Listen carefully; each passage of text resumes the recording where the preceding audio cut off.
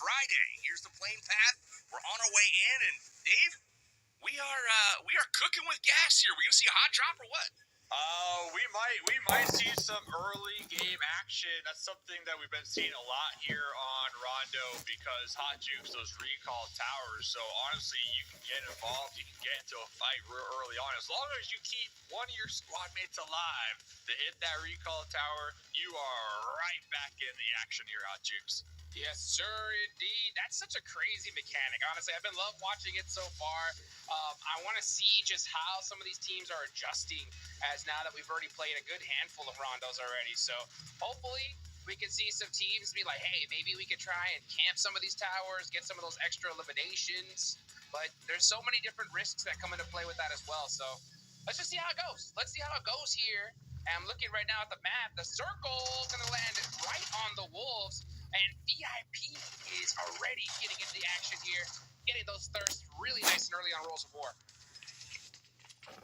Got a nice little early squad action here. VIP seemingly always into it off of the drop here. No shortage of action this time around as well. One thing that I'm liking about Rondo, though, is teams are not afraid to kind of get into it and, duke it out early because of that respawn factor. So, again, teams not wanting to risk it all. And I do want to take a peek. If we get a slow moment here, maybe not right off the rip, I do want to peek at the map because I want to see if that strategy of kind of split dropping is kind of a trend here amongst some of these squads. So we'll keep an eye on that for sure. Right now, Animal locked into it. VIP trying to get that tactical advantage, but also looking like maybe they don't want to commit to this fight. They want to stay alive, which for me, I'm actually kind of happy to see, Dave. We've seen a lot of silly hot drops, fighting for what's mine this tournament. Fighting for what's mine. That should be the slogan for the CMSL. Protect what's yours. Looks like VIP, you're going to be in the thick of it up against Royals of War. Jaguar, another team yesterday, they're just full send mode. Has it been working? No, hasn't been working at all, but maybe today it will be. I saw a couple of Jaguar squad mates in the elimination feeds right there here, PB. But what's standing out to you now that we got this map up? All right, taking a peek at it, we've got most of the squads have kind of grouped up. The only difference I can see is Royals of War. We've got a couple kind of tied up with VIP. We also have a couple down in Jadena City, and that is kind of protecting them from a full wipe. But for the most part, everyone kind of grouped up with their own squad. So maybe Maryland in the bottom right.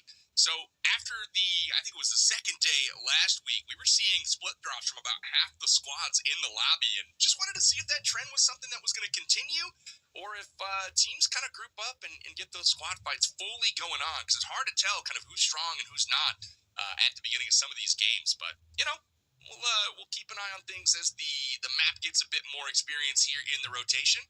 Now we've got Fate waiting to surprise our boy. He had no idea, Hot Jukes. No idea at all. I think he had a bow and arrow in his hand too, and he just got busted real quick here. Let's move on over to Rolls of War.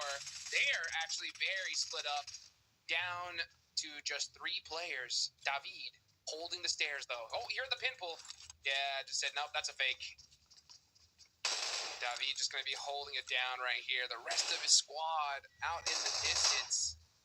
I think we see Demeter finally being able to drive up to here, though. Maybe he can find an angle on one of these players. Let's see.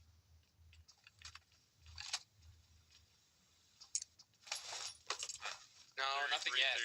Yeah, 3-3-2.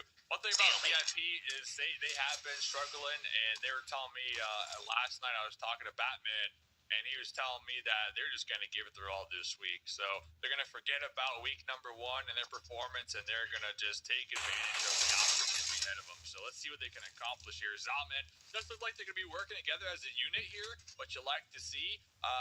They're going to try to push Jaguar out. Jaguar also with that duo. Zalman, a little lean peek action there with the shotgun. Oh, hold up. There's a little third-party action from David from downtown, though, BB. Absolutely nice shots coming in here from VIP. They're putting out the pressure as Carlin God goes down as well. And Jaguar on the ropes here early. Animal getting the punch out here, and we're loving what we're seeing from VIP to start things off. They're putting the pressure onto Jaguar. And that is not what they were hoping for, but they do have that beautiful little respawn that one of their players is going to get them onto. Kataka rolling out. Now, interestingly enough, on the other side of the map, we've got X-Force, who has split United 4 Gaming. United 4 is in trouble. They've got a couple that are being pushed around. They're getting bullied. We've also got 9Z on these ridges that are circling. So 9Z looking to potentially pick up the scraps here. They are on all four sides right now of this fight, but X-Force kind of in control as far as this city fight goes against United 4 Gaming, Dave. Yeah, I mean, it's just a mess over here, and the blue zone's going to start to close on in. We do have those recall towers, but 24K with the shotgun, going to let that one rip, and the teamwork with the crossfire right there. The loot goblins, juice, the loot goblins, but they're going to be taking out really good isolated fights up against United 4 Gaming. Yeah, for sure. You know, this is so interesting. When you have these respawn towers come into play in competitive, it makes me wonder, right? Just like, okay, what is going through some of these IGL minds? Like, is it okay to kind of take these split fights, lose a couple players early on because you're not worried because you could res them? So, like, sooner or later, we're going to see, like, the meta, like, develop here as time goes on, where teams are like, no, like, we don't even want to risk any players earlier on. Or do we just throw a couple out there, see if they can get some eliminations, and then we'll revive them a little bit later? Obviously, a full squad wipe is definitely not in the cards, that's for sure. So it always piques my interest to kind of see. I can't tell with what we've seen so far, like, where that meta is shifting.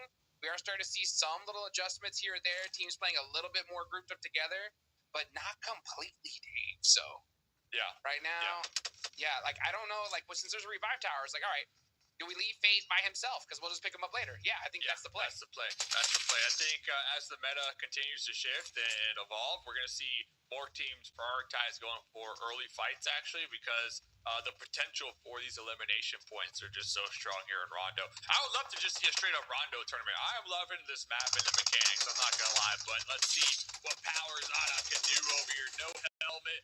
No worries, because he's still got a squad mate that might be able to pick him up, but it's going to be getting kind of risky out here in the blue zone, PB. It really is.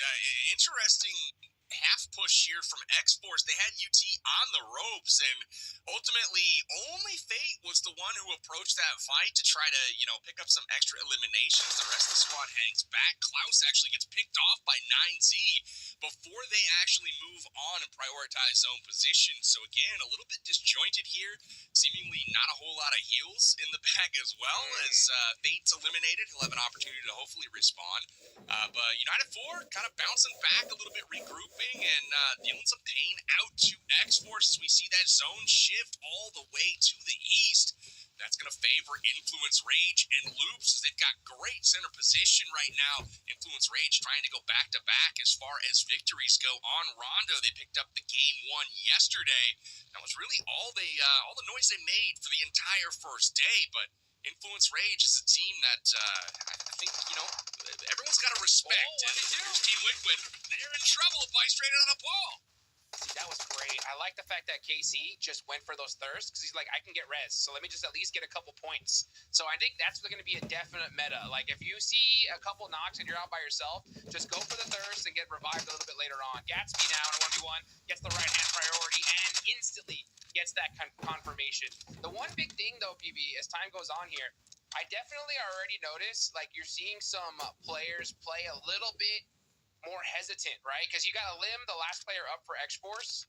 Like, instead of committing to that push and really just taking all those eliminations, they're just like, nah, we're going to have one player hang back to try and revive the rest. So kind of hedging your bets like that, I think could definitely cost you in some aspects. You look at Alpha 7, they're playing so tight-knit, but I love watching this. This is so fun. It's interesting for sure, and I think we're seeing a lot of kind of like 3-1 split strategies, which I think to some extent makes a lot of sense, right? Leave your support player, your least talented fragger kind of out of the mix as the revive guy, and send your other three, the guys that are breaching doors and kicking in doors to attack these other squads and see what they can do. And you're seeing a lot more flushes off of these knocks to try to secure those points, which makes a lot of sense as well. So again, Rondo action definitely pretty hot early, and people are definitely not shy about taking these fights. And Wolves here, that's sitting at the Neox factory, have kind of moved out to the east, also with decent position in the center of the zone. They got a nice little compound to work with here as they look to clear these hillsides.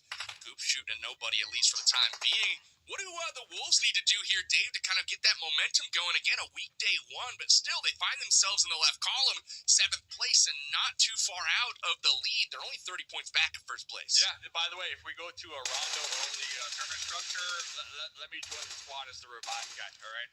I got you covered as the revive guy, Dave. But going to the Wolves over here, I mean, they got a nice little 2-2 split dead center. I think Wolves are looking for some good placement points here, Hot Juke, stay alive to that late game, and honestly, just let these points kind of funnel towards you here. So the only drawback to the Wolves is if one of their duos, if they do get percent on it, it's going to be a challenge. So they'll have to react quick, right? And they got loops overlooking them too, at least overlooking Coops and crew. So I'm looking at the Wolves though, PB, and I'm liking their spot so far. I mean, dead center, you really can't ask for anything else right now.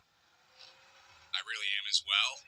We took a peek down at the X-Force and United 4 Gaming have finally disengaged. X-Force joining up as a squad once again, jumping out of that plane, but they are way out in the blue zone right now. That's going to start hurting, especially for those that just got revived, and they aren't dropping in with meds, right? So that's going to be interesting to see how they split those up and bandage their way all the way to zone. They've got a long way to go. But other than that, pretty crowded in this one. We still have 16 teams and 60 players left alive, and I can't even see some green grass in that safe circle right now. I just see a bunch of team labels, so it's about to get hot here in just a moment. Absolutely. Cold Gold, getting his head taken off right there, right on the edge of the zone. We're going to see Remix take off, try to get his teammates back up. We'll see if that works out. Yeah, I don't know if this going for the revive strategy is really going to be a strong suited one here, because it puts you on such a back foot come late game nights. But now you see Revo get knocked. Alpha 7 driving around, trying to catch some off angles. Potro gets shot, his tire completely blasted. Is he going to go for the... Wow, it looked like he was trying to actually go for that thirst there, and he got caught out big time by Carrillo. And with the runovers over here, Jaguar looks like Splat's going to be trying to group up with his squad mates here. So Alpha 7 sitting on only 1 elimination so far. Team Jaguars with 2. By the way, other teams that have been popping off this game because of those revive towers, Team Liquid, 7 eliminations. So they're going to be the leaders so far.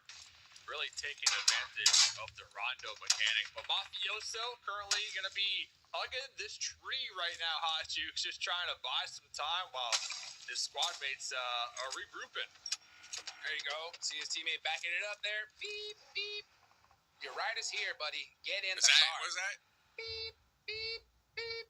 All right. Back it up. Loving that.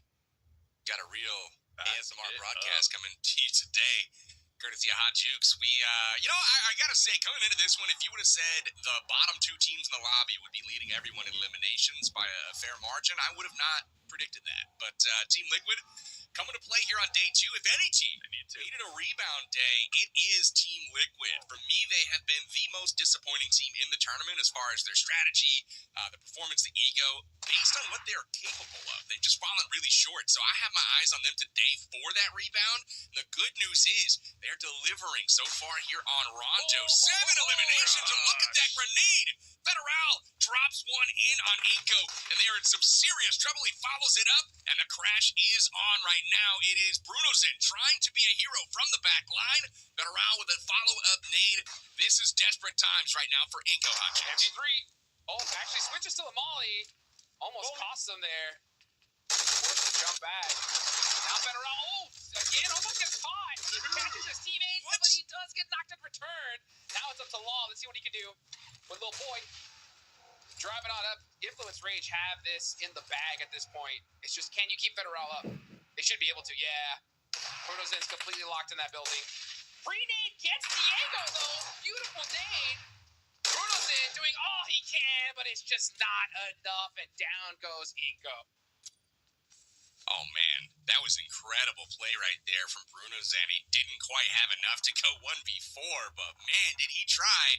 Got 9Z on the edge once again, kind of sniffing around here, but Royals of War on their backside will prevent the push, but that's not going to stop Remix and crew from looking on. This is a squad also that needs to rebound in a big way. Subpar week one and an okay start to day two. 9Z is a squad that I expect more from, and I'm hoping to see it here starting in Rondo. Here's a picture of our zone. It does shift to the south again. Loops, Wolves in a beautiful position. Oh, yeah. Now they're going to get tested and have to defend, but check out Alpha 7, Dave, coming in from the side. Let's see where they head on in. I am very curious to see if Wolves has it up in them to defend today. Yeah, you got the Wolves and Loop still dead center. You got Alpha 7 working their way towards Team Liquid over there in the south. And INF now on the move after their last successful push. INF Influence, they had like 3 MG3s, by the way. So that is a team that I do not want to get into a skirmish with right now. But we are going to be looking at Maryland Esports here. Looks like they're trying to gatekeep X-Force, or at least the remaining duo, out of the play zone here. Maryland, another squad who really just hasn't found their stride here yet to this PMSL. Again, these 2 elimination points could definitely be kickstarting them in the right direction here tonight. They need it, that's for sure. Federal getting the shots. Yeah, catching Reyes off guard there. His teammate way too far to help out, and Federal gets the lockdown, but from the third party all the way from downtown, he gets knocked.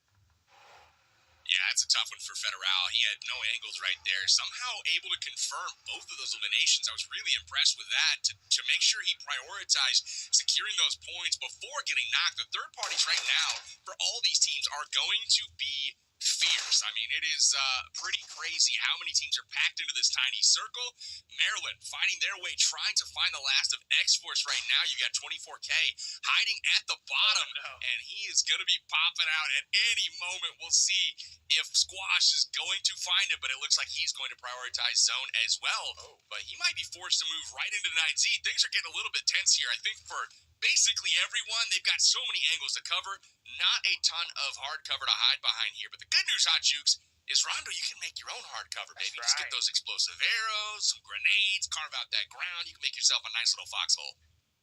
That'll work here. Maryland, I mean, this is the tough part about being so low on the leaderboard. It kind of makes you really just think, you always got to clear your backs first, but Milos gets caught from influence rage. Man, it's just gatekeep after gatekeep after gatekeep here. Everybody, it was Maryland gatekeeping X-Force, and then 9Z saw this and gatekept Maryland, and now the dominoes are starting to fall for the region. Finally, another region goes out in 9Z as they do get gatekept, as you guys mentioned, but the gatekeeping is not over. Influence Rage going up against Maryland with the drop going to Geeboy here, taking down one of the Influence Rage's star players in Federal. Great new pickup for Influence Rage. He's been a big difference maker for them. But now it's up to the rest of the squad to try to pick him up. I don't know. He might be a little too far out there. See if Law can get this nade to land. It misses. You know, I was just going to say, X-Force is hanging out down there. He's either going to pop up and try to secure this elim, but he actually gets taken down as well. It's another North American squad out. That leaves just the Wolves for the hope of the region. But still a lot of teams left up in this one. We take a peek at the total count. It is 10 right now, but that is going to thin out awfully quickly here, Hot Jukes. Yes, it is. And you can see right now, intense game. They're locking down their positions. Alpha 7 getting into it with Team Liquid here just outside of the circle. Rebel on top of the rock. I was about to say, you never want to be on the rock. That's a dead giveaway. And Rebel gets caught with that nade. He did end up getting picked up. He was taken out a little bit earlier. And now Team Liquid on the immediate push. Oh, but Carrillo's actually split with them. Wazao gets taken down. Team Liquid doing a good job of isolating these 2 players from Alpha 7. And Dave, they have 10 eliminations. Exactly. Already such a night and day difference from Team Liquid here. Hopefully it's not the Rondo effect, but yesterday Team Liquid finishing dead last. I think recognizing, like, listen, guys, we're Team Liquid, all right? We don't belong down here. So showing up here, 10 elims, like you said, they're gonna be getting. I love it. They're gonna be getting kind of sandwiched and crossbarred out there down the distance through the smokes. But regardless, they've been nothing but aggressive here this game. I love it. It's like I the wraparound too. Yep. I'm just going to say he's going out to the flank right now. Carrillo trying to put up a strong front right now. Molly on target for Mythic. Oh my Mythic's going to have to gosh. pop out. Gets immediately dropped by Carrillo. And here's Chief on the flank. Carrillo knows he went over there. Shots coming in. They do get under the car. And on top of that, Influence Rage continues their terror. And holy cow, they are up to 12 eliminations. The squad leading all in the lobby. We have entered our top 7 hot jukes. And now the Wolves finally getting their first taste of some action. Let's go. There we go. And now taking down Alpha 7. That's a team you've really got to knock out early. Otherwise, they'll cause some serious problems for you later on. Mafioso, yeah, he's like, I can only focus on Influence Range at this point. Nades are starting to ring out. Mafioso down to 1 HP. Will he survive? No. Influence Rage. Get another one. 13 eliminations. Now have that south side all to themselves with this little ridge line. They're in a great position in this game here, Dave. Yeah, and looking at INF, like, they've had to reset at least 4 times, and they're continuing to just survive. They only lost one of their squad mates. Circle does go up. Looks like the Wolves going to be pulling back towards Coops. They did push out that compound, got a couple of limbs. Now they're going to go back and try to control the west side here, PB. I really like how the Wolves have been playing this. You got Coops kind of anchored in the zone to make sure that they keep that position. The squad has rejoined with him. But the rest of the squad is kind of like a pendulum, right? They're going from one side to the other. We saw them in the southern part of the circle, taking on Influence Rage, taking on Alpha 7. Then they swing all the way back to prevent Resilience from taking their back. You can see them up north right now. Saz in the vehicle, kind of exploring. But Baton gets that position in the high ground and says, you're not going any further, at least not right now. We're through me. And that is a really impressive reposition here from the Wolves. Now, Influence Rage looks like they are on a mission to secure a second chicken dinner in a row on Rondo. They won yesterday with 16 elims. And hot jukes, they're up to 13 here. I feel like this is a squad who can say with their chest out, we love this map. Let's go. Let's go. They are starting to absolutely rock it here. I love that strategy we saw from Team Liquid a little early on. And I think that's going to be the play. Fight it out strong in the beginning, soak up some eliminations, and then secure that location towards the end. Influence Rage trying to do exactly that, but now getting caught by the Wolves out into the open. But still, I mean, look at that. 13 eliminations is a great game regardless for the name. Yeah, they're doing great. Over 2,000 damage done, too. So, Influence Rage just snowball. Team Liquid also sitting at 2,000 before they got eliminated. So, like you said, Juice, both those teams recognizing the power of Rondo and really taking advantage of that here. So, TB, you're asking me, what do the Wolves have to do to kind of get back on track here, day number 2? I'm thinking a winner chicken dinner that will set right up for success to kind of get that momentum going here today. Oh, I think you're absolutely right. Igor's got to stay alive, and unfortunately gets knocked from the flank. But Doran dropping the shots on the enemy in the distance right now. Beautiful return fire from him, and he sees Molina. Molina gets pieced up, and Doran will finish him off. Beautiful. You'll love to see it right now. Shots going in onto Silence in the distance. They're going to be able to get up Igor if they actually get this man in there. Baton trying to rescue him.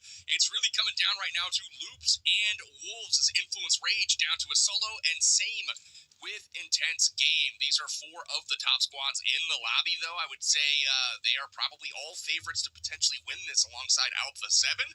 So it's no surprise to see them here. But, again, we predicted Wolves, we predicted Loops this game, and here they are. Full strength in the final circles, Dave.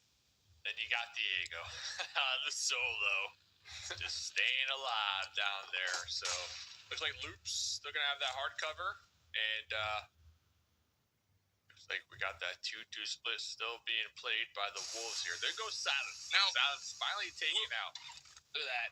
Will Diego and Pedrinho do this, or will they do this? That's the question, right? Are they going to help out the Wolves, or are they going to help out Loops? They can third-party this one of 2 ways. I hope helping out the Wolves here. But it looks like Diego's position is going to be compromised. We saw him right there, hitting the heel. He was taken out. So it looks like he's going to be helping the Loops by giving them another elimination point here. Yeah, but I'll tell you what, Wolves have full control of the zone. This should be a Wolves chicken dinner all day long because there's only so many directions Loops can possibly leave from here. The circle most likely is going to center up. We're getting a head-to-head showdown here, boys. 4v4. Loops versus Wolves, the best of both regions coming together in a rondo clash here in the final circles. All team players are coming in basically with full health to this one, too. So I'm excited to see who will take control. Right now, it's the Wolves with zone position. Loops has to push in, and that may be to their detriment. We'll see Coops here out on the foreground, and this is where he's got to hold strong and not give up this early knock, Dave. Yep. Yeah. Looks like Loop's got a nice little wall going on over there. Coop's trying to crawl up here. Duke's using this terrain to kind of get these sight lines going. But one grenade could take out Coops, and that's what I'm worried about. That's the big danger right there. As long as Coops doesn't get naded, this should be an easy Wolves chicken dinner. The nades are definitely starting to ring out, though, here, PB. I will say, game game 3 of last week, 2v4. Wolves couldn't get it done in a 4v2 situation, but the story has shifted.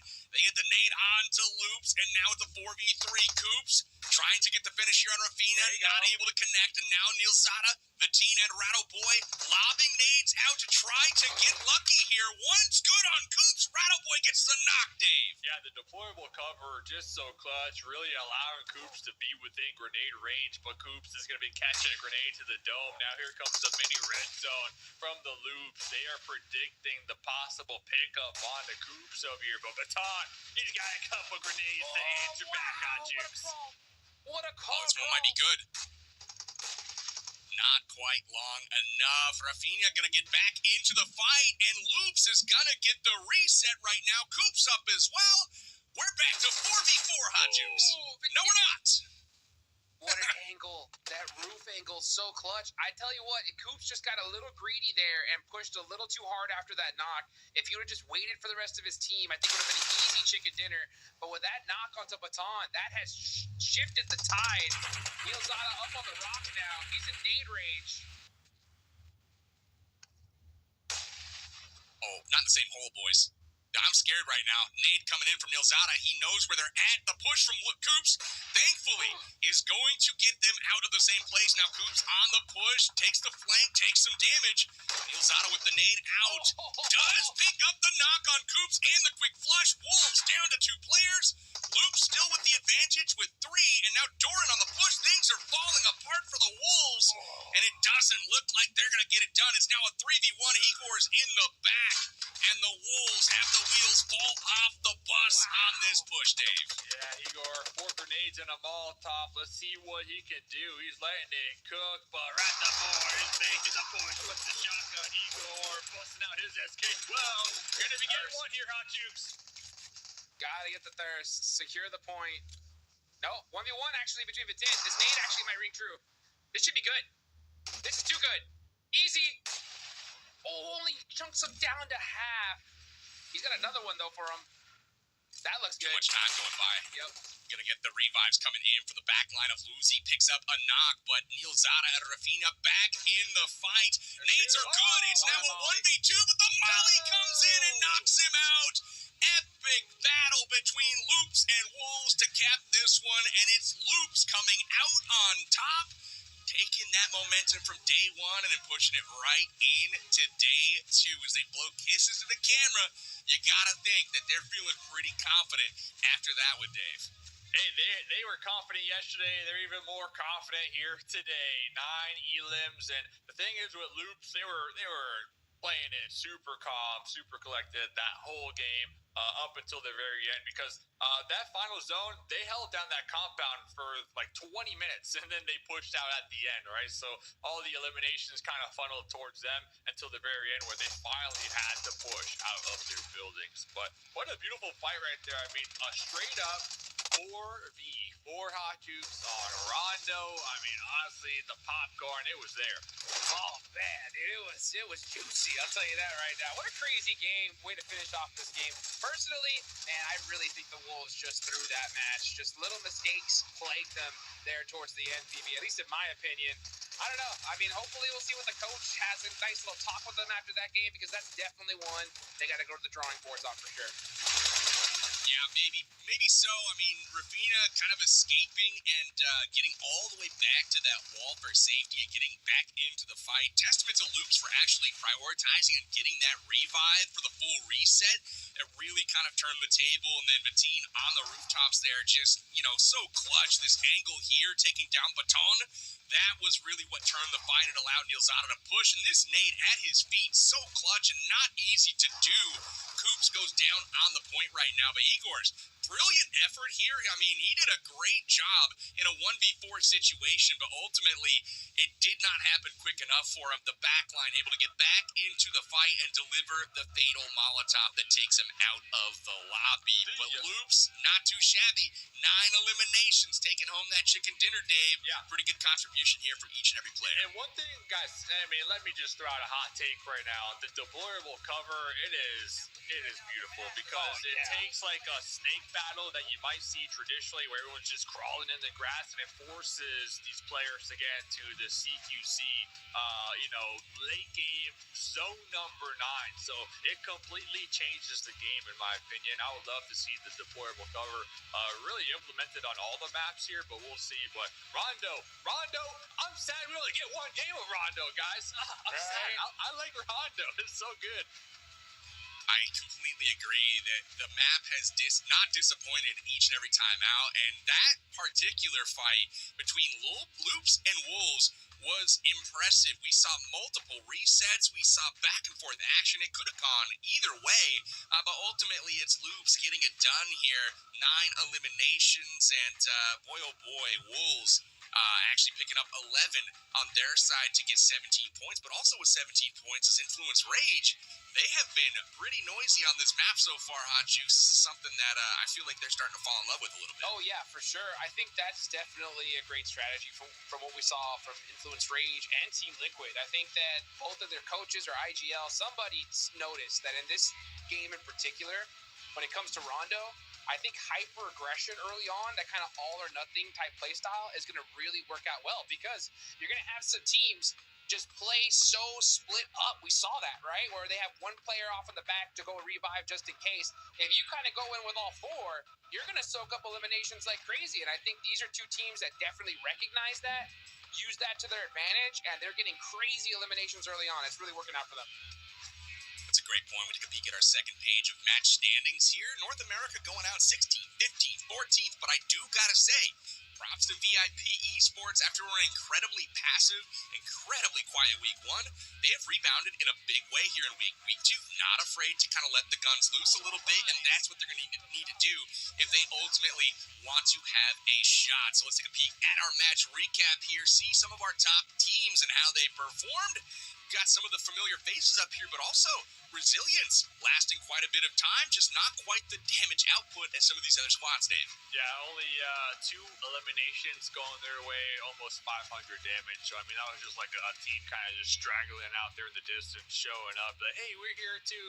No, you're not. You're not there. You thought you were, but I'm looking to see, I mean, the Wolves, let's see who the match MVP is, but the Wolves having a really good game number 1. It does look like Wancho is going to be sitting out, so I don't know if it's for the whole day here, Hot Juice. Maybe we'll see Wancho on some player interviews. We saw him yesterday absolutely killing it, so maybe he has a career and talent, but looking at the MVP, Better Ral, he's on the come up for that number 1 spot here, guys. He really is. Federal, just an incredible pickup for Influence Rage. Knew this split, but man, oh man, he has been delivering. He'll take MVP in our first match. 6 eliminations, nearly 800 damage to his name.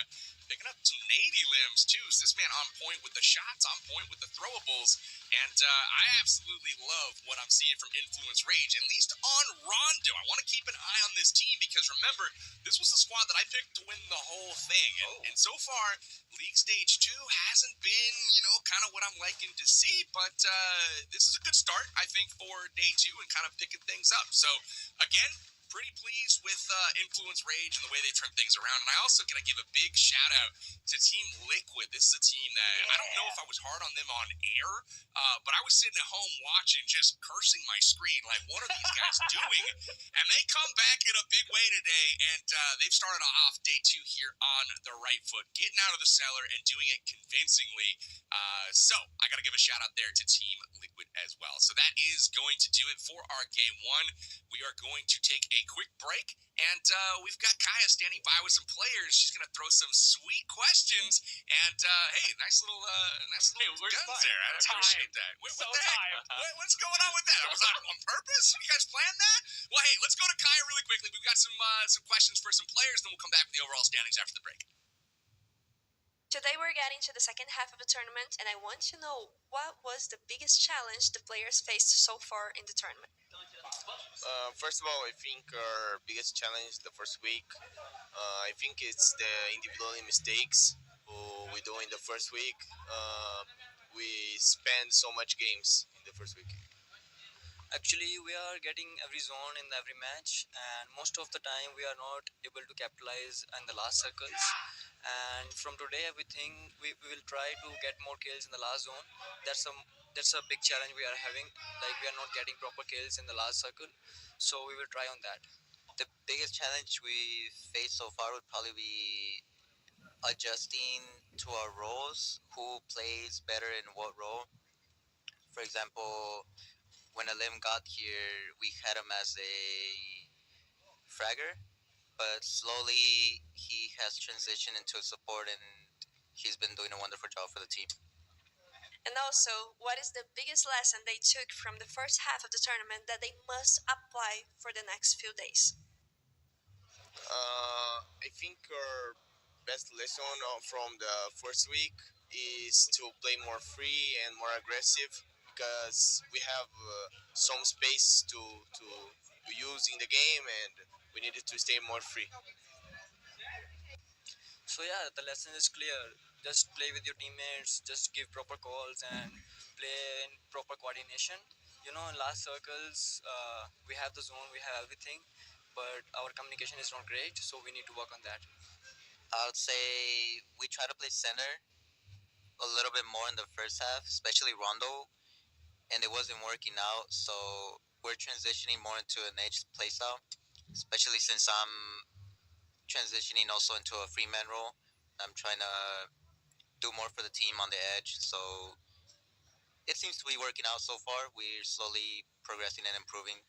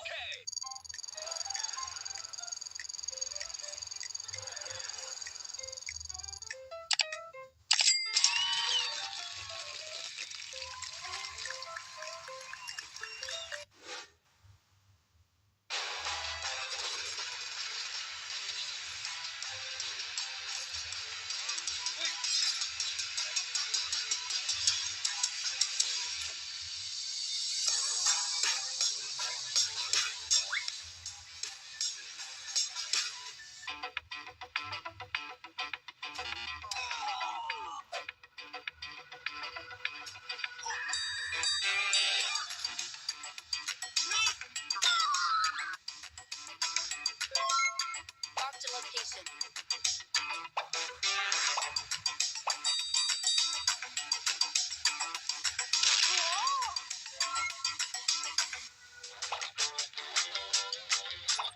Marked a location. Marked a location.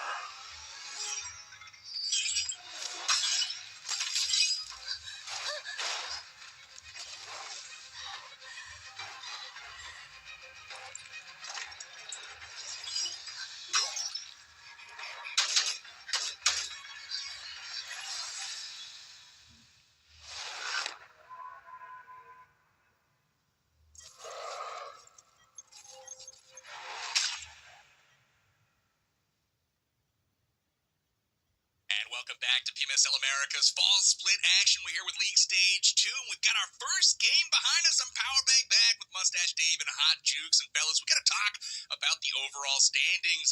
After that first game of play, let's see how things have been shifted and adjusted. It's Loops Esports out to a big lead now in first place. Alpha 7 still hanging on to second, and Influence Rage up past Inco Gaming into third, Dave. This week is all about Loops, man. I'm telling you, nothing is stopping this squad. 49 elims, they got those winner chicken dinners, and you can tell that they are having a good time because every time we look at their cameras, they're high-fiving, they're smiling. I mean, they're just gaming out here, Hot Jukes. Let's go, man. Loops are feeling great. I mean, they got a nice point gap here. They should be rock solid to get some of those good head start points. So, yeah, right now, everything's just working great for them. All they got to do is just coast, get a couple good games in, and you're going to guarantee yourself that first place spot. There we go. We still got Inco, Wolves, and X-Force on the left side of the column. Maryland and the rest still close behind. X-Force with the new roster. They got Baton in for Juancho.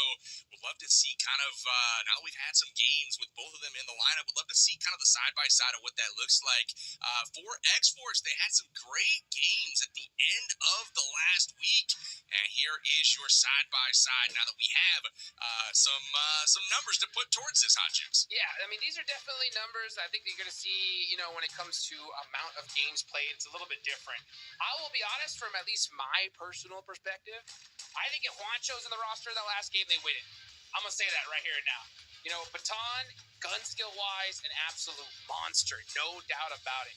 When it comes to Juancho, though, just looking at his play style, playing with him, clutch is where this man really, really comes down to it. I think towards the end, Wolves, every IGL, every coach knows they should have won that game. Just a couple little team adjustments. I think they could have locked that down. I don't know. Who knows to see, but hopefully they'll get that roster locked in here sooner than later. Tough to say, definitely numbers favoring Baton, at least for the time being. But I will say that for me, coming into Fall Split, Juancho was my most improved out of the North American region. This man finding a way to be clutch, really improving his ability to go out and make a play on those flanks, kind of scouting and doing some of those edge plays that, previously he wasn't as successful at. But coming into this split, Juancho was really locked in, and honestly, the Wolves rebounded in a big way at the end of League Stage 1 to come all the way back to second place. This was a team that was in the right-hand column of the overall standings, and man, oh man, did we see a resurgence. They had second place in a game on the last day, and then they had 3 chicken dinners in a row to close the stage. And, for at least my perspective, they looked like the team to beat in the whole tournament, at least for that short period of time. And then we saw, obviously, the switch up. So, again, Wolves looking really, really strong, and Dave, they bounced back during the first game today. They didn't get the dub, but they did pick up 11 eliminations and got second place. So I think it's a solid start. Second place is good. The question is, for me, if they continue to get like second place, third place, maybe even a first place here, is Juancho on the bench for the day, for the week, for how long here, Hot Juke? So it is going to be interesting to see. I personally think going back to last week, they're just kind of flexing the two. That way everybody's warmed up. They got that experience being on the battlefield. So I don't think anyone's being replaced right now. But talking about the come up here today, PB, Team Liquid, game number 1, walking away with over 2,000 damage done. I'm looking at Team Liquid here today. I know we're all about the Wolves. They're doing great. Beautiful. But Team Liquid, yesterday they had like 4 points maybe altogether. I mean, they were just getting whooped up left and right. But after this last game, I think they're coming back for some revenge here today. You think they're going to take the dub here? I mean, I guess we can take a bit of a prediction stab at it once again. I'm going to see if I can get a second one in a row, baby. But, Dave, do you feel confident enough in Team Liquid and the Resurgence to pick them to win here in Game 2? As long as we're not talking Miramar, let's go with Team Liquid. Maybe not this game, but the next 3 Erangles, all right? Give me some room to work with. Give me some room to work with here. Half the games of the day. Yeah, give me some room. I think Team Liquid, 1 win. Yeah, I think it's doable. Okay, So this game though is the one you think we're Give me 3 games. 3 games. 3 games. All right, give me 3 games. Well, who's gonna win this game? Give me one prediction. I want to be able to say Dave got it right or Dave got it wrong. The next 3 games, Team Liquid, one of them for sure. All right, you're hopeless, lost cause. Hot Juice, give me your pick for the game. Team Liquid, come on, baby. Coach Knight, All get right. him going. Perfect. I love it. You know, for me, I'm going back to the Wolves. I like the way they looked in this first game, and you know, we'll see if they can come back and get it done here. But speaking of Team Liquid, a lot of focus on them. I do want to hear from them. We got an interview queued up with Kaya. We're gonna hear from Kayoski. Hey guys, so I'm here right now with Kayovsky from Team Liquid, and I want to start asking for you, like, now we're getting to the second half, almost there, second half of the tournament, and I want to know what happened in the first half that you guys weren't able to perform like everyone was expecting. Bom, eu acho que na primeira parte ali a gente não tava trocando muito tiro, a gente não tava sendo muito agressiva, a nossa identidade ali, né, de agressivar, de buscar mais eliminações, a gente não tava tendo essas possibilidades de trocações, e hoje a gente já veio diferente, a gente estudou, conversou bastante, e a gente tá com uma postura diferente pro dia de hoje. Yeah, we saw that happening in Rondo right now. So basically, what he said is that in the first half, in the first few days, they weren't able to perform as aggressively as they wanted to, and now they had more options, more possibilities to do that, and it worked quite well. So hopefully, it will happen in the next matches as well. And also about Rondo right now, I want to ask, why do you think that the teams are not playing as aggressive as they play sometimes in the other maps, like with hot drops and all of that? Bom, a gente teve um treino muito intensivo antes da PMSL no mapa Rondo, pra gente intensificar, conhecer o mapa, e a galera tava tendo esses hot drop, tava usando muito esse revive, mas eles viram que na competição não tava valendo muito a pena, porque o posicionamento na Rondo tava contando mais. Aí hoje a gente já entrou com uma estratégia diferente, falou assim, mano, vamos usar o revive, vamos pra cima, vamos buscar essas eliminações, porque se a gente morrer, a gente consegue reviver e vai pra partida normal. So basically, what he said is that all the teams had the chance to try to play Rondo for a few times, like an intensive practice in Rondo, and they noticed that it wasn't really worth it going after the hot drops because the match points, like the position points, were better for them, for everyone. So they are not playing as aggressive like with a lot of hot drops. But today, Team Liquid actually tried to do something different at the beginning of the match. They went for more fights against other teams, and that worked quite well. So maybe for Team Liquid, it's gonna be like a little bit more aggressive at the beginning, which is good. So good luck. Thank you for interview, and I hope you have better results next. Bora. Great summary there from Kaya. For Kayoski, I just realized as I was watching that I don't speak Portuguese. I wish I did, but Kayoski delivering the goods. He's saying they're going to stay aggressive at the start of games, Dave. So I don't know if this means hot drops on Miramar. We can look forward to more of that, protecting what is mine. But they aren't going to be shying away from fights, and that was evidenced by a lot of eliminations on Rondo to start things off. So we'll keep an eye on Team Liquid here on Erangel. For you guys at home, keep an eye on that Amazon gift card that is on screen now. You guys can redeem that over at Amazon.com/redeem. Get yourself some goodies, courtesy of PUBG Mobile. And with that, we are into our second game of the day. It's Erangel. Will we see some crazy zones like we saw yesterday? Half in the water in stage 3? Or will it be Central? I don't know. I'm rooting for some craziness as always. But Dave, we're into it. Let's see if Team Liquid can get one out of the next 3. Let's see. 1 out of the next 3. We heard on the interview the confidence as well, and the game plan today, just non-stop aggression. If that's what we saw in game number 1, I am all for it here. So Team Liquid coming back with some vengeance here today. By the way, Team Liquid, I think they got one of the best jerseys. All right, I'm looking at the jerseys, looking at the other jerseys. I think Team Liquid probably top 2 jersey out of the whole venue here, guys. I mean, what's your take on? Who else you putting up there, Dave? I like Loops. I like their jersey too. The colors are pretty cool. But Team Liquid is just like more refined looking. OG, man, they go way back, and I agree. I love that navy and white is a strong look. That 2-color pattern, and like the logo as well. So again, you got any fashion advice here for the Jukes? Don't wear sunglasses because you need vision. Yeah. Yeah. That's true. Revo's not listening. Regular prescription glasses, I think, are the play here. Those blue light. Yeah. The blue light filter. They try Yeah. to upsell you on that? Buy it, dude. Take it to the bank. Oh yeah. Got boxes. Hey, we got Zarky. We got Zarky in our first circle, boys. It's going to the northwest, and if anybody, that will be benefiting Alpha 7. We've seen multiple circles go up here to the northwest, and every single time Alpha 7 has finished in the top 3. They're able to defend that North Georgia area very, very well, and ultimately, it's been an intense game.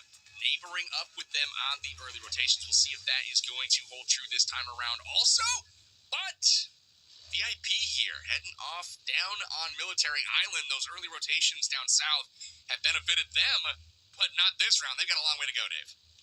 Yeah, VIP just, on the struggle bus here last couple days. We'll get back to that because straight out of Nepal up against Team Jaguar. KC busting out the pistol.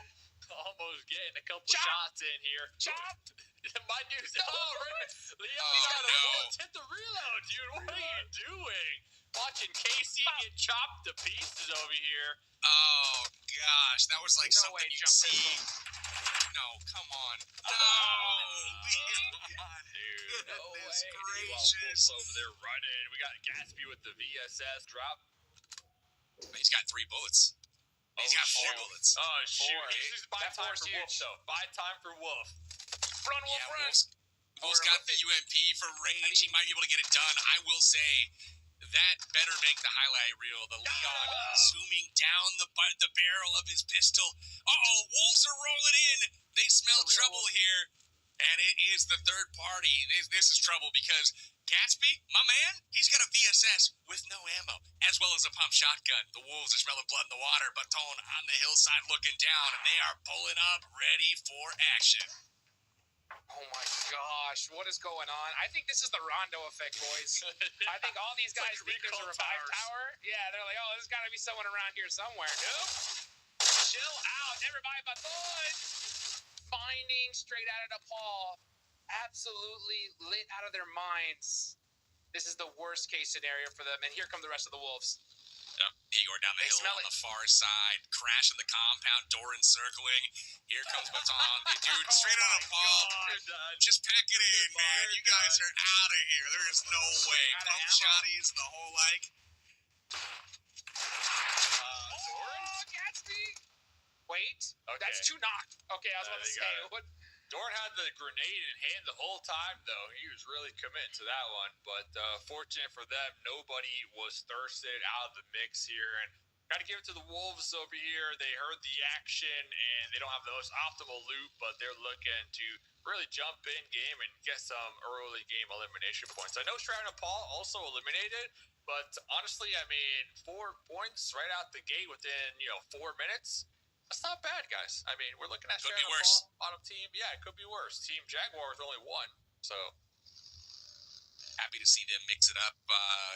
They're trying to take on Jaguar here. They're not like they were trying to go up against Wolves, but honestly, given how little loot they had, I am actually shocked at how quickly Wolves rotated over there with weapons. You saw ARs, you saw all kinds of loot.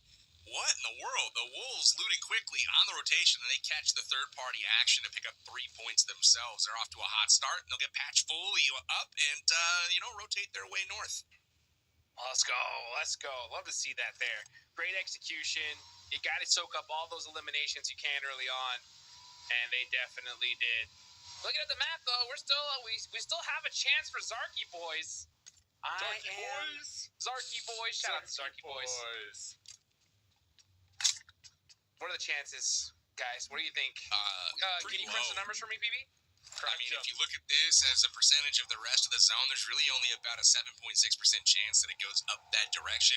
After all, we're going to need, for repeating, of course, and we need about 3 or 4 hard shifts in a row to even have a chance. So, again, the odds are quite low. Better than My zero. dreams. Better than 0. Yeah, better than 0. That's a fact. 0. We'll take it. Let's go gambling. Let's see 7. Oh, getting some nice shots from downtown. Corral piecing up that vehicle 2 on the rotation. Just trying to catch some people on the drive. Now I think we're starting to see teams definitely calm down a little bit, though. Those recall towers, man, dude, I think they definitely that mentality leaked into this first match. I think for a couple squads because they were getting into some action real early. Without a doubt here. Maryland, they're going to be up there in the north, A7. They got their loot. They're going to be trying to center up. Rose of War, nice little spot. Like their little spot overlooks that road that has that little tiny bridge that, depending on where these circles might take us here, might have a couple stragglers utilizing it to push north. But really, right now, the zone's still kind of like 50-50 for me, guys, when it comes to like, is it going to go north? Is it going to go south? So I think if you're one of these teams kind of playing it slow, playing the edge, I think that's the play here. And X-Force is going to be one of those squads down there on the coastline, is cruising up and just kind of waiting to see where this next circle pops. I love the way Alpha 7 plays this too. When they get this zone up north, you'll see a 2-1-1 split with one kind of maintaining position in the Georgia Pole buildings. One player goes north to the top of the city. That's Mafioso up there. The other two go to the bridge or the house overlooking the bridge, and it's to control that choke point and make it nearly impossible for teams to crash into the city. So really excellent zone control. And when the circles do shift up there and start to shrink, you'll notice them all kind of come back to a cluster of compounds and defend the city. So again, expertly played by Alpha 7. You saw their pressure going out on the Team Liquid rotating in the distance. But now we take a peek at Inko, who's right in the midst of Maryland. Got shots coming in from all kinds of directions right now, and they're up near shooting range, which is always a fun time, especially if those circles do collapse on this area. This is one of the most chaotic end zones on the map, in my opinion, Hotchix.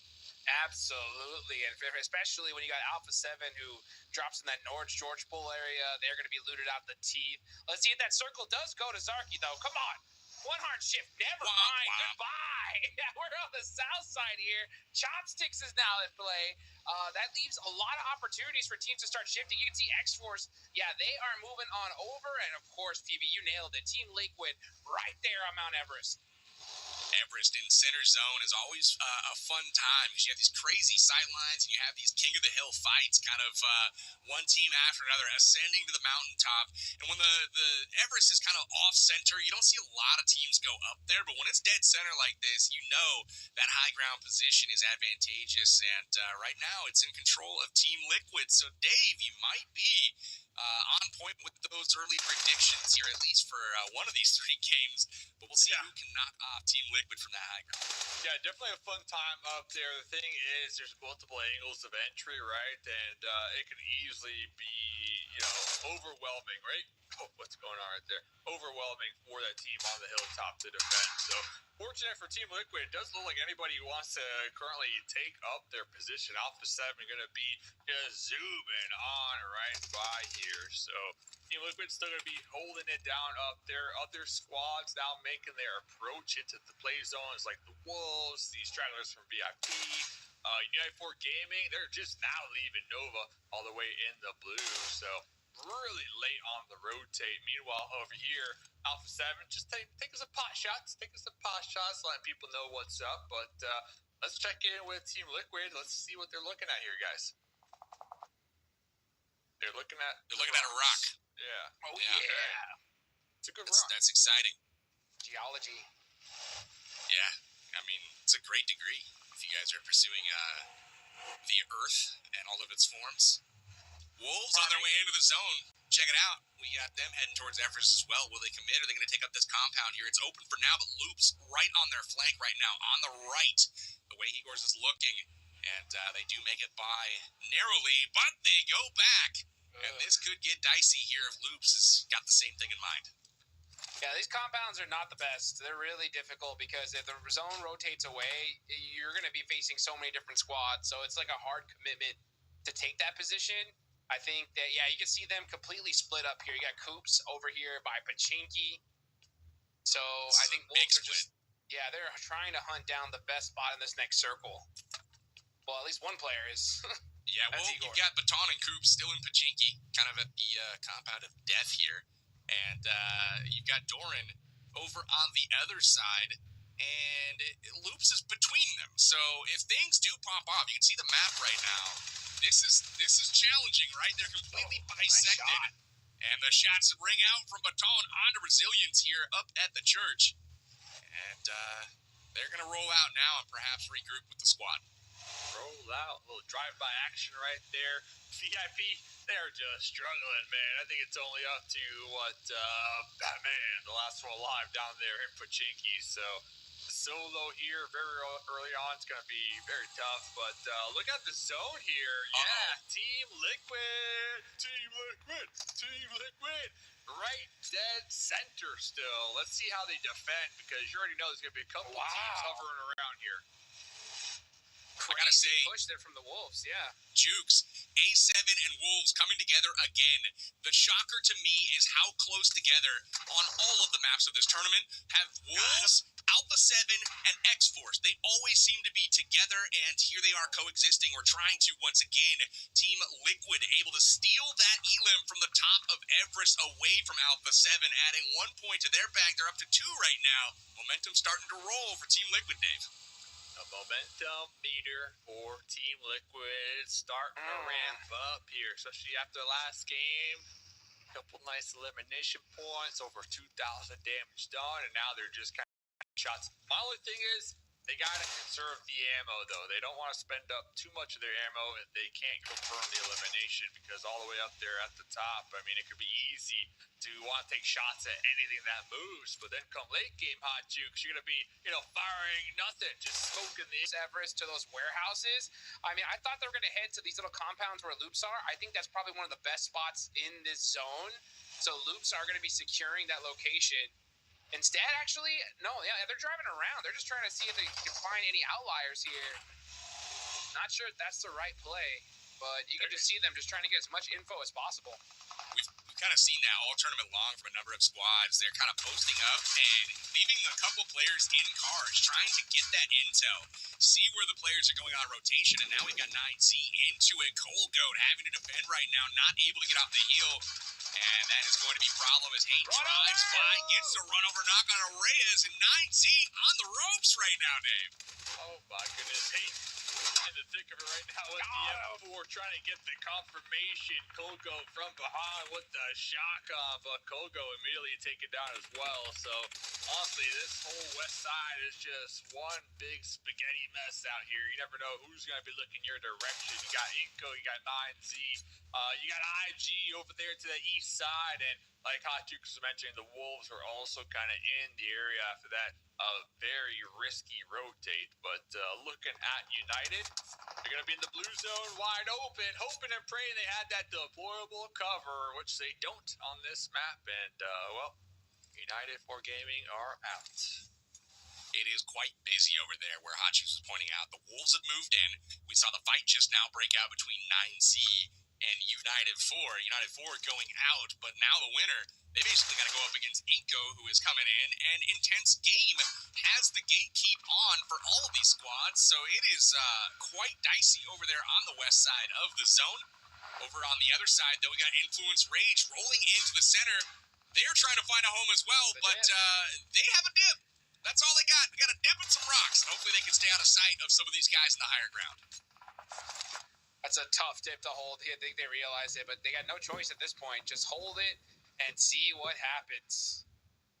They're putting their vehicles at risk too. So if the zone just for some reason does a crazy hard shift towards Everest, they're going to be completely stuck out in the open. I'm honestly surprised, Dave, that no one has challenged really Team Liquid yet. They've just been posted up on the top of that mountain the entire game. Normally, with Everest in the zone like this, you'll see 2-3 fights break out up there for control of that mountain, and Liquid's just been chilling up there, raining shots down on everybody. They've got a couple elims, but that's the thing on Everest is you don't really get that momentum because it's so hard to get the flushes from up there unless someone challenges your position, which we just haven't seen so far. Yeah, I think Resilience are bound to at least kind of hover around the area with their vehicles. We'll have to see. But 7A going to be jumping out the window. A little 360 flick action right there. onto a member of 9Z. I mean, this west side is just still such a mess over here in the hospital. Hospital no longer in play. Popping over here to Loops with the beautiful just tandem firing here, trying to blow up those vehicles. There goes 9Z eliminated. Yeah, that's the hospital fight we're looking at here. Very difficult for all those teams over there. So circle almost closed in here. If we can continue to just kind of go over there to that east side, man, Team Liquid, they have been just such a prime spot here this game. Oh, I think Resilience are now going to be pushing up that hill here. I'll have to keep tabs on that one because they're thinking about it. Yeah, they've been itching for a fight. Team Liquid have been looking, they've been scouting, they've been seeing all these potential points kind of slip through their fingers up there, so they are itching for a fight. Loops is getting ready to crash onto one of the Resilience players. Resilience is split right now. There they go. They actually pass him up, and here they go to the top. The drive-by, that was just ruthless. Loops making it look easy. They assault the position, and not only that, gain the beachhead. And right now, Loops is saying, this is our mountaintop. But down goes Rattleboy. The shots from behind, the third party not helping things. And now Resilience in onto Loops' flank. This is trouble now for Loops. Resilience just parked in the wrong spot, though. Loops had their number dialed in, so more eliminations for the side of Loops. And this is a great spot for them. Team Liquid took a little bit too long to take this position. Instead, held the center of Everest rather than the edge. Now they're going to see if they can get a knock here with these nades. Oh, but Alpha 7, that knock on the Vitin opens the door for Team Liquid to make a big push here. It really does. You got third parties coming in from the bottom. Now, teams like Alpha 7 and X-Force going to have to move in from the bottom. We'll see if that's the case, or if they choose to wrap around the sides of the circle. Will they join the fight on the mountaintop and go for the high ground, or will they move away from it? We've got our eyes on that, but now Team Liquid on the top of the mountain. On the push, they immediately were on their back foot, had a player wipe, but now taking it to Loops. This is the hottest team in the lobby right now, and Team Liquid, they're not afraid, Dave. They're not afraid, but they need to make sure not to overextend because there's a couple opponents out there like Alpha 7 from across the way trying to take some shots at third party. And talking about third partying now, Rose of War going to be pulling up. X-Force pulling on up. So this is what we're going to talk about. This mountaintop is such a hot real estate here that Team Liquid, they're going to have to really decide who to take the fight with first. And Ayala Chief just getting annihilated right there. The timing was a little off. It looks like Team Liquid kind of focusing on that eastern flank, realizing there's a team pushing, and at that very moment, Loops collapsing and taking them out. Deminor just naded himself, and Royals of War will leave the lobby. They tried to backdoor the fight on top of the hill, but ultimately got backdoored by X-Force. Now Wolves on the defensive, and they get wiped by Inko. So Inko Gaming going ham right now on their compatriots. Wolves with 2 players left. It's Baton trying to set things right now for the Wolves. Him and Coops trying to get it done. Baton down and Coops down. Wolves eliminated Inko. Getting the dub in this fight. That's huge for them. But I want to see the top of this mountaintop as X-Force now on the push right now, trying to take it to the 2 remaining players of Loops, Hot Chicks.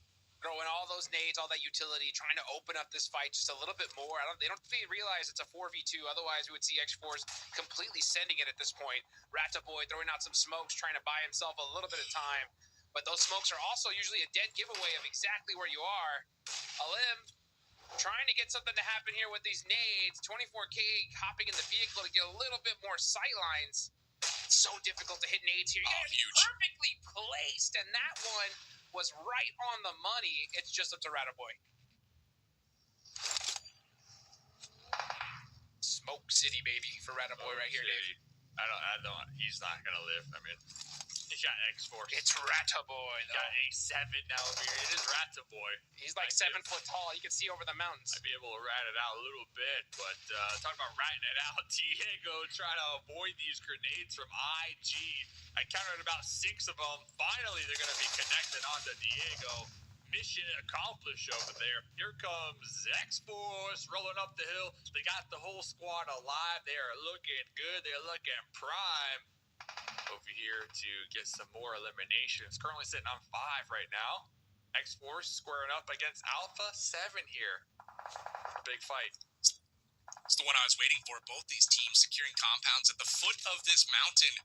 And they chilled there until the zone forced them north, and they both kind of wrapped around up the hill. You can see Alpha 7 on the mountaintop right now with Mafioso on the flank.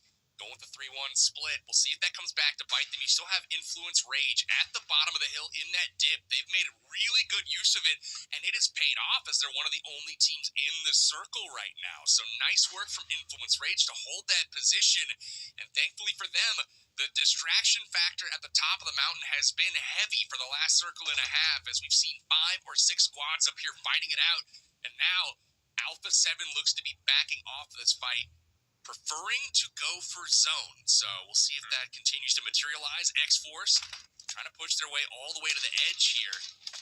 Done a great job to keep all 4 players still alive. Little shotgun action right there through the smoke. You never know. Somebody might be over there. You never know. Alpha 7, like you said, pulling back just a little bit, kind of setting up a trap here. They know X-Force are going to have to push in here very shortly.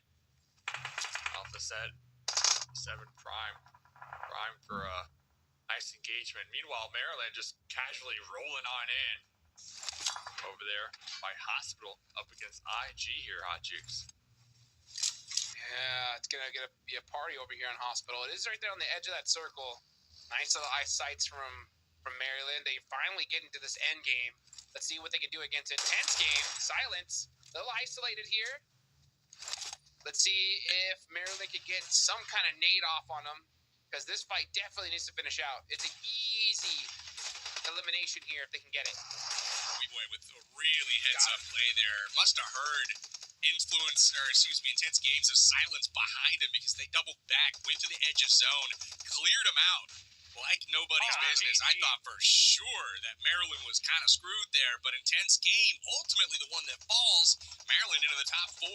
We've got 4 teams with a lot of strength. 3 of them full strength headed into this final circle. Influence Rage down below, still owning the dip. We've got X-Force and Alpha 7 on the mountaintop looking down below. Who does this circle even favor, Dave? Yeah, I mean, I'm looking at Maryland, honestly. They were playing that ridge over there on that west side, and they got the cover, so if they receive some shots, they kind of just dip behind it and heal up. But Alpha 7, they're aware. They're aware that those sight lines are going to be available to Maryland across the way. That's where we saw them taking some shots moments ago. Looks like X-Force is going to be prioritizing moving down the hillside, down the mountainside here, Hot Juice. There's only 2 zone shifts less in this game, and it's most likely going to be in the wide open if it centers up. So I like that X-Force is focusing on that first, finding that next spot before getting into engagement with Alpha 7. We know that fight's going to happen no matter what.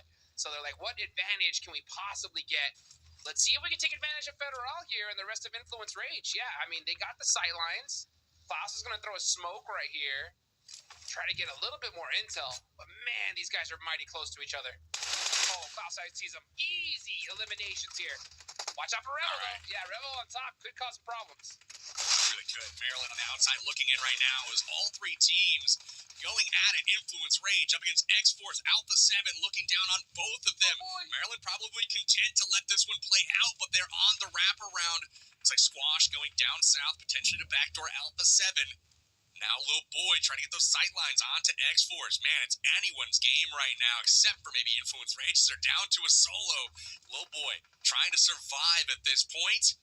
You know, I like X-Force's position. They own most of the zone here. They need to catch some of these. 4K gets a nice shot there on the Rebel, just to let him know, hey, don't peek your head out too high.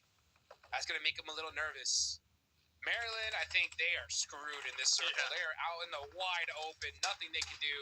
And they're just getting picked apart one by one.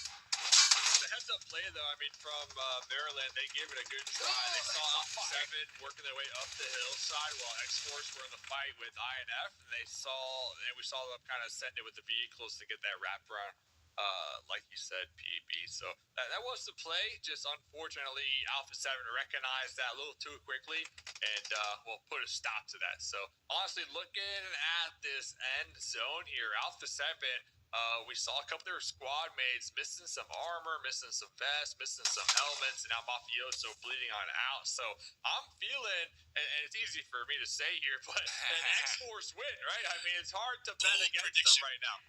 Prediction. Yeah, I love where you're coming from, though, Dave. And, we called it out, 4 circles ago now. These 2 teams have been content almost to be neighbors and really deal damage as an 8-man squad against the rest of the lobby.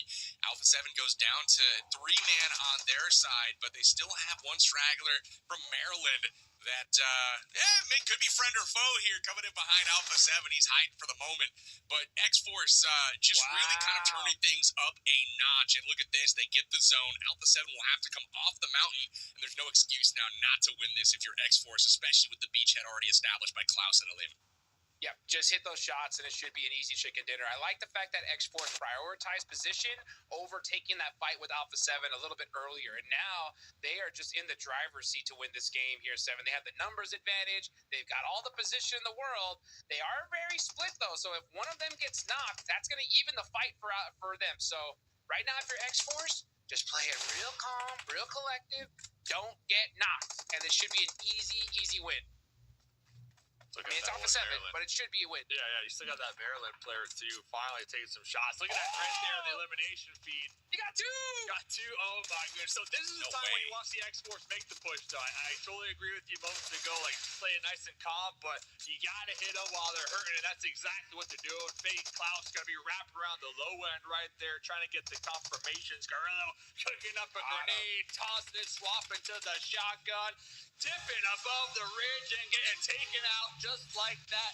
X-Force coming on top with the winner chicken dinner. It is X-Force coming in with a winner chicken dinner in our second game of the day, and they've done it by taking down Alpha 7. Camped out next to him the entire game. And gentlemen, I cannot emphasize how great of a pickup Klaus was for this roster. 8 eliminations that game for that man, putting 15 in the column of X-Forces. They're going to take home 25 points on this map. Look for them to vault way up in the standings. But again, X-Force, different team right now with the way they've been approaching the game. Their plays have been on point. We haven't seen them making reckless decisions. And Hodges, you called it out. That decision to move off the top of the mountain instead of taking that fight, the only way to do it, in my opinion, to get that chicken dinner. So smart plays, and it will be rewarded with a chicken dinner. We saw straight out of Paul get into it early on with Jaguar, win the fight, and then the Wolves dropped right onto him, Dave. Started strong, but Wolves ultimately wiped by their countrymen in Eco. Yeah, getting wiped, walked away with 5 elimination points when we're looking at the Wolves. Loops with 7 elimination points as they make his pull up. I mean, this is when things start to get pretty hairy right there for Team Liquid. You had Loops come up, trying to get involved, Royals of War, they were thinking about it, X-Force showing up, and then Alpha 7. So we were predicting that that whole time when we saw Team Liquid up at the top. Like, yeah, eventually there's going to be a bunch of squads looking to overthrow them, and that's exactly what happened. So Team Liquid here, Hot Jukes, only walked away with 3 elimination points. Yeah, super unfortunate. They just got absolutely sandwiched. I think if Team Liquid would have focused more on just, clearing their backs, they would have had a lot more success. But it was kind of tough because they were just getting shot at like crazy from every single direction. But you know what? You got to shake it off. Hopefully make it happen. It is, of course, X-Force that clutch it up. And I will say, PB, it's about damn time we see Klaus on a roster where the rest of his team can support him and he can really show off his full potential. You have been such a big champion for this guy for such a long time, PB, and I'm so happy to see him here riding on top now. We're going 3 years back, right? Titan Series Season 0. Klaus was dealing the pain out to other squads, and finally on a roster right now that, like you said, can support. And you see it right here, proof in the pudding. 8 eliminations, over 1,000 damage, leading the way for this X-Force squad to sit on top of the tables. That is a massive game. Anytime you can put up 25 points in a single match, that is huge for your overall rank in the tournament. And interestingly enough, Klaus with 8 eliminations, no other team in the lobby had that many eliminations. I mean, Inko matched it, but literally Klaus is a one-man wrecking crew for the side of X-Force. Alpha 7, once again, in second place. They haven't managed any victories yet this league stage, but do they really need it? I mean, these guys are so consistent, so good. Like, we rarely, if ever, see them go out early, Dave. Yeah, and they got they got all the pages to the book of success here for Pgmo. I mean, they're the ones writing. They're the ones writing the journal out here. So you know who needs to read these pages? Who needs to read this book? Team Jaguar. Strand Paul walking away 4 elims, getting involved early on. But these bottom teams, we continue to see them at the bottom day after day, week after week. It's just not a good look here, Hot Jukes. Not a good look at all. Not a good look at all. Still plenty of games left to go, though. Hopefully, we can see some improvement. But yeah, go. Fighting with a pistol off the rip here. This ain't Rondo. It's Arendelle, right? Avoid those early engagements as much as you possibly can. Look at that match recap, though. 2,500 damage from X-Force. And the thing I love about the most when it comes to that last game is just how perfectly they played it, guys. I mean, the right decision to avoid that fight with Alpha 7. The second we saw that Maryland player get a couple of knocks, instant push from X-Force. Doesn't allow Alpha 7 to breathe at all. And securing that chicken dinner, it was just cooked to perfection, BB. Yo, can we send you to Santa Texa over at Maryland? I think X-Force knows much right to get them down to just Korea. Hold the line, and let's take a peek at our P4 match. I don't think there's any surprise in this one. Going to be then of the X-Force, 8 eliminations, over 1,000 entire time. Number one, baby. Dave, this dude crushed it. Crushed it, man. I mean, shoot. Need some of that hair gel, by the way. I want my hair to look like that. That's looking nice. That's a pomade, Dave. That's a pomade. All right. Respect. Maybe that's the secret out here. But kind of, all jokes aside, going back to X-Force and talking to Fate from week number 1 to week number 2. I mean, they recognized they were slipping and they were sliding on the overall leaderboards, and they recognized there were some mistakes, and they tightened up here, Hot Jukes, and they've been looking pretty good after that. Pretty good indeed, man. I mean, I'm glad to see them bounce back, especially after having that really rough start to Rondo. We saw them get taken out real early. They went for the revives, got caught on that edge play, right? But then now we're seeing that edge play work out in Arendelle here, PB. Let's go. It is indeed. Production says it's textured clay, getting that hair all got to go. Textured clay, so, okay.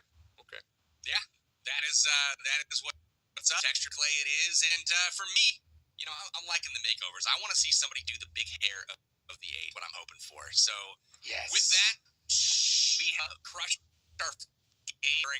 Gentlemen, do you have any final thoughts on what we saw on our game, Dave? I got 2 more games. Team Liquid getting that win. Okay, 2 more games. Let's see if I'm right. Amazing. And Jukes, anything which up here as we were our second game of Arendelle? Wolves, how you lose the warehouses? You had them locked down, dude. How do you lose them? I don't know, man. Wolves, I'm seeing some silly mistakes from the Wolves here. I don't like it. Come on, get it fixed. Get it fixed sooner than later. All right. Fair enough. I'm looking at straight out of Nepal. I want to see them win that opening fight up, and they're going to try to do just that. So why don't we go to a quick break? We've got one of straight out of Nepal standing by. We'll hear their story and exactly just how they got here. Today we're getting to the second half of the tournament, and I want to know what was the biggest challenge the players faced so far in the tournament. First of all, I think our biggest challenge the first week, I think it's the individual.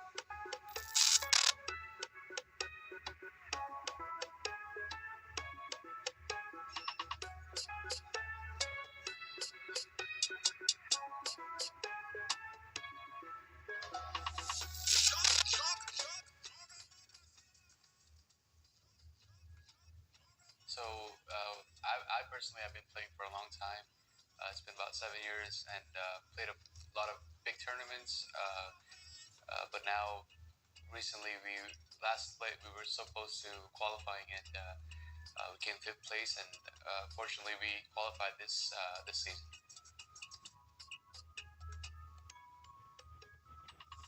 I felt very happy for all my teammates. I personally wasn't playing in the lineup at that time, but I was very proud of my I like to call them my little brothers, and I was very proud of them.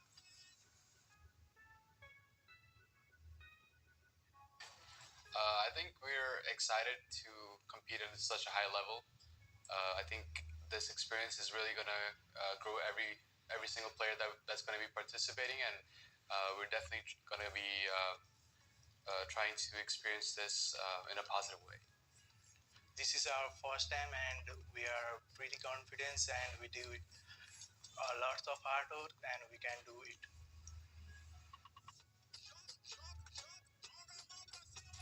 So yeah, I'm sorry. What was the question? I'm sorry. Like something for fans, a message for fans. I would like to thank all our fans. You're watching this. Keep supporting us, and yeah, we're gonna make you guys proud, and go Kali. So I can go first on that. Me personally, I haven't played that much of Rondo, so I'm not that very confident, right? Because we transitioned from Sanok to Rondo. I'm not that confident, but with a little bit of practice, I feel like we can do it. I think it's better than Sanok, I think. Now, in this map, I think we can get a lot of kills. Better than Sanok, I think.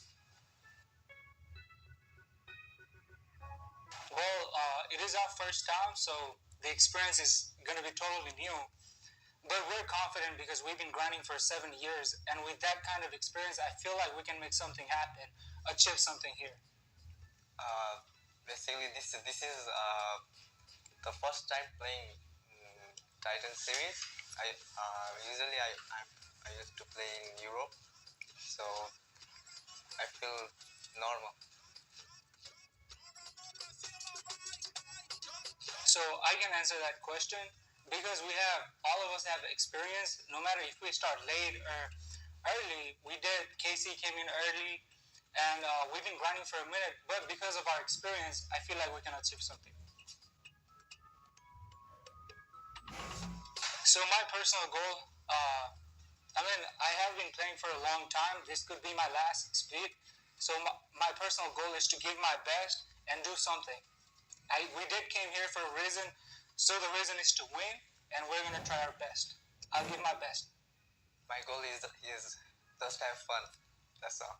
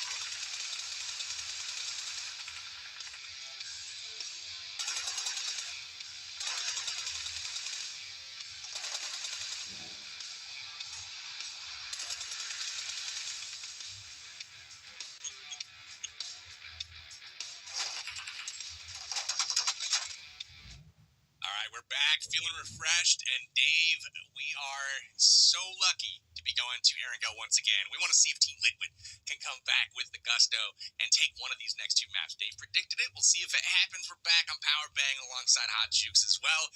Guys, we had an epic game 1 of Rondo. We had an epic game 2 of Erangel. And now we got to see how things have been affected. You know, how far did X-Force climb up the standings? That's what I want to see. So let's pull up those overall standings and see just how things sit. And would you look at that number? 4, 5, and 6 all North America right now.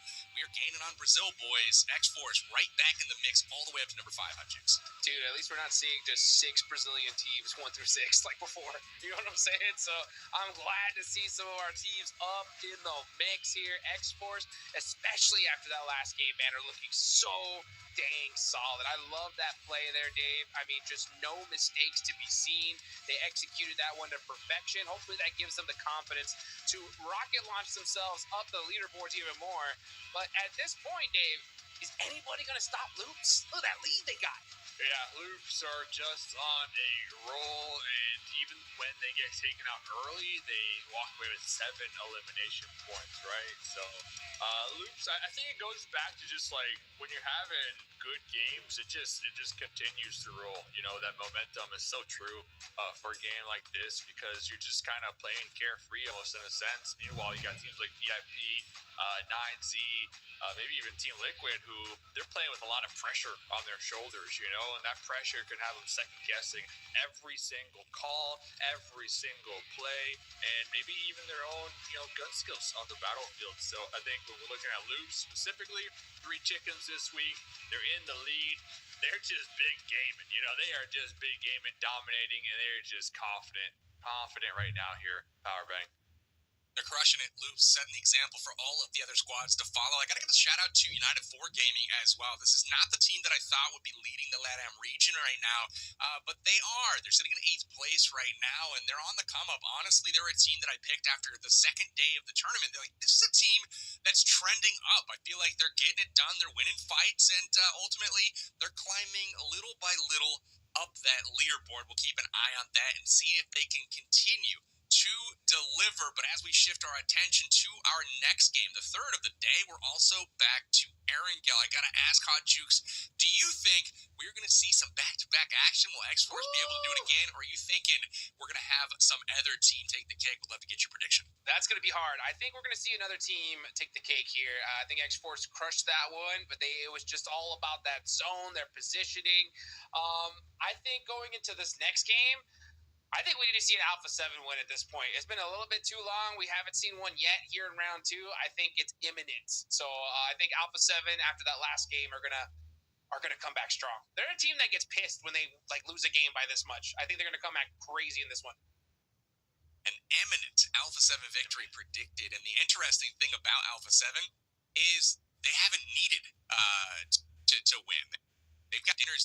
They've somehow still top of the tables with the exception of Loop. So coming to you think in the win here in our second arrow game, we got 2 more to go to be exact, and out of those 2, I'm feeling there's a 50% chance that Team Liquid might win this one, or they might win that next one here, PP. So Team Liquid, I'm sticking with you. You had a really good game number 1.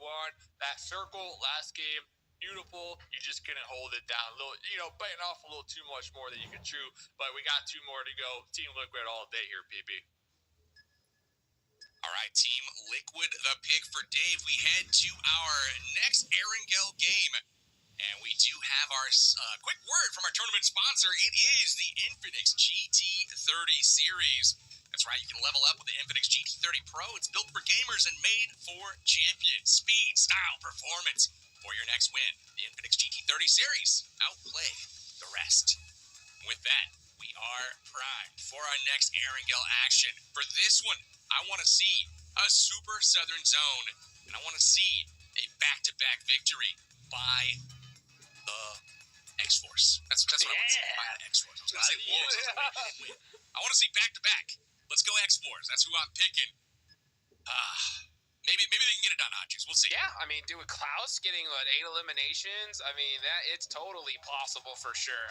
I cannot stress enough how happy I am to see this guy on a championship potential team. I mean, he has been so underrated. He's been the dominant force on every squad he's played on before. So to have like 3 other members that can kind of really match that level of play style, I think it's just so huge for him. And he's finally able to show off what he could really do on the bigger stages. But look at this plane path, Dave, going from south all the way to the north. Beautiful. We're in the second Erangel of the day. Let's get it going. Let's get it going. VIP dropping right out the gate here. VIP looking for a come up. They're looking for a military base circle. Heck, military base circle, give it to me. I haven't seen one of those in a hot minute. United 4 Gaming doing the same damn thing out here. Fingers are crossed. So let's see if Papa Blue can bless them here, Hot Juice. Yes, good old Papa Blue. Papa Blue's been pretty dangerous here these past few days. About time show a little bit of love to those teams down in Sosnovka. But yeah, X-Force going all the way up to the north towards Stalber, so they don't want to see that military circle. Let's see what happens though. Give me a Kameshki, sir. Kameshki. Kameshki. Come on. Yes. All right. Well, hey, this is going to get interesting. I mean, we've got, a nice little eastern circle and an eastern plane path, so everybody already in it. Things could get dicey a bit early right now. Who's going to go away from this zone, loot up, and then come back? That's going to be kind of interesting to keep our eyes on. Take our attention to Milta. This has been a battle in the streets nearly every game, but at least this time, Team Liquid seems to have it to themselves, Dave. Team Liquid looking for a bounce back after their last game, holding down the military base, or not the military base, the Mount Everest hilltop. And, just getting wiped out here.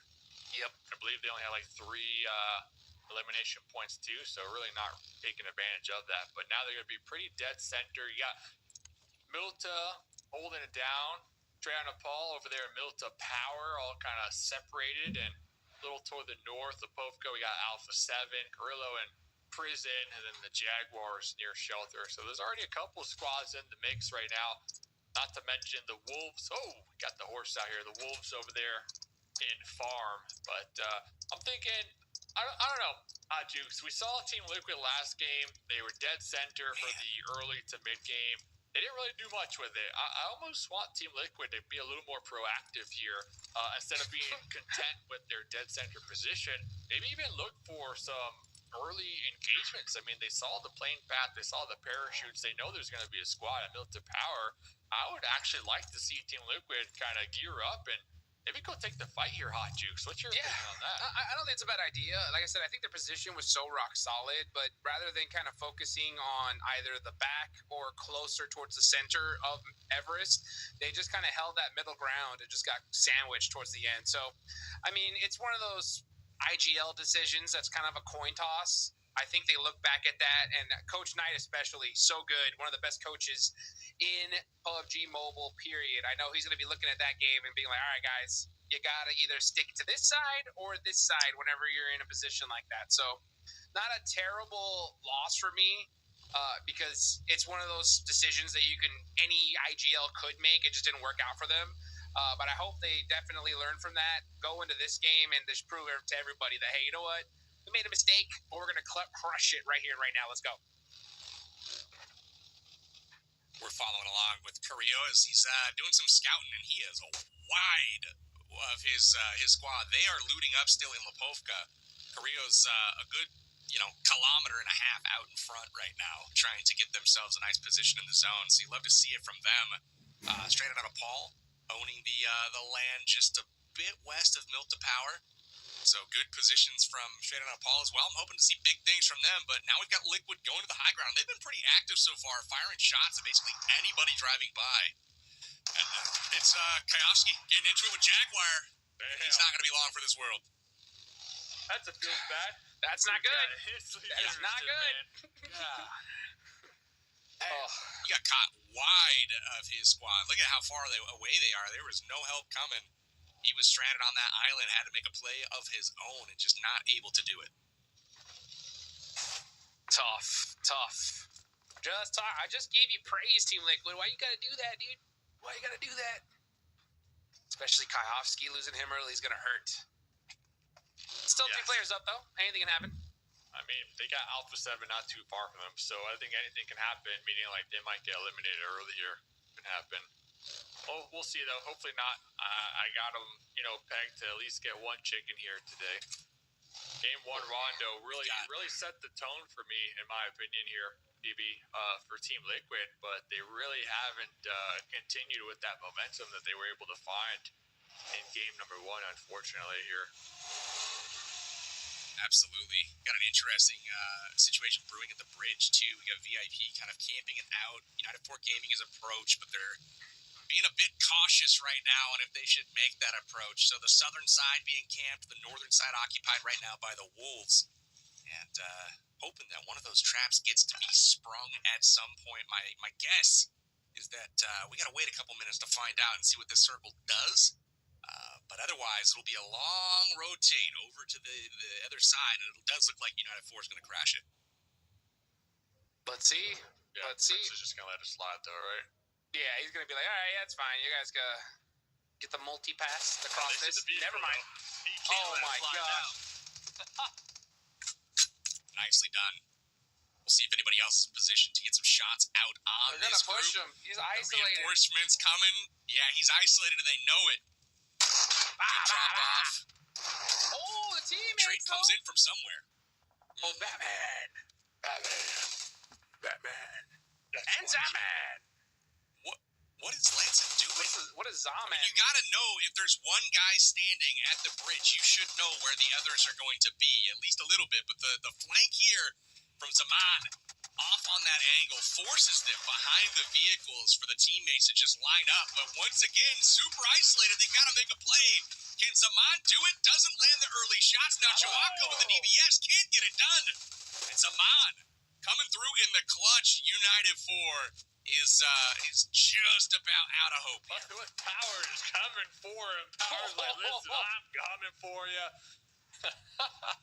Very questionable play right there from, I almost want to say both sides, but fortunate for VIP, they only lost Prince in the mix, and Zaman, this alternate angle really playing dividends over there as we look at the great Look at that. Savage. Jeez, The scene of the crime. Yeah, who's really the winner right there? Wow, resilience. Well, I'm gonna throw my vote in for VIP being the winner of that one. Okay, As they have 3 players left alive. Okay. Well, no, I mean, they did good, right? They knocked out all the other players. They lost one of their players, though. I think they were too separated. It wasn't perfect. They were too separated. I think out of both those teams, though, they still won. alive, then I would have been all on the VIP board because now they control the military base island, and if the circle shifts down here, they are big chilling. But Prince was up there by himself, really no support. What was the call there from Prince just to kind of look to see who crosses the bridge? I mean, what was the point of him being there without his squad mates? Bridge troll. Yep. Okay. Yep. Hey, we got a bridge zone potentially in play here. It's getting dicey down here. Look at this. We've got a nice little camp job coming from the Wolves and 9T cruising into that embankment there by the bridge. Now VIP is going to probably stay south if it's me. It's going to be packed up north, so they might just hope and cross their fingers for a nice little hard shift south. We take a peek into Milty here. There you go, We've got the Wolves. We also have Jaguar moving in with Team Liquid coming in from the north, so Milt is about to get super dicey. Yeah, and Wolves are rocking like a 2-2 split here, so I want to see if Wolves get a little bit closer to each other in this position. But they have been rocking quite these splits quite often here, PB. Yeah, we've got like all but 2 of the teams basically in the same city right now, the same little compounds. And they're safe for the moment, but everybody competing for the same turf. And here's Alpha 7 kind of on the flank looking in. Oh, it's getting interesting. They see Inko calling things out, but not taking the engagement just yet. I want to see what Alpha 7 does here because they're on the flank. Playing it slow. Alpha 7 always so smart when it comes to like the choices of fights. They spend so much time just getting intel, waiting for the perfect time to strike. And they know, like, hey, right now, if we get into a fight, we're probably going to get third party, so let's just sit down and wait. And if the opportunity opens up to where it's too obvious, we're going to take that fight. But for now, we're just going to hang out. Yo, X-Force way up north. Remember off the plane path, they went up to Stalber. And they are still just now coming out of the blue zone. But remember back to week 1, VIP Esports tried this same thing, super late rotation. Coming into the zone late, it paid off for them as they were able to get all the way to the top of the standings, into the game. We'll see if it pays off similarly for X-Force here, but they are on their way into the circle. Things starting to crack off right now with Wolves and Jaguar. Baton first to hit the turf. The splits. He should be able to get picked up, though, because Igor should be pretty close to him. Yeah, so he gets picked up immediately. But at this point, I can see they're just trying to hedge their bets. So they got 2 people in Milta. If the zone centers up, then they're going to go towards Igor. If it goes hard shift south, they're going to head towards Coops. Wolves Wolves have been doing this all tournament long with the 2-2 split. And honestly, it's worked out for them pretty well. And I gotta attribute that to their communication and how quickly they've been able to support each other. But as they start to extend, you can see Igor's moving all the way over here. This is tough, but look at the position. They own that, and VIP going center zone as Aman has made it across the bridge. That is going to be pricey real estate here shortly. 9T is going to be looking down there. Wolves are going to be looking down there. But VIP, I think they need to make a move, but they are rewarded for staying south. Yeah, only if Prince was still alive, man. I would have been saying this would have been a VIP game all day, but getting into the action. Looks like Loops now springing the trap onto INF. They're going to be pulling up onto Law over here. Law right on the other side of this hillside here. Is going to be alive for the time being. Looks like Loop's going to be making the call to pull on back. Jaguars on to Team Liquid. Jaguars known for their aggression. Team Liquid got Mythic. They got Chief trying to make the pull up here. Trying to sneak into cover. They got the hovercraft too, but Team Jaguar. Oh, Ayala with a nice little shotgun pump right there. Team Jaguar, though, very aggressive squad here, Hot Jukes. Super aggressive. Ayala throwing down that Molotov to just kind of create a little bit of space in between these two players. This is still in the circle, so they can definitely spend a little bit more time in this fight. The confidence, man. I don't even know if I'd try something that crazy. That was wild. You see intense game rotating around to the other side of the street in the confusion here. So Team Liquid now has more to deal with. Adrian on the third party taking care of Jaguar. Look at them stealing all of these eliminations. Team Liquid worked so hard for it, but intense game. Got to take home the spoils. Crazy tense game with a third party right there, just picking them apart. Jaguar, they still got a couple members trying to push it through the doorway here. Yala with the shotgun, it's locked and loaded, trying to connect through the window still. Got him. Can we get the other one? Hey, stand still, let me get you. Where you at? Go for that quick last second reload. Mythic with the off angle UMP pre-fire here. Looks like Jaguars on the losing end of the stick here, Hot Juice. Big time, yeah. This fight was ringing out, an intense game. Yeah, just passed them up, took the dominant position, and now, yeah, both these teams in this fight are hurting bad. Team Liquid winning it, but only down to 2 players now. Seeing teams get knocked out all over the place. There goes Inko. Maryland are going to be stuck in the blue zone, just licking their wounds here. This is still stage 3, so they can eat a little bit of blue here. But they're going to have to get moving sooner rather than later here, PBS. This next zone's about to pop. It's crazy. I'm looking at this compound right here, currently occupied by Higors, to play a big factor in this particular circle. You can see the zone does go north, so now VIP going to have to make a move across with the remainder of their squad. Saman already has the beachhead kind of established up there. Other than that, everyone else crashing their way in. Loops in a great position. Wolves in a great position. You've got Influence Rage just holding on there with Federal in those compounds just south of that road. Things cracking off right now, though. X-Force, Royals of War, X-Force way disjointed right now, not able to provide support.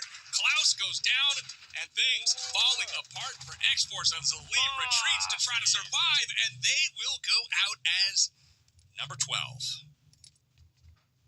Just like that. Trying to do a crazy late rotation and just got beamed out the vehicle. Rolls of War holding down this east side now, straight into Paul. In the blue still. They are out of position. Just double checking to make sure there's no late rotators. And then they're going to see them finally push their way into this next circle. Wow. VIP wishing they had Prince still, man. I'm telling you, VIP wishing they had Prince. But they got 40 limbs here, PB. They're going to be utilizing the shoreline here. They know nobody's going to be behind them because, you know, they had that whole southern part of the zone. Still a lot of water in play here. I think VIP just play it nice and slow. Play the edge. Meanwhile, over here, Alpha 7 trying to take some shots at some stragglers on the beach here, straight out of Nepal. Being one of those squads trying to utilize the shoreline for a safe passage. Little to find out. Alpha 7's got sight lines on it here, so unfortunate for straight out of Nepal. Straight into the grave is more like it. Alpha 7 delivering the pain to straight out of Paul. KC, last one up on the beach right now, trying to get his teammates back. And the fight was out, though. is going to go down for Alpha 7. That buys him a bit of a reprieve here. Gatsby in the foreground as well, holding a nade. He's going to see if he can deliver something. Watch out. Trying to get the revive here in on Gatsby. Straight on Paul. Don't count him out just yet. KC laying down. Should be shooting something. Just shoot in the direction. Give your homie some suppressive fire. Look at that Zaman all the way up there. On top of the bridge. This is a dominant position. Beautiful So high. sidelines. Until it's not. Until people see you. And then you can't peek because you can't move. There's no strafing. You know, Dave? It's a fun one to watch though. Yeah. I mean, hey, you give it your all. You give it your all. That's all you can do. But Alpha 7 over there, just unfortunate. I would not want to be next to that squad right now. They're looking for a win here, guys. They haven't really found a winner chicken dinner yet this week. They have been dominant when it comes to the eliminations, of course, but I think this is a squad that is primed for a win because they want to overthrow Loops and take that first place spot on the leaderboards where we've come to know that's pretty much the Alpha 7 slot, every single tournament over here in the BMSL. So next circle is going to pop here very shortly. The Wolves still alive. They got the whole squad up. No limbs going their way, but pretty solid position right across the road. You got Luke. Dead center. VIP, I'm still chilling with VIP. I don't know what Zaman's doing over there. For a fact, nobody's going to be rotating to the bridge just lanes of the game, but hey, Zaman, you do you. But PB, Loops. He likes the high ground. He likes the high ground. Loops and the Wolves. Solid spot right now, PB. It really is. Nade's out from Adrian here. Adrian's going to have to try to make a play. Flashes in for Alpha 7. They seem to have blinded each other. Revo out. Nice shots. Finally starting to turn things around, but the return fire from Silence, they trade. Revo having a bit of an off day so far. I will say this is the first time he has slipped out of the tournament lead for damage. He has led all players, and he's not even in the top 2 right now. So Revo trying to get things back on track. It's not like he's doing bad. He's still like number 3 or 4 in the lobby.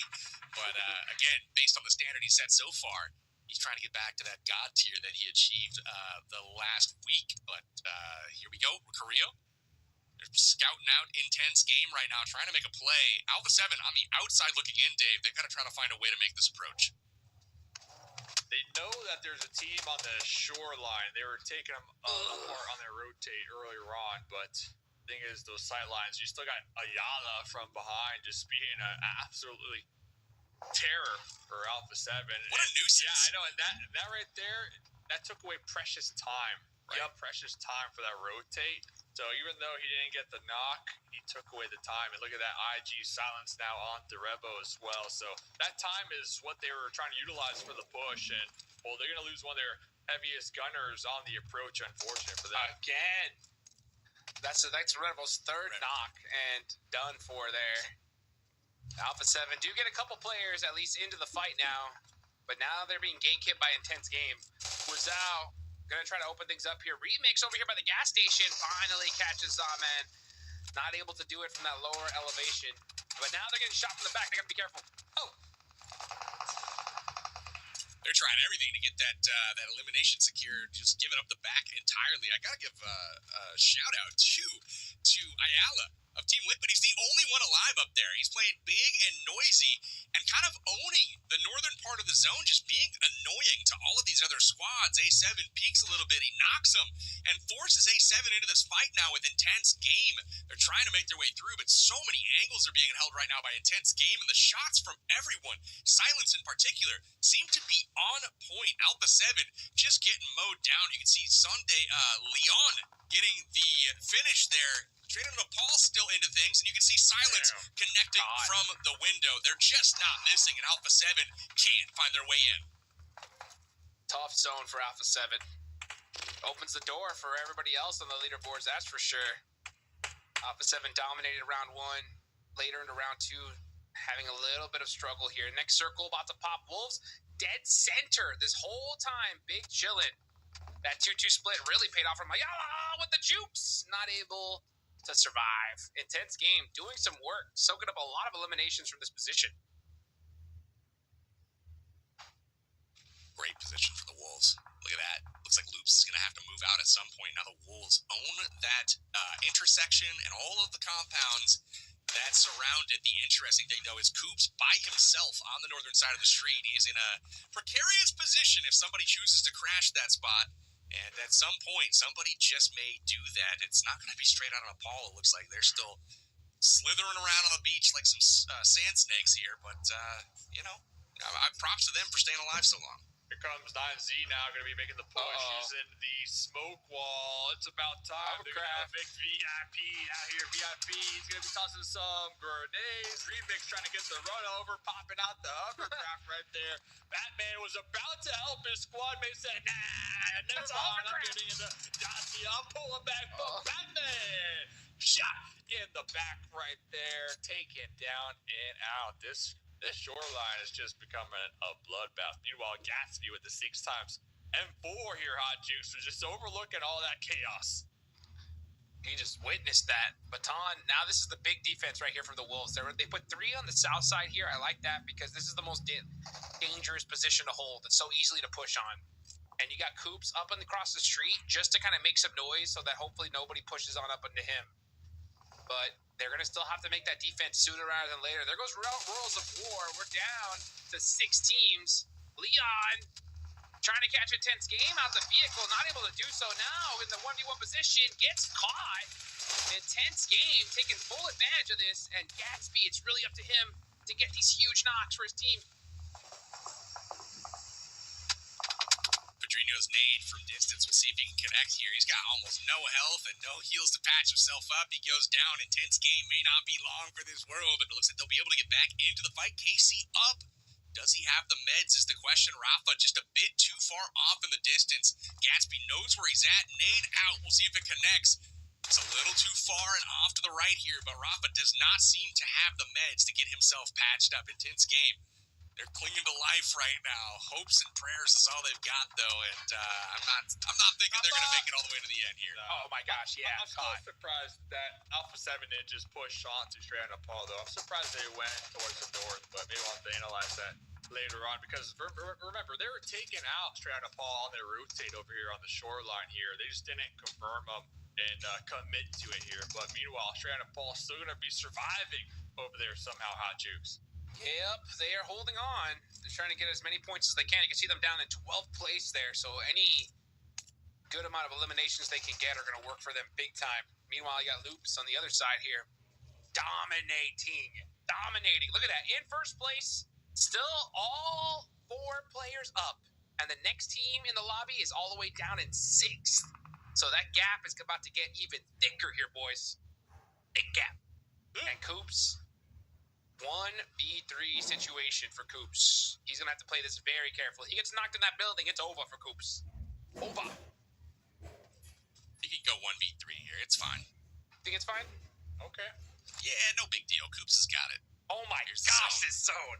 Oh, Gross. 9Z is just getting it for free. Yep. They're going Thank all the way you. in. They're going to have the ridge.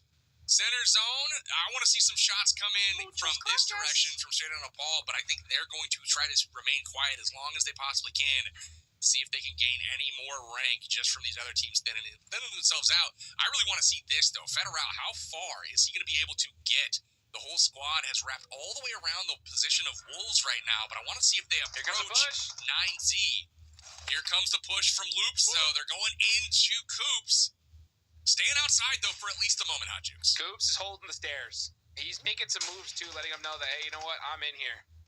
That can be dangerous. Let's see how long Coops can hold the stairs. Neil Zada's like, could this building be wide open? I don't know if I heard that shimmy a little earlier. Close the door. Okay, now he knows. Oh, he's like, wait, is that a footstep? Wow, God. Here comes the nades. Zada, come on, dude. Sneaky Coops. Bounce nade. Oh, he's down. Yeah, he gets knocked.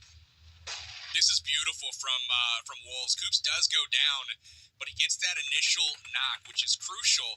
He does go down, but now Igor's on the third-party influence. Rage coming over on the flank, and then Loops delivering some shots onto Wolves. Right now, it's up to Doran and Baton with the high ground right now to hold these guys off. On the rotate, though, is Rafinha. Things getting dicey for the Wolves. A good opening knock from Coops, but now it's up to the last two for the Wolves to make things happen. Yeah, Rafino's got a couple grenades to use too, so going to be hitting up that heel real quick, and then maybe look for that ricochet off of a windowsill into this building. It is going to be tough, but we've seen it done before. Meanwhile, INF on the hillside, the duo, they are just going to be tossing in the Molotovs. They are just cleaning up right now, and the damage, but yes, you guys think of this. Doran's like, nah, I'm sick of you guys tossing Molotovs my way. Pushing out, getting some eliminations, but from across the way, 9Z, PB. Finally, 9Z joins the fight and was at the perfect time. Whoa, beautiful play from Doran there. Just pushes out, gets the knock to flick for the second one. Now Loop's in trouble. 9Z completely owns this circle. It is not on the and they lose this game. They can strafe anywhere they want on this coastline. They pop up as a unit and things get 4 loops. Now, they do have the hovercraft. As long as they don't push that across the street and lose a man foolishly, they should be fine. But I think they're going to peek up to get a little scouting done and ultimately call out the position of the loop squad here. But as it sits now, all of loops kind of contained to a single compound. 9Z stretched out on the coastline, and it's 4v4. And it's out here in game 3. Let's go. Let's see, can Loops pull out the chicken dinner out of the hat here? Because 9Z had this on lock. Colco knocking Neil Zada. That's a big punch in the gut for Loops, and Remix with the run over as well. 9Z gonna win the game in style here. Looking too good, Dave. Talk about just rolling up. Remix with the P90. He's going to win this all day long. Rafino back against the wall. Remix coming in with the 1-2 combo. 9Z coming out on top with 13 eliminations in the winner chicken dinner power bang. Too easy. Colco leading the way with 7. Massive performance from 9Z, and ultimately it came down to the coastline, that spot just north of the bridge that VIP fought so valiantly for. 9Z overruns them. They were positioned there from the start, and ultimately they were blessed with the zone. Really didn't have to do much there, but when it came to the end, they delivered the knockout blows when they needed to and convincingly took the game to Loops. Now, for Loops, they finished again in the top 2 with some eliminations, so they are continuing to cruise along here in week 2 play, Hot Juice. Oh my goodness, yeah, I mean, they, what a second place finish from Loops, right? These guys are crushing it on the leaderboards, doing exactly what they need to do. So the rest of the lobby now has to fight for second place if Loops keep playing like this today, because, I mean, they are just too tough to beat. This zone was so difficult for so many of these teams here, Dave. I know they were talking about Alpha 7. You wanted to see that push. Yeah. I believe it was on to straight out of Nepal, right? Yeah, and they would have been on the shoreline here, and kind of going back to the shoreline and the importance that Straight Up Paul and VIP had. I mean, it would have went either way, right? If VIP would have had Prince, I'm still sticking with that. They might have been able to win the defense up against 9Z, and they would have been in the priority position here to close this one out. So it's just about trying to keep your players alive early game. That way you got the whole squad in the late game, utilizing those numbers for that winner chicken dinner. But 9Z taking that shoreline, making it look too easy right there, then pulling up casually with the hovercraft and the P90 remix. Look at that. You can see in his eyes, he's like, I got this, guys. He's staring into my soul right there. 9Z getting the win. That's huge for them, PB. It's massive. You can see Colco leading the way there with nearly 1,000 damage in this one. Remix coming up clutch as well with 3 elims and almost 700 damage. Big performance from them. 9Z desperately needed this one to kind of vault themselves up the standings. We'll see how far they indeed go. But 23 points in their back pocket off of the strength of a strong chicken dinner here on Erangel. Loops once again. Another great performance from them. Wolves all present at the end, but only 8 points. Only 3 eliminations that game. So a quiet game. They had position, but ultimately nobody really presented themselves for the taking here, and happy with Straight Out on Nepal jumping all the way up to number 5 here. Let's take a peek at page 2. And Hot Jukes, we see Team Liquid down here. They didn't quite get it done. And most importantly, I think for the lobby is Alpha 7 only has one elimination and doesn't make it to the final circle for maybe the first time all tournament. Yeah, Alpha 7 dropping off a little bit here towards the end. Like I said, I still feel like that chicken dinner is imminent for them. Once they kind of get going, they're tough to spot, but they're not able to just ramp that up here, at least today so far, Dave. But man, it's crazy to watch here. The biggest drop off for me was watching X Force, man, go from that big chicken dinner all the way to a 0-point game. That's gonna hurt a little bit. Yeah, I feel like the positioning of X-Force going all the way up north to Salver and then just ultimately being the last man out of the zone. Every other team had position early except for X-Force, so they had to fight their way in. There was no real estate, nowhere to go, and ultimately they get gunned down on the rotation in. So they're going to go out early in this one. 9Z Globin, though, the story of our second Erangel match of the day. Wolves and Straight Outta Paul make an appearance as well in our top teams for the region. Influence Rage in this one, only 365 damage in this one, so they underperform a bit. But let's check out our MVP of the match. And I bet I have an idea of who it might be. It's going to be exactly right. Colgo of 9Z. Almost 1,000 damage. If you can do 1,000 damage in a game, you are going to be MVP 95% of the time, Dave. Yeah, pretty close.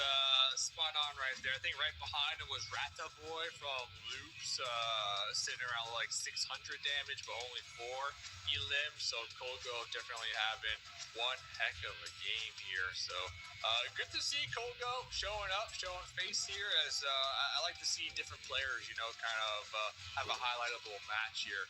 It just feels good, Some of these players, we know they're good. We just don't see it time and time again when it comes to like the most elims per match. It's always Revo, right? Revo's always the guy.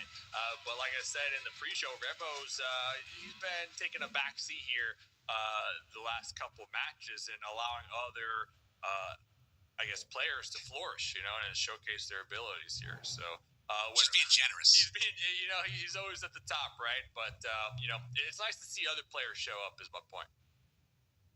You're absolutely right. So with that, the top of the standings in the damage dealt so far, it's all Loops and all Alpha 7. They occupy all 6 of the top spots in damage dealt. We'll see if that trend continues next game. But first, we've got ourselves a nice little interview cooking. Juancho, our boy, is standing by with Fate.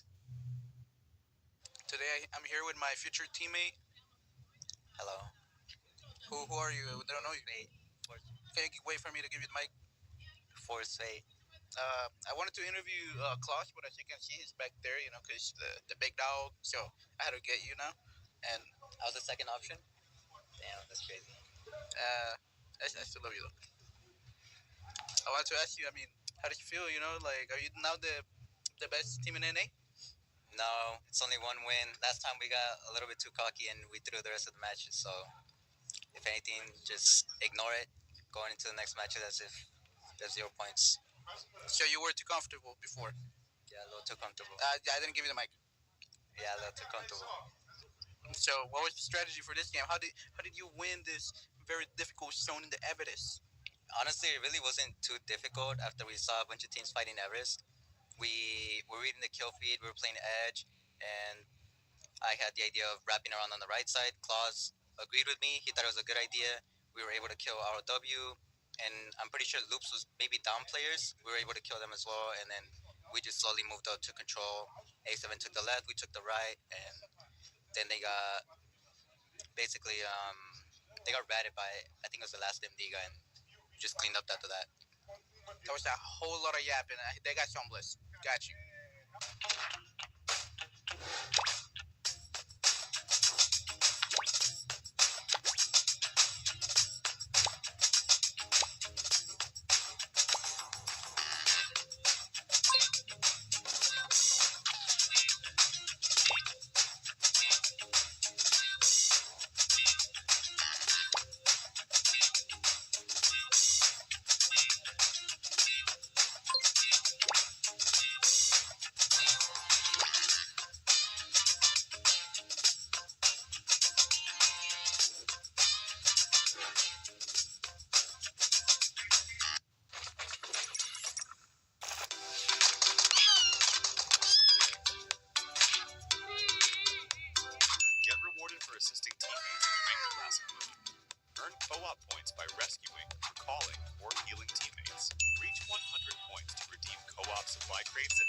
drop-in match.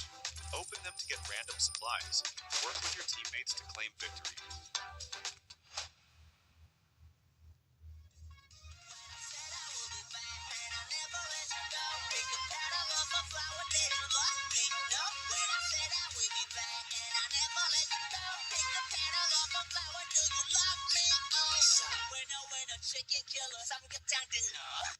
Hello? Okay. Oh my God.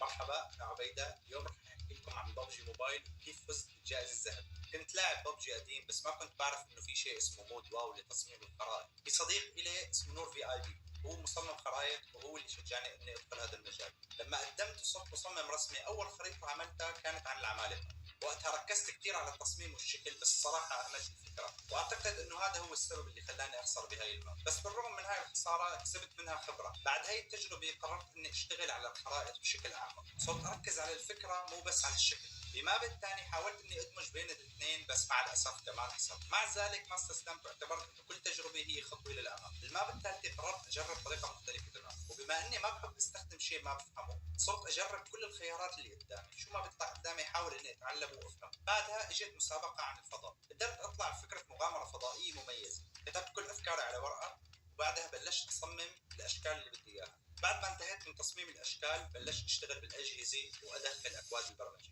صراحه بالواو البرمجه سهله بس لازم يكون عندك فكره عن اي لغه برمجه ثانيه. لما تكون تفهم اساسيات اي لغه برمجه ثانيه بيكون التعامل مع برمجه واو سهل جدا. واخيرا بعد شغل دام لاكثر من اسبوعين وبفضل كل الاشياء اللي استخدمتها وتعلمتها قدرت افوز بماب الفضاء وربحت الجائزه الذهبيه، وكان هذا بعد شهرين فقط من انضمامي لبرنامج واو. نصيحتي لاي شخص ناوي يبدا لا تقلد حدا، خلي عندك فكره جديده وتعلم كل التفاصيل الموجوده قدامك. استخدم كل قدراتك اللي تعلمتها داخل فكرتك الجديده، طبعا اذا كانت تتناسب مع الفكره. بالنهايه شكرا لفريق واو ستار على الفرصه الرائعه، وان شاء الله يعجبكم الفيديو وتكونوا دائما مستعدين للافكار الجديده اللي راح تقدمها.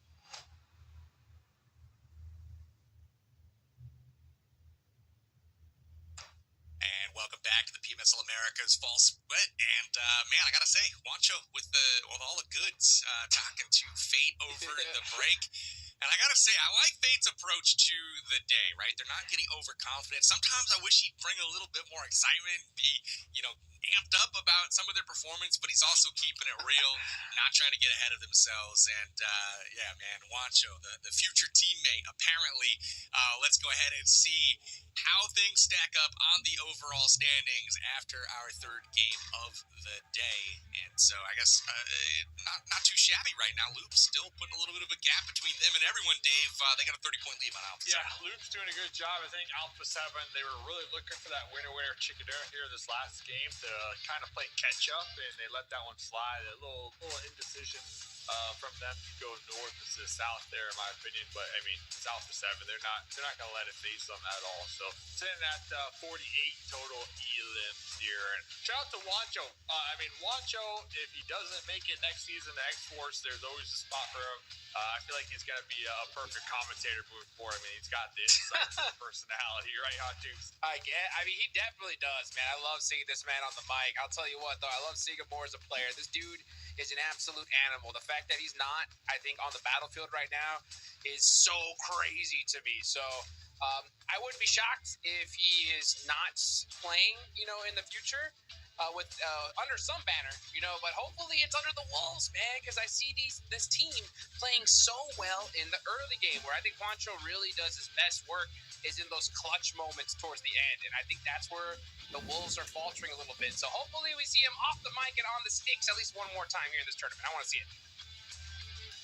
Keep our eyes peeled for that, but can anyone stop Loops? That's the question that I currently have right now. Nope. We still have half a day to go today, but Loops is looking unbeatable right now. They're so aggressive. They're there in the final circles. They've been racking up damage left and right, and I talked about it just a little bit before we went to break, but we've got the top 6 players in damage right now are either on Loops or from Alpha 7. So 3 from each squad leading the charge right there, and it's Rafinha right now leading the overall damage in the entire lobby. So again, Loops finally catching up to Alpha 7 and what they were able to do in week 1, but they've shown So far, Dave, they're the team to be here in week number 2. Yeah, listen, every week, and that's one of the beauties of this system. I really like it. There's not just one long tournament and it's just a runaway tournament. It's not like the last day and you already know who won, right? So every single week we get a fresh reset. Of course, every week is important because you get those head start points come the finals, but I think the weekly refresh is like a nice mental reset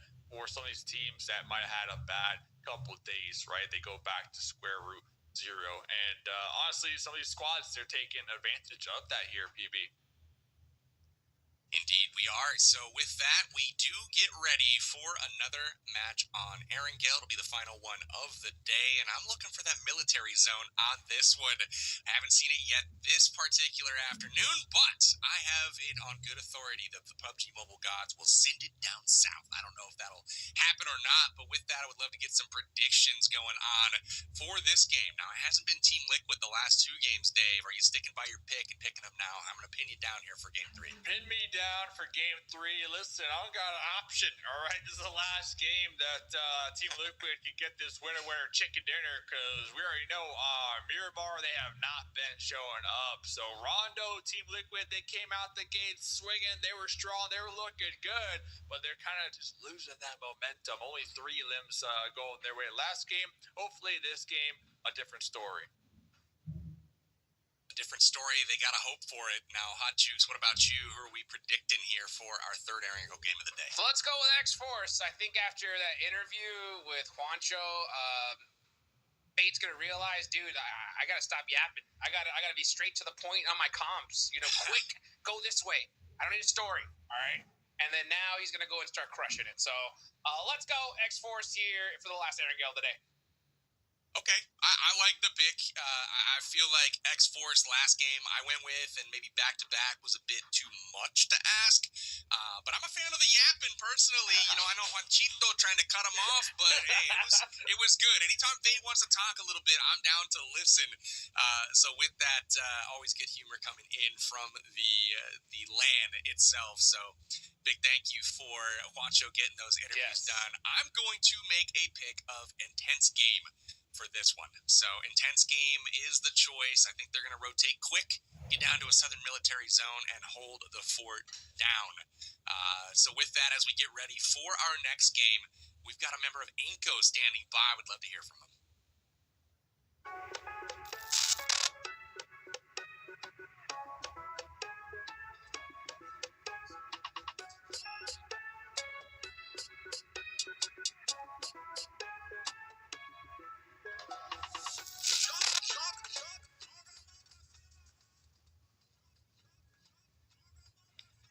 Eu acredito que a maior mudança foi a nossa mentalidade.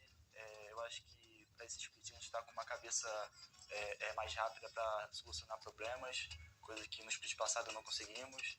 Então acredito que essa também é um grande ponto positivo para esse split. Eu acho que foi mais a questão, assim, dentro do próprio campeonato em si. A gente veio preparado para uma coisa, aconteceu outras coisas que a gente não soube lidar muito bem e desencadeou o resultado que teve.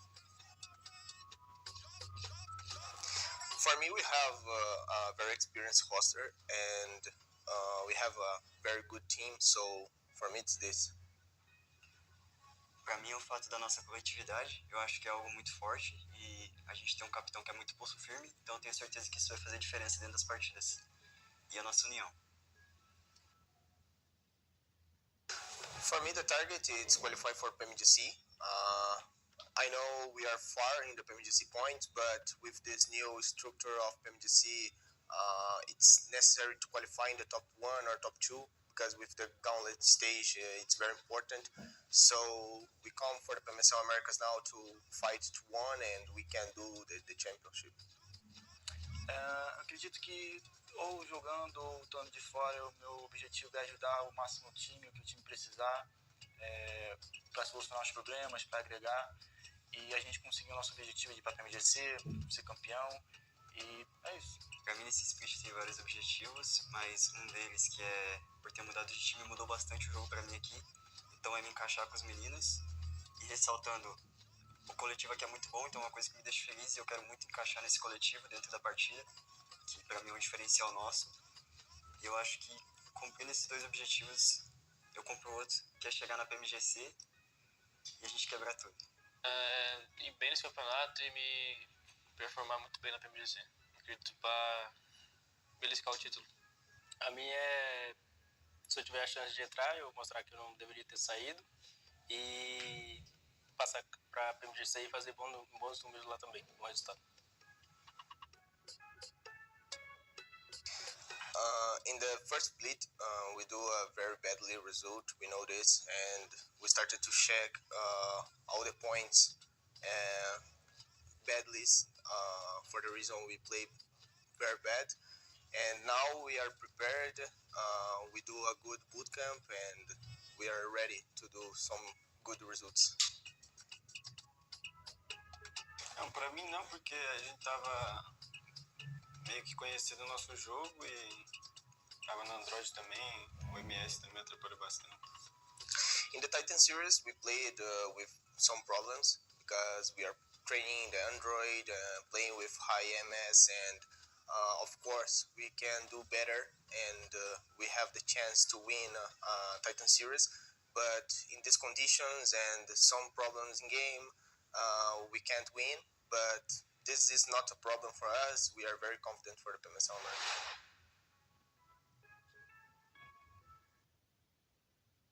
That was Inco Gaming standing by, letting us know how they feel about their performance thus far in the Titan series, and they're looking forward to hopefully qualifying through to PMGC. And they mentioned it. It's a tough road to get there. The top two from this tournament are the ones who will qualify through to go to the next gauntlet stage at the PMGC. But also, they've got to be basically the top team in the region if they want any prayer of getting that special invite. So with that, we are back, getting ready for our next game. The players are taking target practice on Spawn Island with those apples. And we are ready to drop in now. You guys at home can grab yourself an Amazon gift card if you're fast enough to grab that there code. Take it to Amazon.com/redeem. So good luck with that. Get your Amazon goodies courtesy of Pgmo. And with that, heading in to our next game. I want some extreme zones in this one, Hot Jukes. Hopefully they can make it happen. Let's get it on. Let's get it going. I want to see that military island circle. Of course, my hopes and dreams will always be towards Zarky, but that's not going to happen. Well, especially with that attitude, right? Come on, one time. One time towards Zarky. I just want to see it here, Dave. One time. Hey, north to south plane though, in the same exact spot. Same thing. But I feel like this section this way is just not getting any love today. No. It's all on the right side of the map, baby. But different. There it is. Now X-Force get to go from Stalbert. They're like, okay, out the plane quick. Let's go. Yep. VIP also dropping out the plane real quickly, going Kameshki. So Maryland going to Severny, they're tried and true. But yeah, looking at Inco, we saw last game 7-8, McGrellin. I mean, a couple of these players, and listen to them on the interview, they've been making some plays. And it's good to hear that they are feeling good and recognizing that they're still kind of adjusting, to the different environments from being online to at land, but they do seem a lot more comfortable now. And well, they're going to be dropping dead center Yasnaya for the most part when it comes to the plane path. But looking at the actual circle, though, if you're VIP, do you regret not going to your Nova drop spot here, Hot Juice? I guess so. I mean, this is the same exact circle as that we've seen before. So they're going to be able to loot up quick here at least. Hopefully they can get on that drive. But yeah, this is a rough zone for VIP for sure. Diego, though, look at that. Influence Rage. Getting an elimination right off the rip here, PB. Love a hot start. I think on the VIP note, they got to be kicking themselves a little bit because, again, Novo's a great spot for loot. There's so much available down there, and it's in the circle most crucially. In last game, they were probably the best positioned team. Granted, they lost one of their members. Prince went down at the bridge before they made the crossing, but had they had, all four members and made their way across, they could have fought with 9Z and potentially won that one. And so now they're going to have to work their way through 8-9 squads to get their way into zone, starting with X-Force. So, again, they got to be kicking themselves a little bit, but that's just the way the cookie crumbles. It's not the end of the world by any means. Most of that zone has gone into the middle part of this island, and that is where 9Z has chosen to play. They are just north of that western bridge right now. You see some shots ringing out, and they're sniffing out Royals of War. Yes, they are. Royals of War. Yeah, look at that. Full clown car going. Every single play. Oh, safe. That was lucky. Missing those hay bales by an inch. Where are they even going? Gatka? I guess get some Gatka loot. Yeah. Gatka loot sucks, dude. It's not good. It is not that great. Is that where they're going though? I mean, yeah, David has no vest, so I guess to go find that vehicle. All right, that makes sense. Well, they got to loot somewhere. Yeah. There's not a lot around besides Gatka, so they're probably going to be ratting out some individual compounds, doing a little split drop action. He's going to hunt down the other vehicle. Wouldn't surprise me. Yeah, they drop one more off here, go get another vehicle. We'll see what Royal War continues to do. This is a squad that, they've got to, put up or shut up right now. They were able to secure 6 head start points in our first stage. And that's decent, considering you can get up to 15. They finished in 6th place last week. But they are a team that is on the come-up this week, and they need to get it done. So far, they've been outperformed by both United 4 Gaming and 9Z out of their region. So I'm going to be watching Royals of War to see if they can deliver like they did in our first stage. And so another team got our eyes on to try to continue to deliver. They've had a decent second day so far here. That's Team Liquid. Kowski went out early last game. He's going to try to reverse that fate and see if he can last a little bit longer and support the team. Let's see. Klaus on the horse. There he is. 1 horsepower. A repeat of last game. I mean, you guys trying to fall Milta Power, Lapoca, Alpha 7, Team Liquid again, and Milta, and then Farm. You got the Wolves. The only thing we're missing is VIP and Nova on that bridge over there. So definitely a deja vu happening right now, guys. And curious, based off of last game, I feel like the zone has to be different. I mean, it has to end differently. I feel like it has to go to military base island this time around. It has to, right? Right. It's in the tea leaves. Can't have two circles, the same circles in a row. That's just weird. Weird. That's what the statistics would tell you, but it's luck would have it. You just never know. We might be able to run it back the exact same way.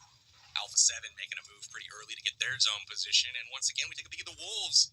They are getting that same exact position they got last game. They're spending a lot of time at this compound, and maybe this time they can lock it down. Coops had a great opening knock, but unfortunately went down last game, and that was the beginning of the end for the Wolves. But they are currently center zone right now in this one, and you got to think that they're going to be doing everything they can to defend this as we take a peek at Inco Gaming and what they've got going on up at the shelter, Dave. Everybody just trying to get their loot here, get a nice little spot, and really play these zones here. The final angle of the evening. After this, we send it to 2 back-to-back Miramars. We are going to be looking at Inco. Inco, pretty solid right now.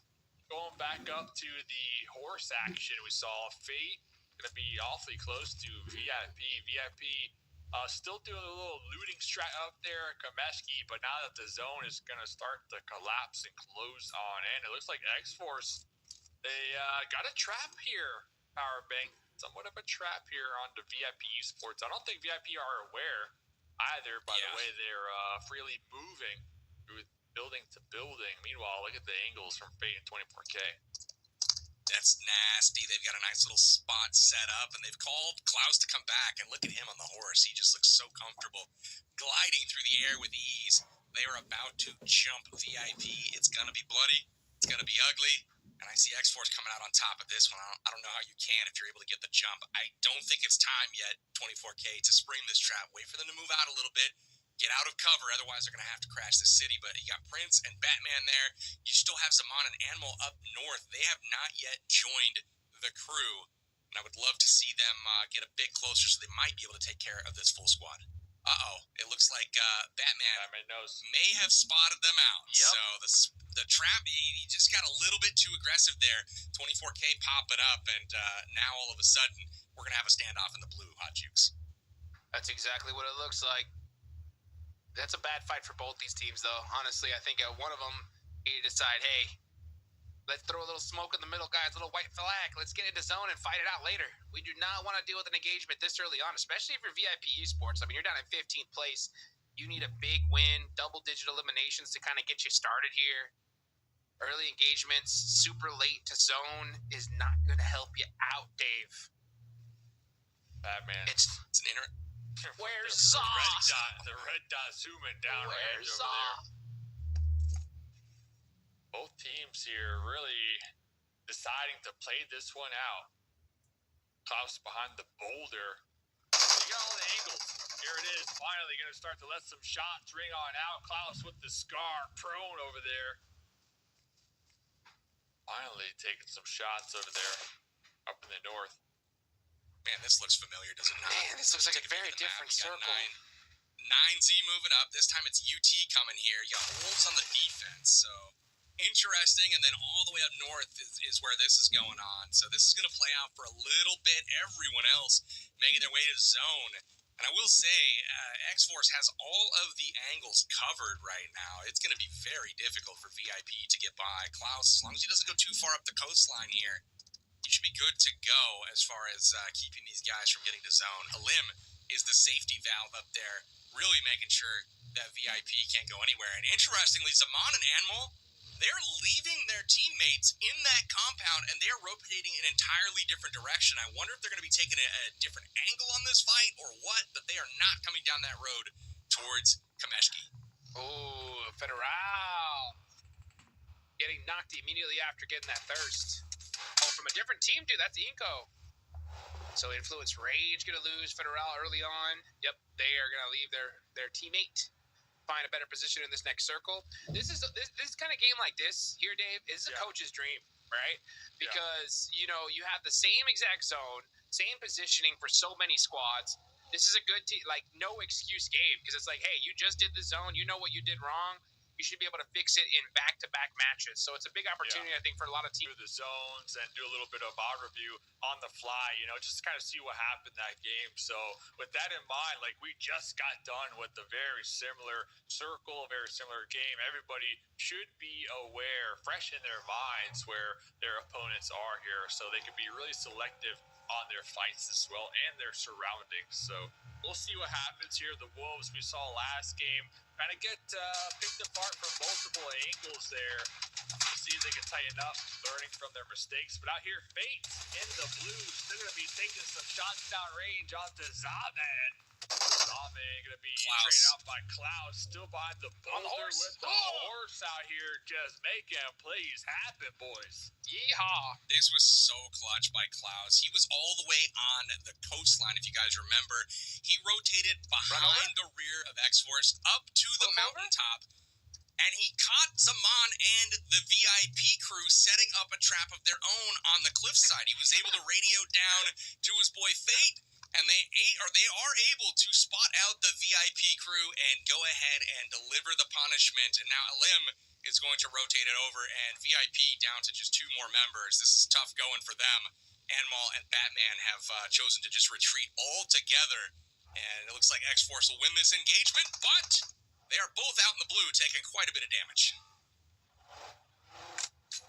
Next circle, identical zone shift here. Identical to the last game. And now you got Coops knocked. Identical to the last game. He needs to get picked up.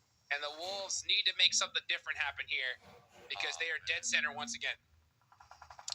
Get him up. Okay, they got him up. Going to be dipping back into the cover. We see Alpha 7, though. This goes back to what they learned last game. They learned the shoreline was the play. It looks like they are going to be spending just a little bit too much time on this rotate. We'll be losing not 1, but 2 of their squad mates. Unfortunate for them.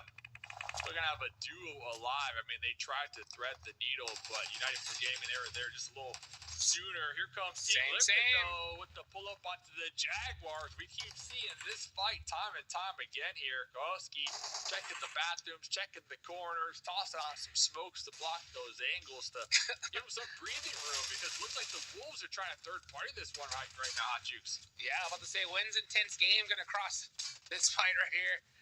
This is looking all too familiar. Let's see what Chief can do. Chief throwing out those smokes, trying to get Mythic back up. They're trying to keep everybody up they possibly can. Doran gets a nice knock onto that player from Inko. And it's a party in Milta, boys. Rebel getting Igor on the other side. So now Wolves dealing with a little bit of a pinch situation. Got to start playing this a little bit more carefully. They really do. You know what I'm feeling like Alpha 7 learned is that maybe the last game's rotation was the one to take, and they just needed to shoot better and win that fight on the way in. Because they got gunned down on the beach ruthlessly. Yeah. Interestingly, though, you can see from the aerial shot here, Wolves have moved into Milta this game, as the zone does go a little bit further east than last time. It's not quite centered up above the bridge right now like we saw last game.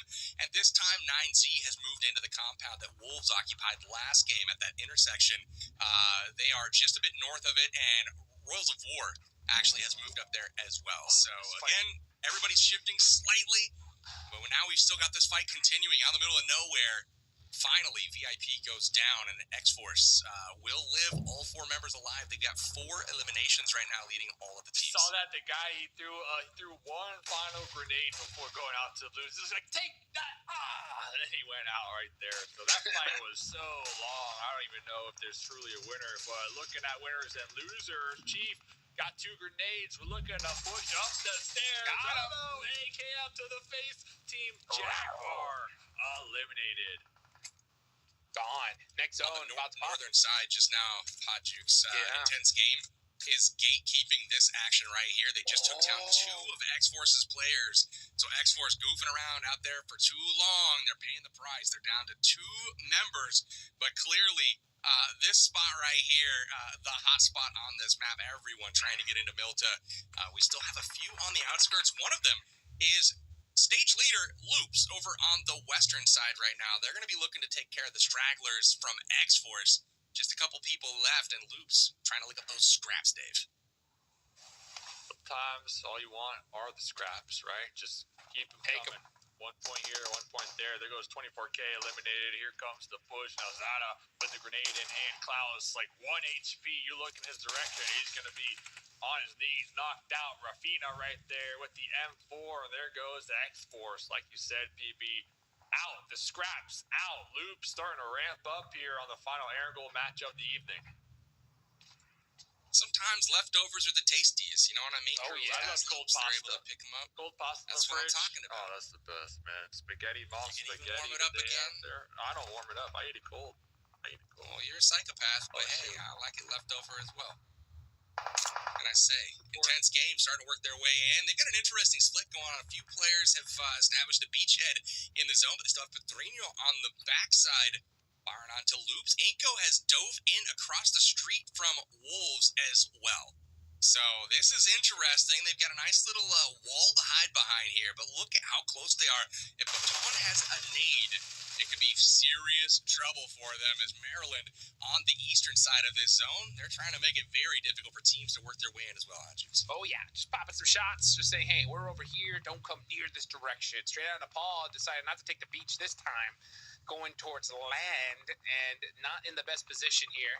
They should be able to get this res, though, so they should have every single player up.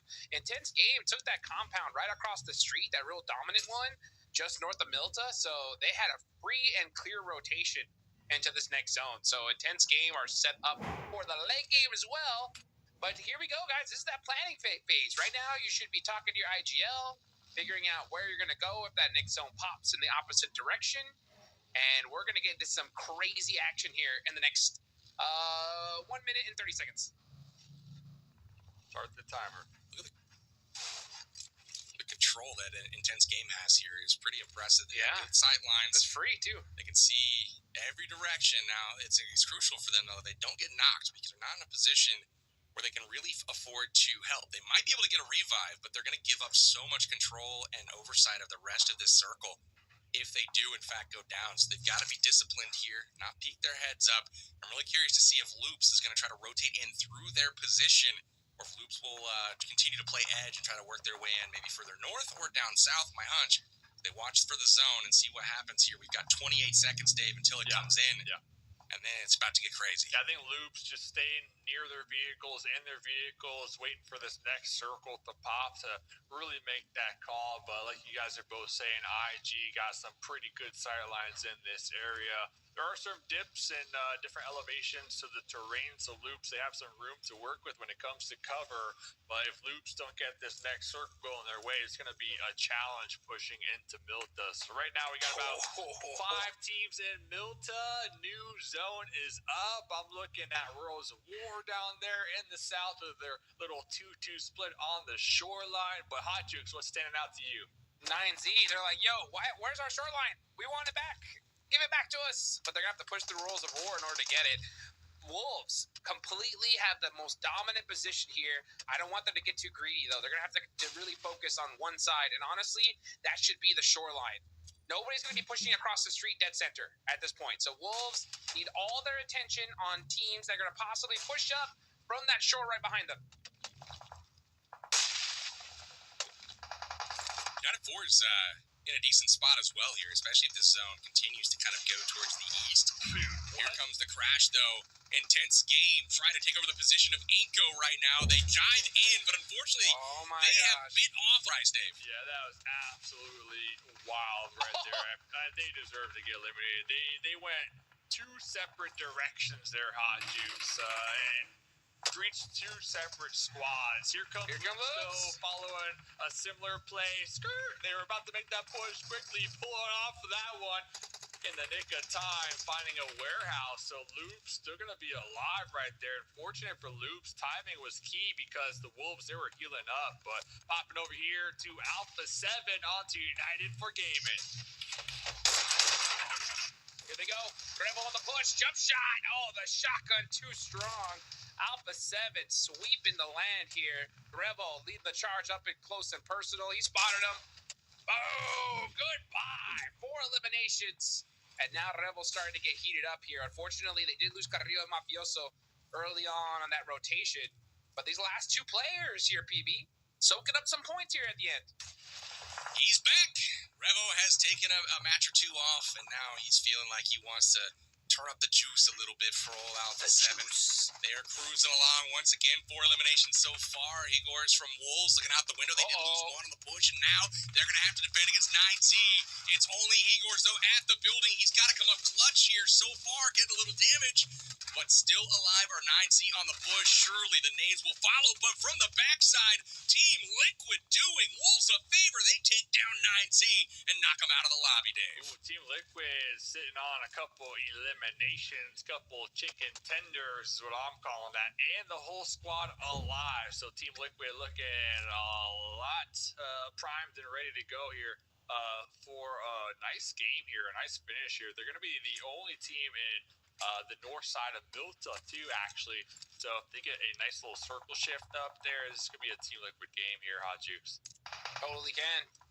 Let's see what happens, though. Rolls of War. Yep, PB, right there on the south side. They're going to have this entire beach. So if the zone does go down here, they're going to be sitting nice and pretty. They got great sidelines all the way down that beach, all the way up north. Yes. Zone goes up a little bit, so they'll be able to get that little beachhead established right there on Victex, but not a bad position right now. You know, if you're Loops, you've got to be happy with your rotation in, and I loved how they kind of like stuttered at the Wolves' comp, and they're like, nope, next one, we hear some footsteps here, so they are able to avoid the immediate danger and get to that safe warehouse in the middle of Milta. They've got great sight lines on both sides. They still have Team Liquid pinned up to the north right now, so interestingly enough, good zone control for Team Liquid as well. They're the only ones really north of the street that's at any decent strength right now. Maryland's clinging to life up there as well. Yeah, definitely heads up play right there. It looked like Loops were thinking about taking the fight, and they pulled right up to the compound and immediately just kind of shifted gears and prioritized that warehouse like you mentioned, DB. So beautiful play from them. They're going to be all back alive, healed up after their risky rotate setting up the late game. Rose of War still live on the shoreline as a 4-man unit. It might clash with the remaining members of Alpha 7 here shortly, but I'm really feeling Loops. I'm feeling Team Liquid out there. I think Rose of War are going to have the biggest challenge right here. especially depending on where his next circle goes. But the Wolves only down one member, Baton here, Hot Juke, so they only lost one so far. Yeah, they're going to have a hard decision, though. Like, what do you do if you're the Wolves? Do you start focusing more towards central zone, or do you keep on holding this backside? And honestly, I think making sure that your back is clear first is going to be a huge priority. They're rocking a 2-1 split because they don't want anybody to just randomly push to Igor's position. I doubt that's going to happen, though, because that is too bold. There's too many different teams looking in every direction towards them. And yeah, I see Resilience even looking in this area gets knocked immediately. And now you got just Molina all by his lonesome for Resilience. Gotta say, it's a pretty even match, top to bottom right now. Basically everyone with 4 eliminations in the lobby. No one really truly standing out right now. Team Liquid leads everyone with 5. They're primed to get more, honestly. They've got great zone control right now, but they're all by themselves on the northern part of this road. So they're going to have to, look for punishment to deal out, or be super patient and hope the zone comes to them, because every other team is basically in the southern part of Milta. You can see them from Team Liquid's perspective here. Just everyone over there. Closest team to them right now is Maryland, who is occupying the far eastern part of the circle. Zone shrinking up. We've got about 40 seconds until the next circle reveals itself, Dave. Yep. And I got to think that if Team Liquid does get zone here, they've got to be the favorites to win, especially with that high ground position on the roof. They have to be. I mean, these circles keep just going your way. You're bound to get the win. You just can't overextend. You know, you can't risk getting one of your squad mates thirsted here and really set you back when it comes to having the numbers, because we still got a lot of players, a lot of enemies alive. So even if you get the zone, you gotta stay alive. Because the CQC is going to be a challenge when these players are forced to fight. When we get to zone 8, zone 9, it just centers up. So Mythic Ayala still in play. Mythic and Ayala still in play over there. But really, Hot Juice, I think Loops the victors in this new circle. Oh yeah, they're big center. I think Wolves had the biggest worry because if the zone shifted more toward the right, they knew Inko was going to be pushing any second now. But with this circle, PB, I think Inko might have it, they might just chill across the street there because they're still in zone, at least for now. I think you got to. It's defended, right? They know they have people to their south in Royals of War. They know that wolves are parked across the street, and we saw what happened to Intense Game. When they tried to crash, it just did not work out for them. And Inko took care of a couple members, and then Wolves taking care of the others. But yeah, I think you chill if you're Inko and Wolves. They have a pretty difficult position to actually cover. They're down 1 man, and they're split. So if they do get crashed on here, they will have a hard time supporting one another. Whereas when you look at Loops, they're a bit more clustered, and I feel like they have an easier position to try to support. And interestingly enough, Alpha 7 on your screen, they're still a 2-man. They do get popped by Liquid. What a crazy angle that was. Liquid all the way across the street finds him through the window, and that'll open up the door for somebody to crash this. I think Influence Rage may be taking advantage of it. You see them get ready to roll up in their cars. The Dexter grenade is going to start tossing these over here. Everybody trying to get a piece of the pie, trying to take out Alpha 7. Looks like they did get the pickup, but it doesn't even matter.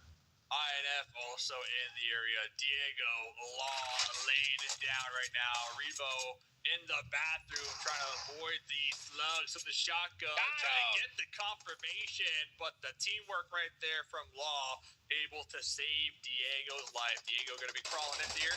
Should be getting picked up. Meanwhile, on the opposite end, we got Rules of War trying to get a taste of the action here. Royals of War did a perfect job capitalizing on that position as well, Hot Juice. You saw Influence Rage jump and take out Alpha 7. Royals of War pounced at the exact same moment from the other side, but they were content to let Influence Rage have that fight, and they posted up outside. They kind of own the southern part of the zone now. They are rock solid here. So many sightlines. Look at this last circle here. The zone does push on over towards Milta. Now you got Wolves going to have to cross on over to Igor, but you got 2 teams looking dead at you to see if you're going to leave that building. So now Coops stuck with Doran. And Inko are going to have to push across the street as well any second now. Yeah, here come the smokes. Goes Doran down. It's going to open up the push. Fatality now going to be breaching the compound. Getting that confirmation. Pre-fire the smokes. Probably calling for his squad mates to come and support him here. So the Wolves, Hot Jukes, they're just getting picked apart right now. Yeah, they're getting dominant positions, but they just can't hold them. They just cannot hold them to save their life so far today.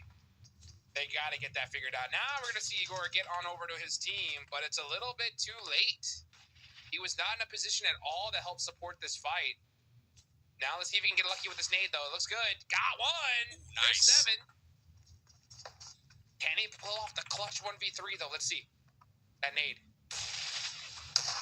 He's sub-battalion a little bit. 1v1. Jump shot. Got him. Hey. Igor is clutching it up there, getting it done. That moves the Wolves into the top 4. Elsewhere, Loops has just been big chilling. They haven't had to fight anybody. Royals of War still full strength in the south. They have taken position in the eastern part of this southern zone. And now we have Team Liquid coming in from the north. So again, 3 full-strength squads. And then poor Wolves just with 1. That's what I was worried about, though, Hot Jukes, with the Wolves earlier. They only had 3 men, and they just weren't in a position to be able to support themselves once somebody inevitably crashed on them. It ended up being Anko, and once they lost their opening member on the knock, they were kind of screwed, honestly. There was nothing they could really do. So ultimately, I would have liked to see them consolidate a bit earlier to support themselves, but hey, they clutched it out, got some points. So props to him on that, and now Mythic opens up the knocks onto Loops, and they're going to be trying to desperately cross the street. Here they go in the open, and Loops are like waiting for him, licking their lips at this point. You can see Team Liquid trying to make some magic happen. Mythic in the smokes. Ratto Boy, though, focused on the other direction here. Royals of War is now the biggest threat. The MG3. There goes Team Liquid. Yeah, Team Liquid crossing that road. I mean, we're in stage 9. It's center and up. It's closing in. And then the solo from the Wolves kind of just playing spoiler right now. So Loops, they are going to have one of their squad mates done and dusted. Igor pulling up with the UMP on the opposite end of the Loops. You got Royals of War still healthy enough with their grenades to potentially get this win here. But Igor going to be tossing his smokes, trying to get a little bit closer right now, PB. One more grenade in the backpack of Igor's as well. I'm curious to see what happens because these 2 squads are thinning each other out right now. Loops down to 2. Royals of War with 1 on the turf as well. Wow. Loops down to 1. And now Royals of War with 3 are in firm control here, which he can't. He goes down to the zone. Royals of War take the victory, and we just talked about them in the break, and they have delivered in a big way for Latin America, Dave. Yeah, we saw last week a couple of solid games from Tonka, Vitex, David. Yesterday, they had like 1 good match, but I think as we head into those next 2 Miramars, it's a perfect time as we head into like the second half of today to start to kind of crank up that heat, while other squads might be a little fatigued, right? As we progress with the evening, some of these players, some of these teams start to slack a little bit. So Rose of War could truly take advantage of this newfound confidence and momentum. But talking about a extremely consistent team here this week, Loops, once again, showing up in the late game, walking away, not with the win, but 8 elimination points. There's nothing stopping this squad here this week. There's really not. This was a game where no real point sponges existed. Everyone kind of getting 6, 7, 8 eliminations. You heard what I did there. But essentially, Loops getting it done and crushing it once again for the squad. They are primed to snatch all those 15 head start points if they can keep this up. Alpha 7 falling a little bit short. Maybe open up a crack of daylight for some of these other squads. Wolves surviving all the way to the end again. And I got to give a massive shout out to Igor's there. Not only did he survive and get all the way up to 3rd place, but he was taking points off of Team Liquid trying to cross the street and being aggressive late and making that survival that he was able to achieve make it worth some points, Hot Juice. Yeah, take all the points you could possibly get. I'm still a little bit concerned, though, when it comes to the Wolves. I mean, I think they're taking really dominant positions, but they're just not able to be able to finish strong as a unit. And the thing is that when you only got 2 teams moving forward, you got to be at your peak. You got to be at the top, no mistakes. So I hope they fix this sooner rather than later, because come finals time, this ain't going to cut it if they want to move forward. It's not, Dave. Team Liquid, they didn't get it done. They were close. They got towards the end of the game there, had some decent eliminations. They were rocking 5 towards the mid-game there, leading every team. but you couldn't make that street crossing towards the end, and I think it was a bit of great position for Team Liquid, but they just didn't get the zone. Kind of going down to that southern, and they had to try to cross the street, and when you're up against the guns of Loops, how hot they are right now, that's just a tall order. Totally agree. I think if that final zone, well, I guess it was the dead center, right? But I think if we had like a little more time for Team Liquid to set up that end game, they would have walked away with the win here. They still did it good though. I mean, 4th place, 6 limbs, pretty solid. Much needed points. Not the win I was looking for, but regardless, a step in the right direction, Hot Jukes. Yes, sir. I'll tell you what, man. When the heat starts getting cranked up, there ain't no better place to be than on the beach, baby. And I'll tell you what, 2 times we saw the circle, 2 times we saw teams on the beach and had success. So, coincidence? I think not. I think that is now the best spot when it comes to any zone like this. So, Rolls of War, clutched it up. I love to see it. You know, one player that we have to mention too, that game, we've mentioned the team, but Rafina from Loops. This is a guy that put down 7 eliminations, loads of damage once again, and he's jumped all the way up to the top damage in the entire lobby for this League Stage 2. Rafina is saying, yo, y'all are on notice. I'm here to deliver the pain. Not only is he tops damage in the lobby, he's also tops elimination right now. So he's kind of setting the standard that all of the other players need to live up to if they want to have a shot for their team to secure those 15 head start points. But Loops looking super hot. So we take a look back at the action here from game number 4 today on Jukes. Yeah, dude, absolutely craziness. Rafina, 22 eliminations so far. That's crazy for this league. We look at this side of the position here. Inko was coming. We knew it was only a matter of time, and unfortunately the Wolves were not able to hold them back. But what a crazy game towards the end. I mean, 2 Delta Circle finishes almost in the exact same position. You don't get to see that too often there. David, I cannot believe he actually jumped through that window. Took full advantage, got the knock, and then Rafina said, yep, I am crushing it in eliminations. You ain't taking me out. The Blue Zone will. Absolutely. We take a peek at our winners here. It's Royals of War. They're going to pick up 7 eliminations this game as Victex needs to turn the lights on over there. My man, hide in the darkness. But not a bad performance here from the whole squad. It looks like pretty even distribution of damage across the squad as well. You know, Victex, a little bit of a damage sponge there that round as well, taking a lot for the team. You appreciate it. And not a bad performance, though, from Royals of War. I said they needed a rebound here and kind of establish their dominance in this region, and they've done just that, Dave. Yeah, Royals of War, really nice game right there, and that replay, yeah, definitely going back to like my point with Team Liquid. I think they spent a little too much time on the opposite end of that road while the circle was closing on, and I think they were waiting for like another team to maybe take the fight to Loops and then make the push across the road, but that just wasn't happening. So that forced Team Liquid to be like the main center of attention, and all eyes from Loops were kind of looking at them with target practice essentially from their second story vantage point. But Royals of War walking away with a really solid game, and we keep saying this, but Loops so consistent here in week number 2, Hot Jukes. Yes, sir, indeed. 14 points is more than enough for what they need to do in order to maintain that first place. I mean, they've already probably done enough to where, like, all they got to do is put some decent games up, and they are going to have all those head start points here for round 2 to their name. So, Loops crushing it so far. Good to see Royals of War be able to get a nice chicken dinner as well. But now, boys, it's time to head to Miramar. Things are going to mix up big time here in a little bit here, Dave. Mixing it up, and hopefully for the better for teams like Jaguar, for teams like VIP, for teams like Straight Out Nepal. They need a mix-up right now because they haven't been too hot here. Got to give it to Team Jaguar, though. I mean, they constantly show up. They're constantly in the mix, you know, trying to get involved, trying to get some points underneath the belt here, PB, but it's just not working out for them. So hopefully, with 2 more games to go, Jaguar can get a couple more points for the overall leaderboard. Got my hat up for sure. M2M from that squad just had a heck of a tournament so far. We'll see if it can continue. But this is your match recap, and we're going to take a peek at our MVP. And right, see if it is indeed from the side of Loops. It is Rafina with 757 damage, dealing 7 eliminations to the opposing squads. This man is on a mission to get his team to the top of the standings for League Stage 2 to secure those 15 head start points. And I gotta say, Loops took 8 head start points out of our Stage 1. And if they can take 15 this week, that's 23 points going into the finals, and that's a mighty nice head start, Hodges.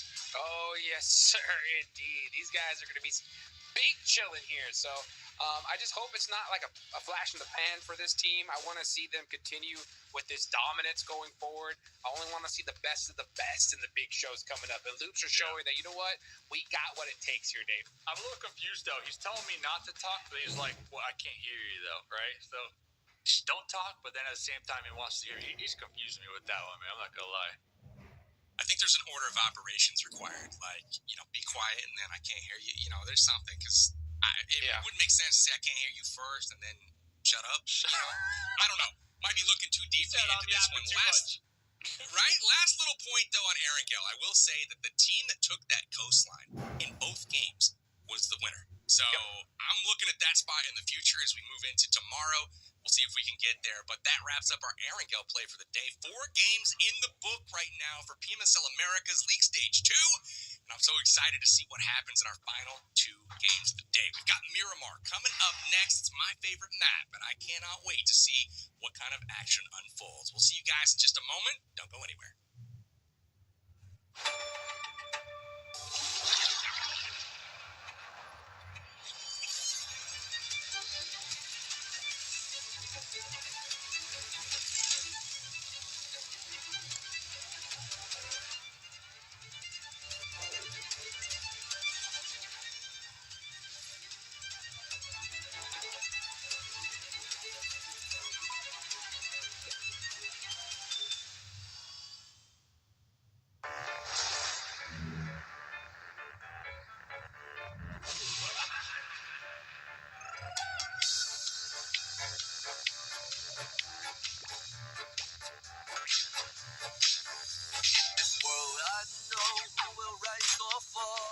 I raise my shield to stay alive, but the hurt still rain down from the sky. Now I got a tatter, so but still I fight. Gun those rays that foes behind, yet through misshapes still stalk my mind. My perfect form is tired marks, but nothing stops my forward sparks. Till life, I risk it all, but stupid fate may call. Till life, I'll risk it all. No surprise, you blocked my will to rise. Till life, I'll risk it all.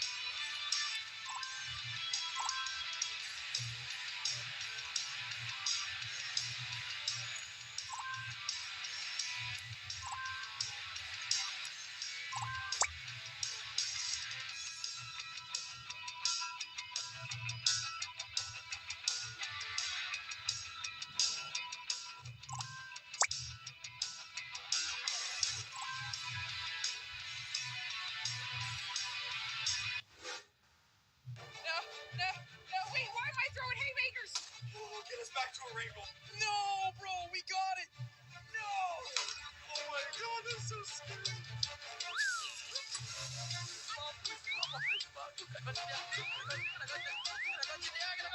Fena dalga geçiyorum ben. Fena dalga geçiyorum.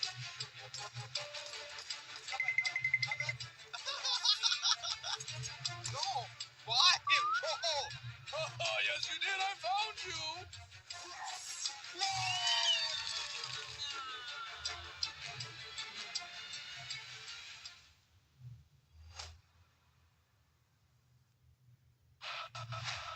And welcome back to PMSL America's Fall. We're here with the overall rankings after 4 games of play today on our second day of League Phase 2. It's Loops extending their lead. Once again, they're up to almost 40 points ahead of second place. They're looking really solid. Influence Rage up 1 spot. They leap over Alpha 7, who is still looking for their first chicken dinner. Got Wolves in 4th, who have closed the gap pretty significantly. And Inko still holding on to 5th, Hot Juice. What do we make of this? They're holding on. They're holding on. Loops obviously with a 36-point lead are big chilling right now up on top. So when's Alpha 7 going to get started? I mean, it's got to be here in Miramar, right, Dave? Yeah, Alpha 7 looking for that winner chicken dinner to reclaim their first place spot here. They do still have tomorrow, and they do already have those head start points heading into the finals. But of course, you want to get as many head start points as possible. But honestly, with their performance here today, it's opening up the floodgates for Loops and Influence Rage here, PB. I'm looking at the bottom of the tables right now as well. Anybody below 50 points at this point in time, I'm putting you on notice. It's time to show up and go after it. Aggression, eliminations, it's all necessary as we move into our final 2 games of day 2 of our second league phase. And, man, it's time to put up or shut up right here, right now. If your team's like Team Liquid, Straight Outta Nepal, Team Jaguar, VIP, or Resilience, everyone else, you just need kind of 1 chicken dinner and you're right back in the mix of it. Again, 15 head start points on the line as we take a peek at what's in store for us to close out our second day here of League Phase 2. It's Miramar, Dave, and if you had to make a prediction as to who is going to take the victory, I'm coming to you first. Do we think it's going to be one of these Brazilian squads that have been oh so tough on this map, or is it going to be somebody else? I think an easy cop-out for me would be going with Loops. Loops have been the most consistent team here this week. So for them to get 2 chickens in 1 day, I think is definitely doable. And looking at the top teams of Miramar, I mean, it backs my prediction. Loops, they're going to be up here, PB. Well, it's a great choice. Hot Juice, I'll come to you for your choice. Any of these teams looking like they might be primed to win? I think if the zone heads towards El Pozo, we're going to see Alpha 7 win. That's what I think for sure. If it doesn't go to El Pozo, I'm going to go with Team Liquid. That's right. The opposite direction. Struggling in Miramar. Dave couldn't get it done in Erangel. I think it's about their time that they, I think Coach Knight gave them a good old talking to. And we're like, you know what? You guys got to pick it up for Miramar. Let's see if they do it. It's my prediction that Team Liquid goes out first on Miramar. Based on what I've seen so far in this tournament. But, yeah, we'll see if they've changed their ways and if Inko wants to give them a pass on the hot drop here. I am going to go with the Wolves for this one. They've gotten close. They haven't been able to put it together on some of the buildings, like on Erangel and holding these compounds. But in the open field and having these sidelines, the Wolves have been some of the best to do it so far this tournament. And I look to see that coordination make a return here for our first game on Miramar today. So we've got Wolves, we've got Alpha 7, and Dave, who did you go with? I went with Loops. We got Loops. So, and I guess a sidecar bet of Team Liquid as well, Hot Jukes. Apparently you get 2 choices depending on zone position. I'm not gonna lock it in quite like that. But keys to victory here on Miramar. You know, we've seen pretty central zones for the most part. What do you feel like these teams need to do, Dave, to get it done? I feel like they need to avoid these silly fights here in the early game. I think they need to claim this Amazon gift card because, you know, you need those finger sleeves. You need to make sure you got the proper charger for the phone. You need to be juiced up out of your mind here as we get into Miramar Power Bank. All right, well, we're heading in. Game 5 starts now. It is time to put the boxing gloves on because it has been gloves and knives out to the start of every game so far on Miramar. And we got a Southern Zone this time, so finally we may be able to avoid the chaos at this particular compound. This has been where all the action has gone down so far this tournament, but it is a pretty far jump. Every other tournament or every other game, we've had the plane going right down the middle. So maybe we get a little bit of a different look this game out, and Team Liquid might actually have a chance, Dave. Team Liquid, I've been cheering for them all day. Rondo, they did amazing. Then they kind of let their foot off the gas just a little bit during those 3 arrows. But now that we're heading into 2 final maps of the evening, Miramar, this could be Team Liquid's time to shine and really climb up those overall leaderboards, Juice. Yes, sir, indeed. Super Southern playing path. Not what these players want to see at all. The south side of Miramar is always so treacherous when it comes to these roads. So many different hills. It's difficult to drive down. It's not fun. Let's leave it that way. So I think all these teams are kind of hoping for a northern circle here. Alpha 7, I think especially, and they got it. Wow. Okay, so Alpha 7 gonna hop in some vehicles, head straight to Oboso, and you can see Inko and Team Liquid not hot dropping each other here on this one. They might still go for that building. I'm scared. I'm watching for it. They gotta protect what is theirs. They're skewing to the right. That's bad news. They're going for vehicles. My favorite, though, was the defense of, like, we really wanted to get that vehicle. I'm like, there's like 200 vehicles on this map, right? That's Don't true. have to go for that one. But X-Force. Here we go. Hot drop between Maryland and X-Force. Oh, the knife. Oh, he got him. Got him. Stab. That's good. 24K. Shut him down. Up close and personal. That rallied the troops, I'll tell you that right now. Alim's already got that M16 locked and loaded. We are seeing a Winchester at play, though, Dave. That is the gun you got to watch out for. Winchester, you got a couple of Uzis out there. The thing is, X-Force, they're going to have the numbers advantage now. So X-Force, just full commit to this. Nice little shot across This is on the island, dude. It's crazy. It's so south. Did not expect a hot drop here, that's for sure. And I don't think these players did either, quite honestly. But that's neither here nor there. They're going to have to deal with it. Gleeboy trying to stay alive right now. They've already dropped Sanab from the squad. Down to 3 members, and X-Force looking for heals to get Fate patched up. They haven't had time to really get that medicine in the backpack just yet. So they're going to try to keep him alive. But good news for X-Force is they've got these guys pinned down and quarantined to a particular building. Ooh, a little explosive Tipo out here too. So Fate going for the on-foot wraparound approach here. Wow, sneaky. Sneaking up, looking for the angles to the windows here. See something? Nope. Out of there. Watch out for that Winchester, dude. That Winchester's deadly. 0.7 times scope. Dave, you got that postal zone you were talking about, Hot Jukes. Alpha 7's game all game long right now, so we'll see if they're able to capitalize on this zone bless. Plus the trap. Extra spicy. Yeah. Spicy. Not regular. Extra. That costs extra too.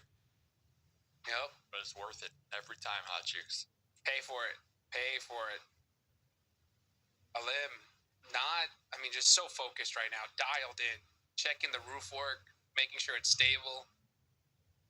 And it is stable. So being stable. like, how can I be in a fight? Yeah, how can I be in this fight? That's what all these players are thinking. Yep. I mean, out of all the places we drop here, and we're to battle out the rip. Fate's going swimming. He's swimming. He's having a good time. Can we pull up the map really quickly? There's an interesting little development happening. Pull it up. Okay. You see this little action down here? Yeah. We've got a couple members coming this way. We've got some headed here, so we might see a little camp action if they get close enough to hear these shots. Not what I would have thought with the zone so far north. This is kind of crazy. They saw the parachutes. Third party in Partona. Little bow and arrow action, running out of arrows. Just hopes and dreams. Yeah. Mark here. This is rough. What's Fade up to? That's always my question. Yeah, What is he up to? Leaving this kind of makes us a 3v3, right? I mean, Fade's He came back. Fade's He's looking for Fade some has come loot. back. Oh, he's back? No, he's still he came far back away. and he's on the island. Okay. Oh. He was swimming, but he went back to get loot. I don't know. I picked up an AUG. That's okay. That's fortunate. Running in the opposite direction of the fight, though. He's on the island, but is he really on the island? Yeah. What are you even looking at this direction for? You can't see nothing from that far. He's trying to find a vehicle, maybe. Maybe if he looks closer through the scope, one will appear. Aren't we all Perhaps on a the horse? island if you think about it? Yeah. If only you had a horse. Not here, though. Laser focus. Love the player Dialed cams, too. I in. mean, it gives you like a good little insight from their perspective here. This is the thickest of thick rotations. They are staring at their phone. Look at what he's looking at. Here comes a blue zone. This is an intense game, and they are being cut in half right now by United 4 Gaming, rolling through. Kind of saw this one developing, and United 4 has turned around, taken the compound on the corner, and they are right underneath Intense Game on two sides of them, and Team Liquid that's right above them on the other side. So choosing maybe a bit of a precarious situation here, and Inko is coming in to this spot as well. As we go back down south to this fight, which is still not concluded, and they're going to be in this blue, taking damage now for some time. And I don't know how you kind of eject from the situation. They got to just leave. They got to make a decision here. I think knocked to blue. Fade with the off. Who got knocked? Oh my goodness! I was gonna say Fade with the off angle. Now it's time to make that collapse. Spending way too much time out here. Looks like now 24K gonna be making the push up. Fade on the high ground over here. Look through the window. Just pre-fire. I think pre-fire the windows and just have your squad mates push and flush the corners one by one here. That's the play. Yep. Nice molly. Klaus now gonna push easy 2v1 situation. Take the fight though. You gotta start moving, guys. Gotta start moving. Found him. That's it. Here they go. Maryland. Good luck. Yeah, right? Looks like Weeboy had already set his phone down and headed to the bathroom. Out of there. Is Blue Zone gonna take that last elimination though? That's the question. Can they get it? No, they're not gonna. One elimination gone to blue. Smart play actually from Maryland to let it go like that, not giving X-Force the points. X-Force sitting number 6 overall right now, just 8 points out of 5th. You know they would have loved to get that one back, but you can see them still way down here in the south.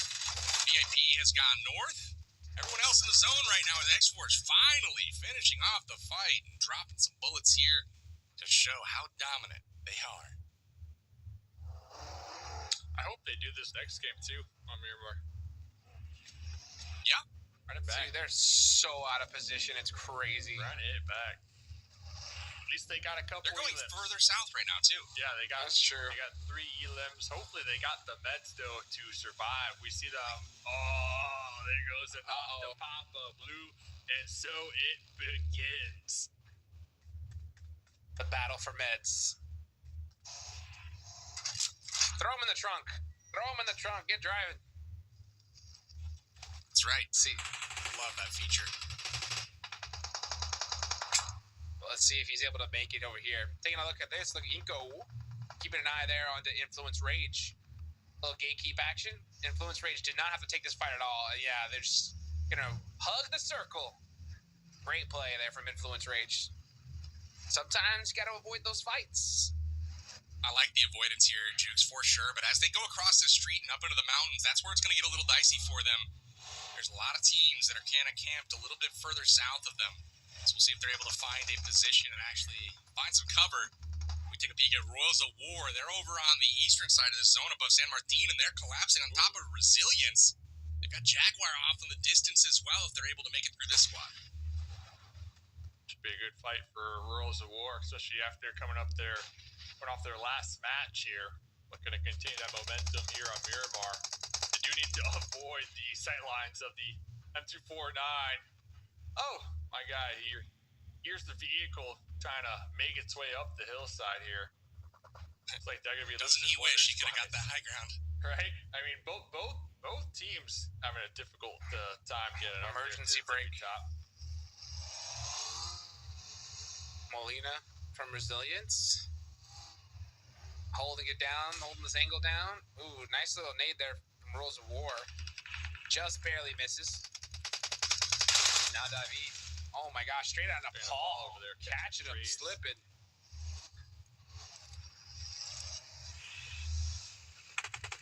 Somebody from straight on a paw lost their helmet.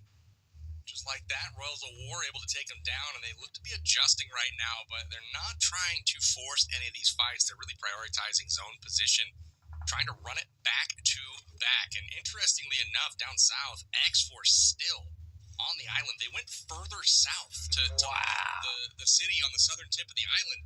They still have not even started to come north. So, interestingly, I think it's a great play. They're finally. I mean, at this point, I mean, you're down there. You just better get some meds and hope you can survive the blue. Listen, PB, this is all according to plan. We heard it from Fate earlier. They said they're going to be playing edge. We didn't think it was going to be this much edge. You know what I'm saying? But this is just according to what Fate's plan was. See if it works. Loop's in a great spot once again. Super edge. Taking the power grid. Extreme. This is the extreme edge. I'm just looking at the edge, part. dude. So Over the they're edge. still hitting the bandages, so they're just making pit stops from building to building, and obviously trying to get within the play zone as quickly as possible. But they are still surviving. At least all of the squad mates a little underneath 50% HP. But they're making it. I think the whole squad makes it in, guys. I do. I feel like they're gonna make it in. The thing is, by the time they make it in, everybody is just gonna be so set up, and X-Force, they're gonna be so behind the ball that they're not gonna have any options when it comes to looting anymore. So they're just gonna be showing up with like 20% HP and a couple of bullets, like, "Hey guys, we're here. How's it going?" type of deal. So it is gonna be a challenge for them, but. Hopefully next game they are a little more proactive, honestly. Got a lot of teams on the rotation right now. Inco crashing their way in. They're the only team in San Martin right now on that northern part of the road. You got Jaguar in the apartments down south. But other than that, San Martin, a ghost town, pretty much. Everyone kind of opting for the cliffs and ridges. You can see Team Liquid up on top of that one, along with Influence Rage here. And then you've got United 4 Gaming in the foothills of this same little mountain complex. And so that's one side of the street, and on the other, you've got Royals of War, Resilience, and straight out of Nepal. All look at X-Force. They just made it into the zone. They have like 10 HP each of them. The edge. They're rolling right up to VIP right now. And they're actually getting the better half of VIP. Let's go. Who were completely full health. The edge. They were full health. 3 members of X-Force are down. Klaus, the last one with the mini in the shack right now, trying to avoid their grenades. The edge play not going their way here.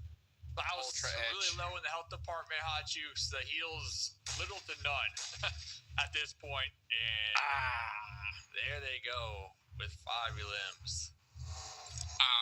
The blue zone does hurt after a little bit, especially when you get naded and you're on the ground crawling around. Anyway, X-Force out of here. It was fun watching them loop for a while, though. That was an interesting strategy. Did not pay off this time, but we take a peek at the map.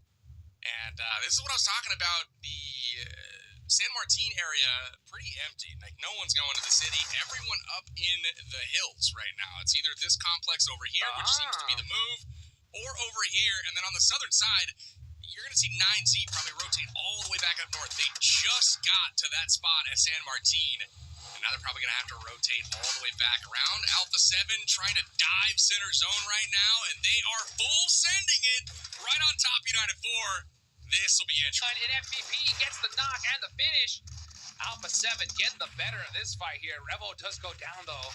Carrillo, super low. Mafioso looking, I mean, everybody's in a blender right now. There's getting shots all over the place. And Mafioso said, okay, let's slow this down. Throw the smoke down. Alpha 7 getting chewed up. This is, again, another game that they're not going to win, Dave. Yeah, they lost 2 of their squad mates on the push, kind of running into that wall on the aggressive pull-up, set them back a couple pegs, took out a little bit of health and slowed them down too. But looks like Mafioso going to be tossing out some smokes, tossing out some grenades, trying to put a stop to any potential push to buy him some time to get the heal. But that grenade almost bouncing off the door. Almost making it in here. Here comes the Molotov to just burn them on down. And United 4 losing a couple of their squad mates on the defense, but at the end of the day, taking out Alpha 7. I don't know if you saw on the approach, Alanzin from United 4 was just sitting in the car. Like the whole time they were on the approach, and he was just chilling there, and finally made his move, but gave Alpha 7 the jump, but it didn't matter. United 4 defends successfully. I didn't expect that, to be honest with you. I thought Alpha 4 was going to be able to win that fight. They did not, and now Wolves getting into it with Loops. On the edge, Loops finding their way in from Power Grid, and not successfully so far. Wolves have got into it with Royals of War. They took a member of Royals of War down, and now trying to gatekeep Loops, Ajus. Yes, they are. Let's see what they could do here. We got Wolves now. We're looking at them. Keeping an eye on Loops, like you mentioned, Baton. Up close and personal. Rafinha. Loops, I mean, they're so high up on the leaderboards, they can play this slow. They can take their time here. And there's still plenty of real estate to be able to move into the next zone. VIP, though, on the drive, getting popped out the vehicle by Intense Game. Unfortunate for VIP. There they go. Gone. There they go, just like that.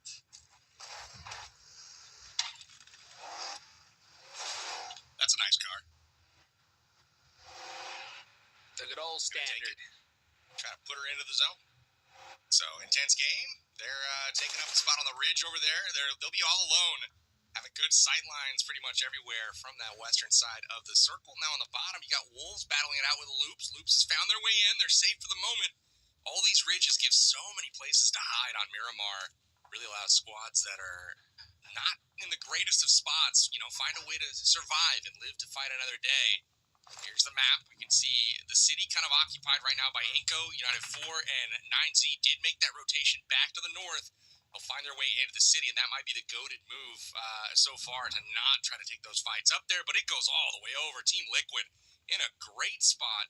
Along with IG, look at the split here. You got IG here and here. We'll see if they can make some moves here with this 3-1 split. Pgmo looking to find an opening for the rest of the squad down south. Ooh, big fight. INF pulling up with the hovercraft, trying to overthrow Team Liquid on the defense. Law popping out with the M4 3 times, getting a couple nice shots. Federal, his squad mate with the DES, laying it down. Big dog Mythic trying to avoid those shots. And around a little lead peak action over there. So it looks like Team Liquid Chief kind of a little too split from his squad mates to properly defend this here. This pull up from Influence. Now Chief going to be tossing out some smokes trying to get this heal off just in time. But Hot Juice, INF really getting the better part of them. But here comes the Wolves, I believe, also trying to pull up on the low ground with the potential third party. They heard this fight going on, and they were like, hey, there's some easy eliminations right here if we can get them. But the fight has now settled, so the third party is just a little bit too late from the Wolves. It's not too late for 9Z, though. They're coming in from the north strong right now. This is about to get spicy. Jaguar? Okay. Yeah. Wolves gone. They're gone, dude. Unfortunate. By Jaguar, right? They got two left. Doran and Higors are still up down low. Straight out of Nepal was able to clip them with some grenades, but Wolves hanging in there by a thread, but we've got 9Z now on this ridge. They're on the north side of Team Mythic. Or Team Mythic. Team Liquid, as I look at Mythic's name. We've got 9Z there on the ridge line, and then you've got Influence Rage kind of just a bit south of that. So Liquid is pinched right now, and Pgmo still on this off angle, trying to peek his way in, getting something going here for Intense Game. It's a wild 3-1 split from them. And Milos is about to sniff it out, I think, from 9Z. There goes Ayala. So, yeah, I was looking to see if they were going to try to get Ayala up, who's bleeding on out, but Ayala just couldn't crawl to cover in time. Team Liquid not trying to give up their position, so they're going to be turtling up for the time being. Turtle. For good cause, too. Good reason. There's INF to the south and 9Z, like you said, PB to the north, and everybody just looking to get a piece of Team Liquid, so that's going to be hurting their odds for that winner chicken dinner here. Unfortunate for them. Looking at teams who still have the whole squad alive. Loops once again in the south doing Loops things. Loops early in mid game, they just play the edge. They relax. If they get a center position, they're just holding it down. They're relaxing. They're not really overextending. And then towards the late game, they show up with the whole squad alive, just geared out of their mind here, Hot Juice. And it's been working out big time for them here this week. Yes, sir, indeed, man. Loops are big chillin'. And it don't matter. They just get a couple eliminations, they're good. Because they are so high up on the leaderboards. But they are always finding themselves in these end games, all four up. And I got to contribute that to that. Just their old school, grouped up play style. These guys are playing so well together. They're not trying to do any kind of interesting splits, nothing crazy. And it is just working out for them. Let's see how they do this push, though. This is always good to watch. Let's see how the top team in the lobby for round 2 makes this transition. Because they are out of position here in the zone. Looks like they're going to try to hug it. Uh-oh, they are getting shot up, though, by Intense Game. They do lose one player on the rotate. Oh, my gosh, probably going to be 2. Oh, wow. Somehow, some way, they make it across this street. How in the world did Intense Game not stop that UAS from making it across? No one will ever know, but the nades are about to rain in. You're going to see Stranded on Paul probably join the action as well. Leon pops Rafinha. That's not good for Loops. They've got 3 down. It's up to Rattleboy now. He gets 1. Can he get more? He does. Rattleboy getting the confirms here as well. Look at this. Adrian peeking up north. Oh, he connects with the first shot. He's out of ammo, though. He's out of ammo. Almost gets it done. Really impressive stuff there from Rattleboy. And Intense Game will live to fight another day. They'll defend that push. Just barely, though, Dave. That's crazy. Adrian is a clutch player from IG. Adrian's been clutch this whole tournament here. So, Loops, though, eliminated. This is their worst game yet. Only 1 point going their way.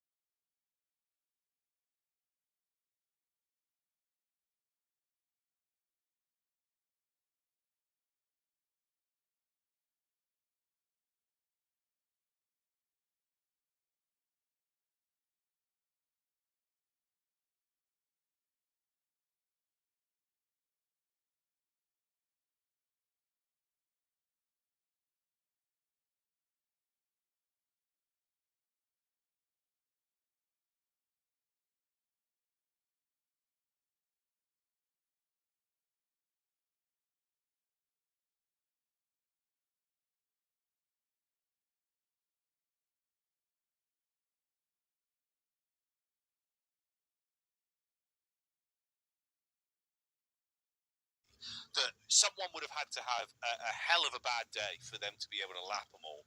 At least they gave us a great display where we're not going into the following stage going, what could have been, if it would have been nice to see them playing like they did in the Club Open. No, they've done that. They've played some great PUBG Mobile, and if they can get into the finals from surviving through last chance, then yeah, you know what? I'll give them a fighting chance to be able to make a decent chunk of money.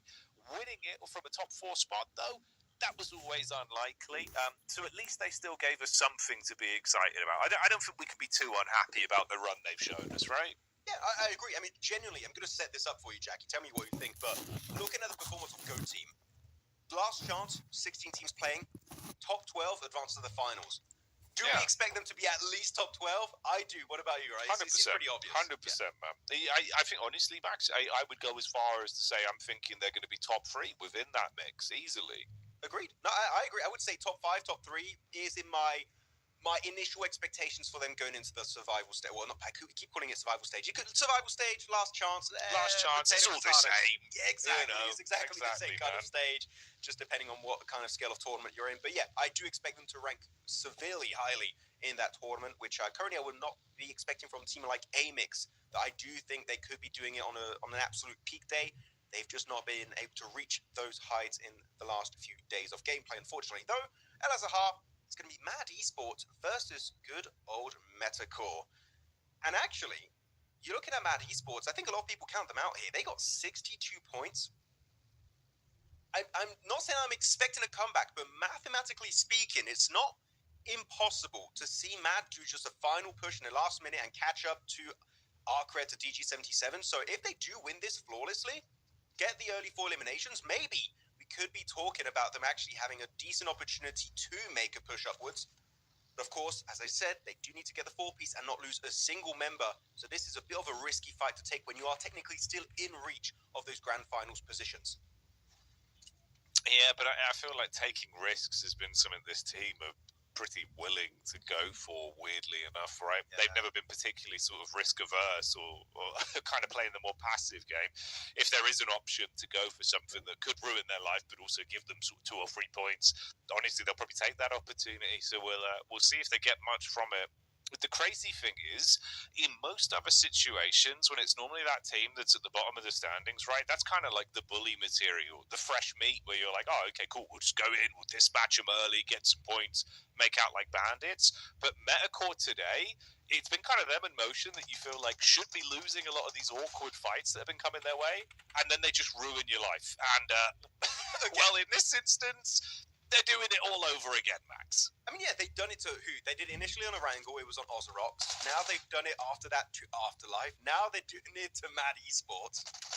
Yeah, Metacore, I think you stated it multiple times there, Jackie, during the entirety of this event, which is their team that's got nothing to lose, and they've been so willing to fight because they're just thinking, oh, what the hell, why not, let's send it, let's commit, let's get some good clips for our Instagrams or TikToks. And right now they've got a few, actually. I think they might have a decent highlight to post on social media, so they could be very happy about their content coming up soon.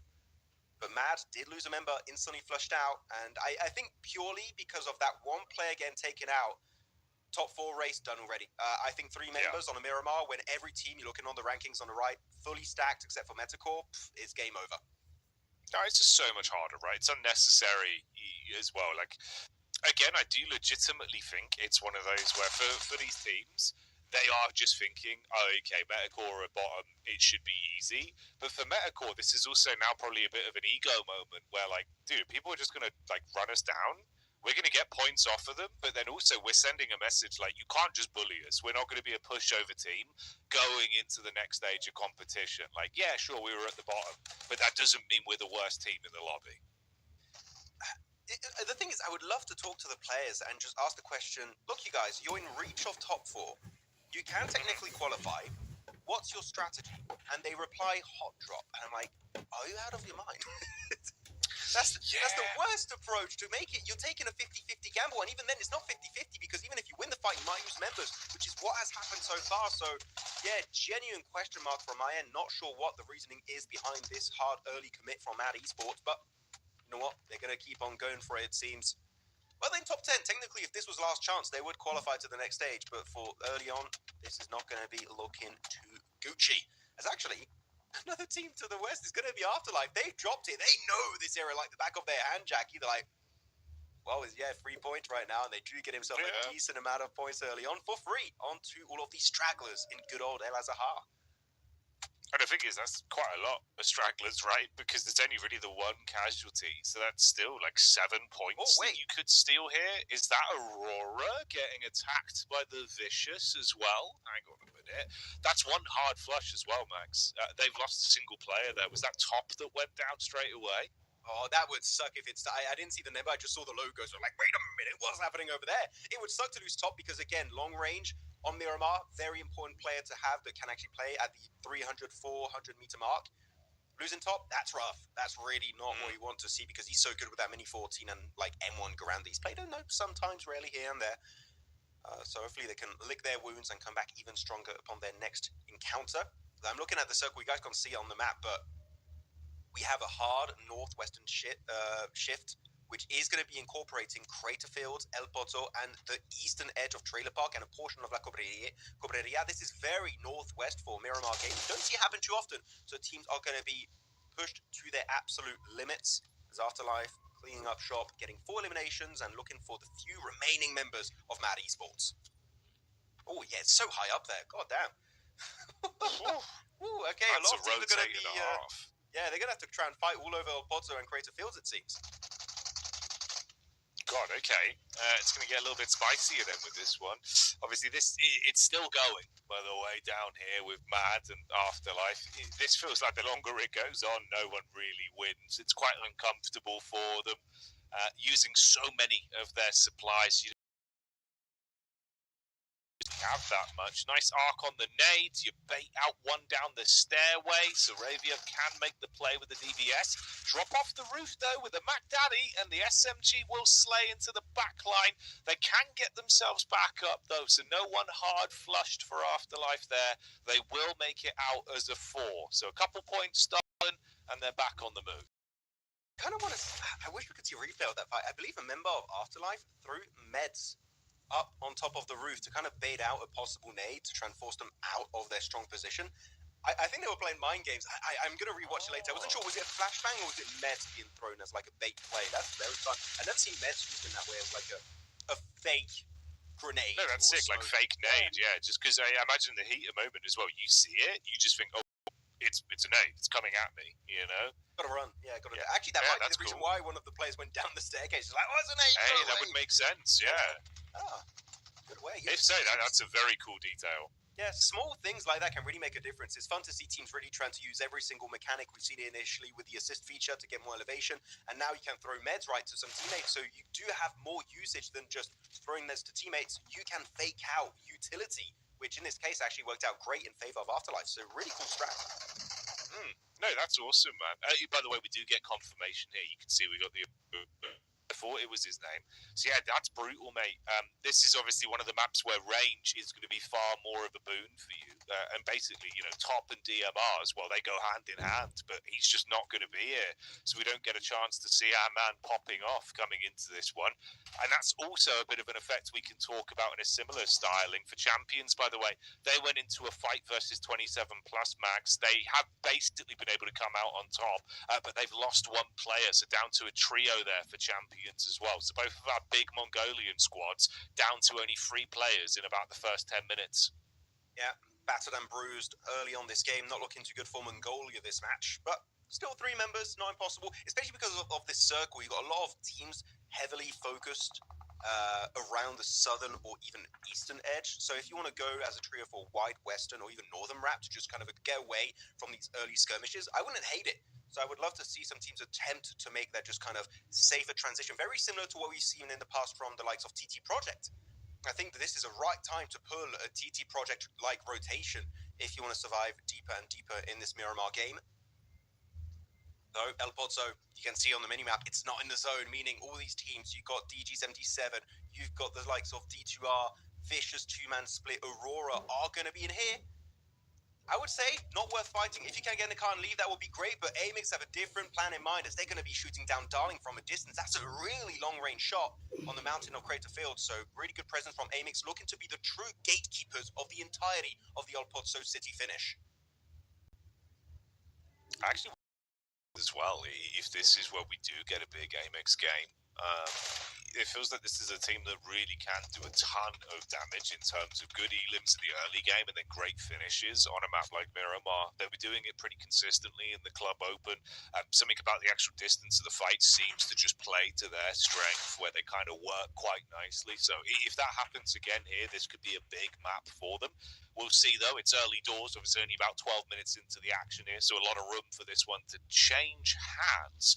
That's 777 again engaging onto champions. They've had another knock, so one casualty there, with it only being a trio as well. I believe it's Demo. Yeah, it is.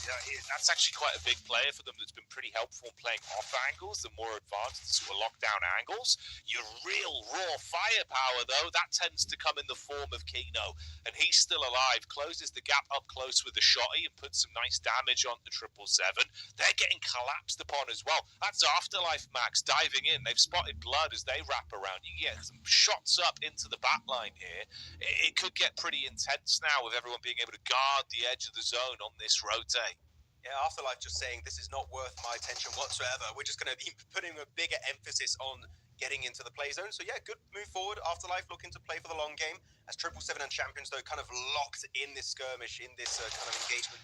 Trying to butt heads here. It's going to be a decent bit of damage. 777 down to just 3 TN. Overwhelmed, pushed over the ridge line. He does get a knock of his own, but it's going to be Kino, as you said here. The main firepower of this team is looking good. It's looking strong. We'll be able to get the reset on this teammate of Demo.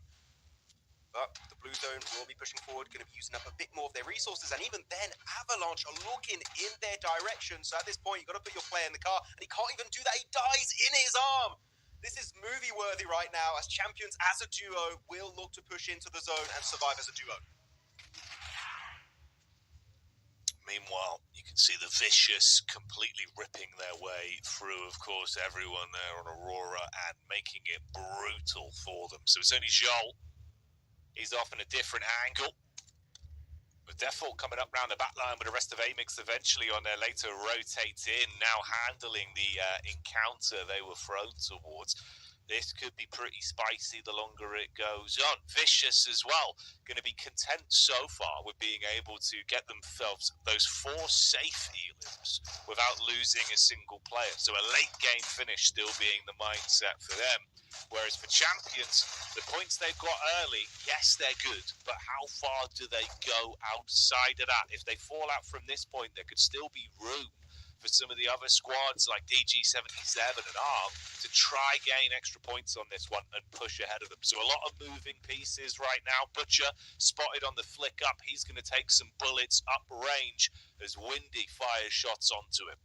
By the way, as you talked about Champions, clearly here as a duo, you do want to try and play it hella passive. If you see any team just go the other way, you do have in this area a lot of really strong dips and cliffs to work with that can really keep you alive, keep your heart beating so much further on the line of this match on Miramar. So I think that we do need to see a very, very slow and passive Champions, because looking at position on the rankings, they're in top 4. They're currently the entry points for the grand finals, meaning a lot of attention is going to be thrown their way from the likes of Arcred, DG77, 777, and even Mad Esports in the next game to wrap up the knockout stage. So they can't afford to get 0 placement points. They need to fight even just extra 4 teams, outlive them. You get an extra placement, that could be looking good. Tiebreakers could be coming through. So Afterlife, a little bit of elevation here, actually looking quite solid for Zixi, Windy, and Ravo. Especially good spray control at any kind of range. Ravo, particularly in that fight in El-Azhar, was looking mighty impressive. But Butcher, he's right above them. I'm not sure how aware they are of Butcher's location. He's been camping up here for a while now. And yes, I did use the C word. You're not supposed to, but he is camping. He's waiting. And might just get a good nade. If he's got 1 nade here, Jackie, that could be a really good elimination onto Afterlife if he does have, again, that kind of resource available.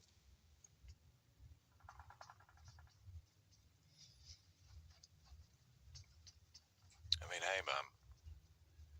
Butchers seem to have a bit of plot armor in some of the fights we've had from him. So if Afterlife do give him a slight sliver of an opportunity, he'll probably grab onto it with both hands.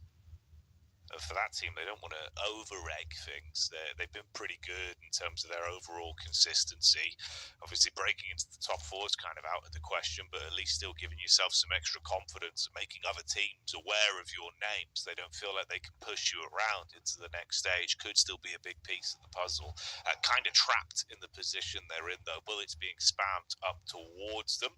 27 plus on the periphery vision of the Vicious that move up down towards the location the DG77 are in.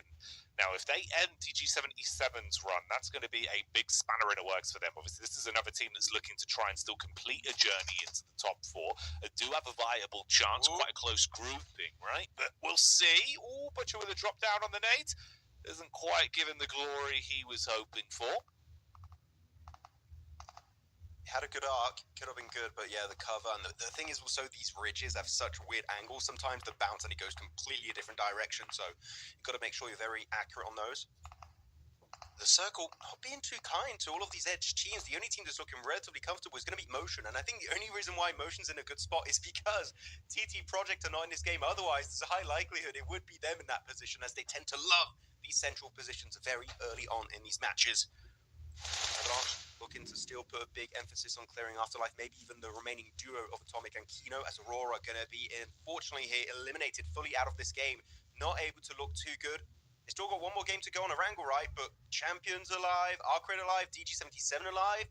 Jack is going to get dicey here for them to remain truly comfortable up in the top four for the grand final slot.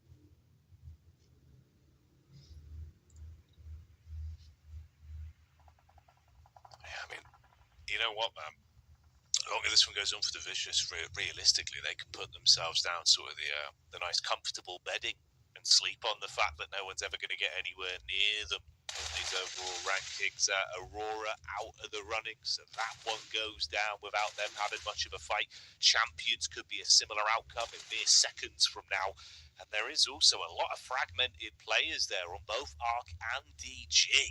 So Champions now fully removed. All right, this is where it is on Arc and DG then to rise above one another, specifically in this head-to-head encounter. It's poetry that they found each other, but who wins it?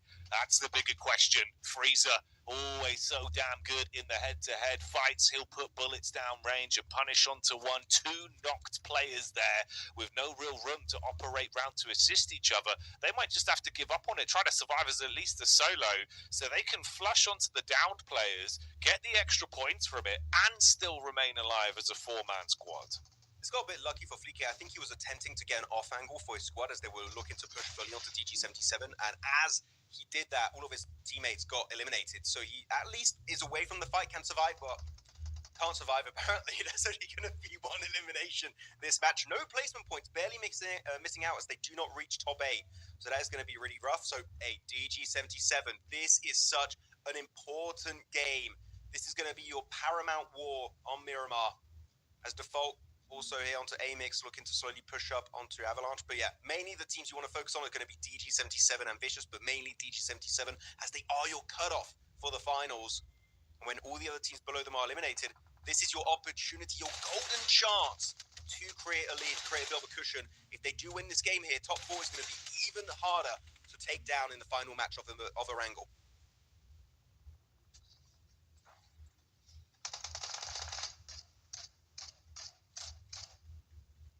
Scary stuff out there. Surprised Butcher's just been able to live on this little ridge for so long as well. No one's quite been able to get an angle up towards him, and he hasn't been able to dispatch Afterlife with two of them still alive and kicking.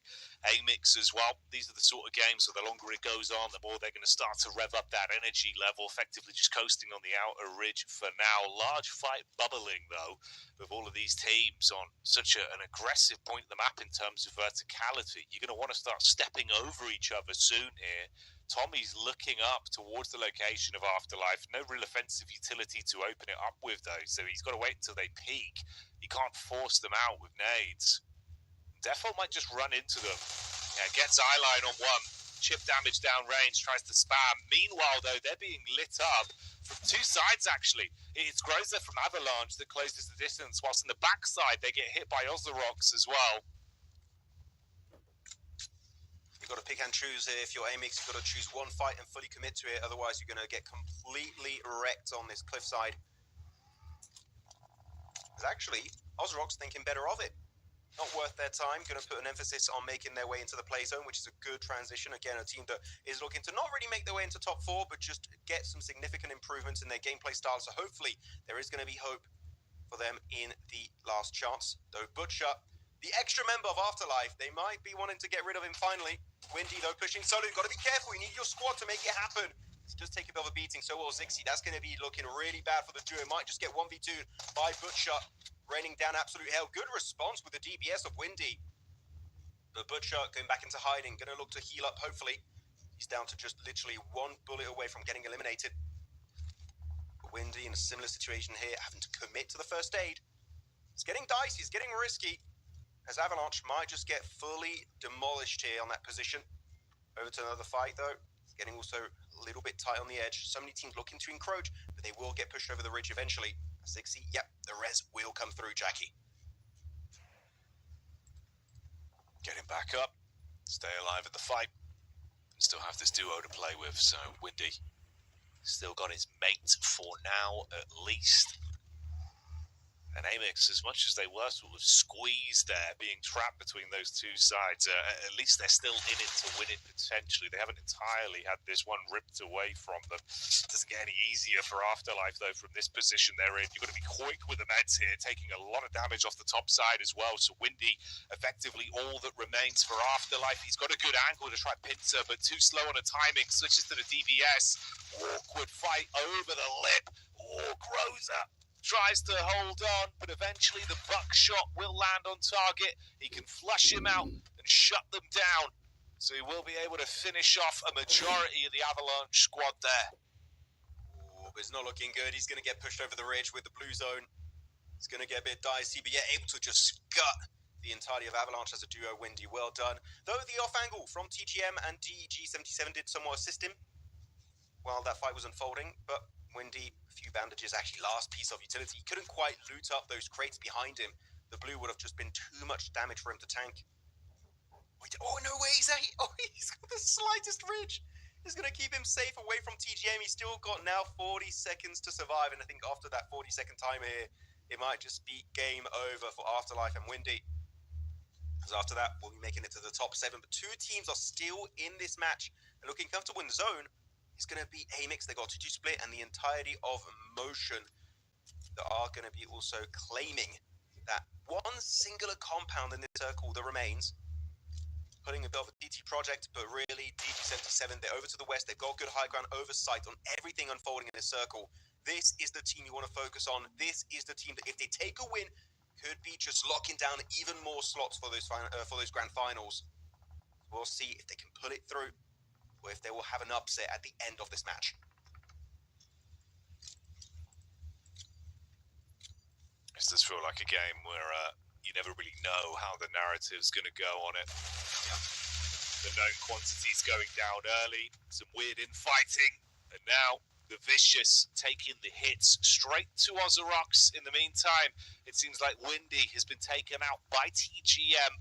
So goodbye Afterlife. They're out in 8th place as they get finished off on this one. Majority of Ozorox falling in quick succession as well, so it should be an easy conversion for some extra points for the Vicious. And they're going to be able to regroup back up. Could be taking the fight straight to Amix as well. Ooh, maybe it's actually Kvik that's able to handle himself in terms of the gunplay. Good damage onto them. Quick peek back over from Narvalo. Spike assists with a headshot onto Icy. And this is turning into a very messy encounter. This is what happens when you push a fight and you have no information on where the players are exactly located. Blue just really, the off angle, denied everything, shut down all of the strategy of Vicious, but the nade is beautiful. That's Amix securing 2 easy eliminations off the back of that one singular piece of utility. Vicious meeting their end in this game. Looking at DG77, this could be an even bigger opportunity, not only to secure top 4 position, but maybe also to snatch the crown from the hands of Vicious at the top, and maybe even TT Project at the end of this 2 matches. DG, though, lost Nomi. It's down to Zadira, Frieza, and Prepod. They're looking to claim control up north. They're looking good. They're looking strong, but so do Amix and Motion. As Avalanche, we saw, got eliminated. Molodoy out in 4th. 3 teams now remain. It's down to the podium. who will be able to clap back and get this win. So far, position-wise, DG's got an amazing ridge, keeping them nice and safe, using third-person perspective to get all the information they realistically need to convert this into a win. Will Amix let it happen for free, though?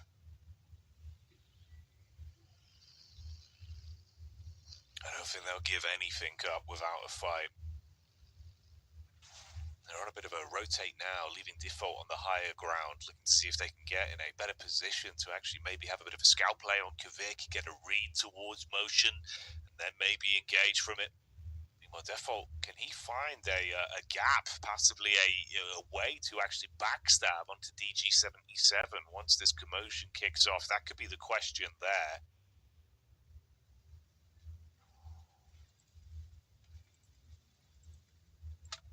We're going on circle 8 here, meaning it's going to center up on basically no one. It's going to be in the open portion of the circle in the valley, away from the compound of motion. So the moment they leave, they're going to be very, very predictable. Unlike DG77 and Amix, they have a slight little spread, more angles to come from, so you can't just go and pre-fire the exit point. But motion have been also very silent, right, the entirety of this game, Jackie. So meaning, realistically, they should have a lot of smokes to work with. Their armors and helmets should be looking really healthy too, especially if they looted tier 3 helmets and vests. So in terms of overall resources, they should be looking like a true contender this game. But so do DG. I'm looking up. They looted up a lot of death crates. They've got 4 nades for one of the players in Zadira. 5 smokes. Those 5 smokes are really going to make life easier for DG. I'm wondering what Amix have, though, in their arsenal. Oh, actually, I didn't see this angle default, actually. Yeah, he's got himself some really strong elevation. Don't know how he got there. True parkour on full display. So that could be the winning position here, secured by DG.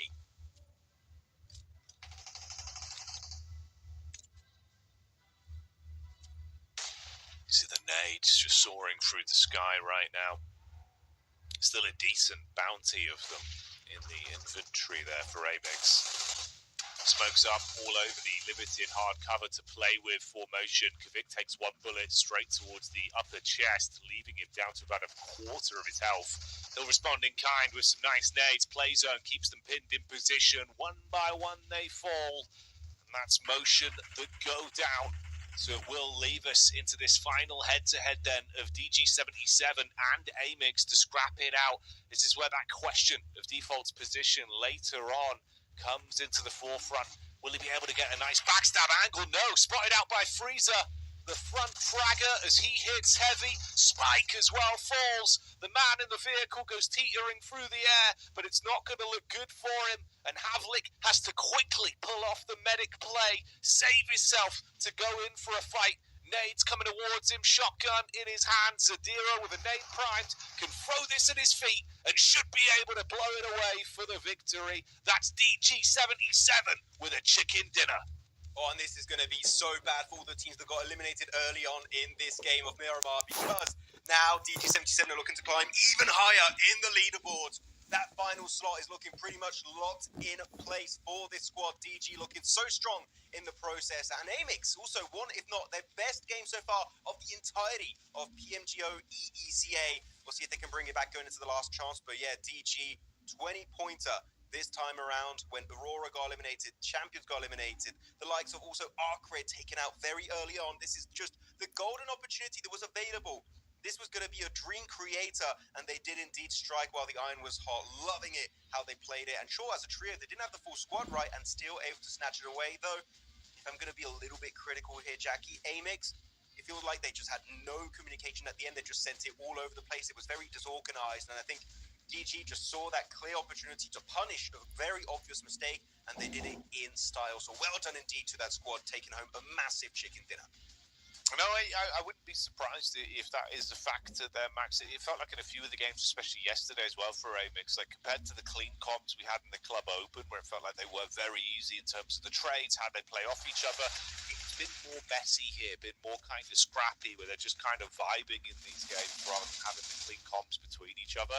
So maybe that is a factor, possibly a bit of frustration where they're thinking, well, we're not going to get into the top 4, so let's just do what we can.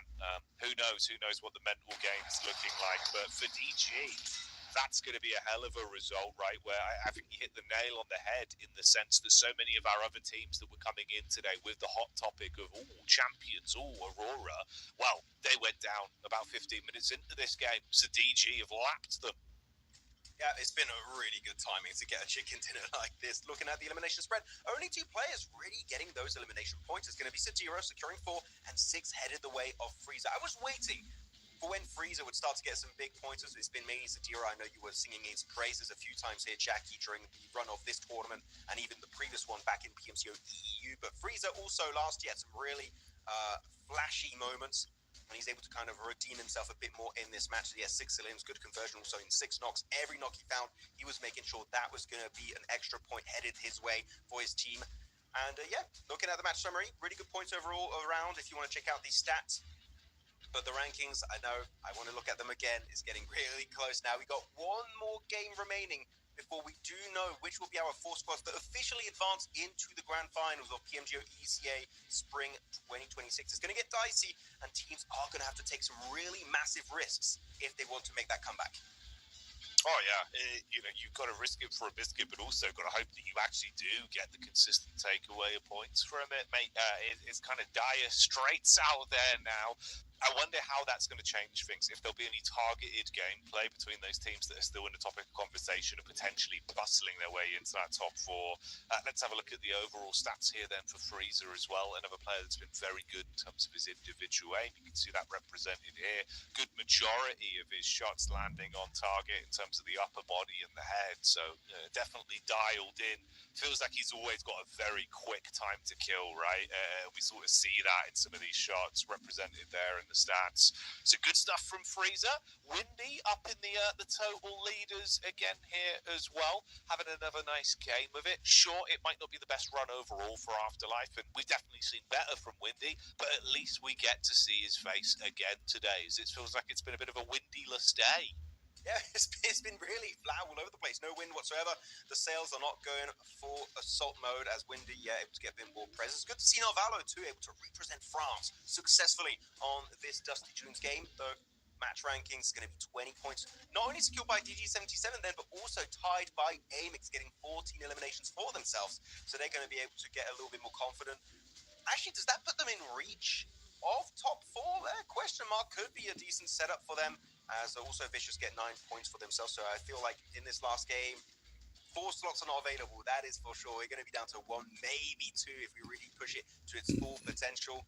The one team that couldn't afford to suffer early casualties was Aurora. I think you said it, Jackie, maybe reaching, the 15-minute mark of this game. Yeah. Way too early out of this match, to the hands, nonetheless, of Vicious, which you do not want to see happen, and that is going to push them down in 4th place, 3 points ahead of champions. Mongolia might just have only 1 team here making it to the grand finals. Ooh, yeah, there you go. Kind of puts it into perspective now, looking at things in terms of the overall ranking, right? As, again, yes, that storyline continues between champions and Aurora, but before, like you said, there was a timeline, we had both of them. Now, is that going to be a possibility? Well, we need to have a bad game from DG, really. That's the only way that could even be a chance. And both of these teams would need to massively farm points. GOAT team there as well, of course, losing out back on that previous matchup. You can see that means they're only going to keep slipping further down because they were all tied on points effectively. So everyone else that slowly moves past them in towards the top 6 and climbs a little bit higher. This is the bottom end of the leaderboard as well, with how that's looking. Slight move up from Afterlife, 2 places there, but again, none of it matters too much. Ironically, it is obviously Meta that are still in dead set last place. It is what it is, Max, unfortunately for them. But somehow today, the one salient point has been that if someone wants to test them, they will ruin your chances. So I think teams need to learn, even though the Meta's on the bottom, don't run at them. Don't just think they're 3 points, because it doesn't work that way. Yeah, if you want to test your metal at the start of the game, just hot drop Metacore and you'll see if you win the fight, you're truly ready to go the entire way for the win. And if you lose, well, unfortunately, it was not meant to be in the first place. So yeah, they're like your early TDM squad in this game. But no, very fun games here. It's going to be very close. It's going to get dicey to the top of the leaderboards here. But of course, it's going to get dicey between all of you guys in chat because there are only 75 total of this Carnival Critter Thompson SMG skin. You can get for free by entering the code or scanning the QR code right now. So make sure to secure it while you can. It's a cool looking skin. It's got a little bit of fur also on the back of it. It's looking really comfy in game. So maybe you'll get it for yourself right now. Yeah, don't miss out on that chance. Get yourself a swanky Tommy skin to use. And like Max said, right, keep yourself warm. That's the sort of thing, if you were ever on Vikendi, you'd want to whip that bad boy out, mate. Nice bit of fur on the backside. I got to remind you, Vikendi's not in the esports format. I like Vikendi. I love it. Hey, Vikendi 2.0 update, please, maybe one day. We'll see. We'll see. It could be the dream. It won't be coming up, though. No Vikendi in our next game, but we will still have one final big game of knockouts. So join us in a couple minutes' time when we're back after the break. Start the war!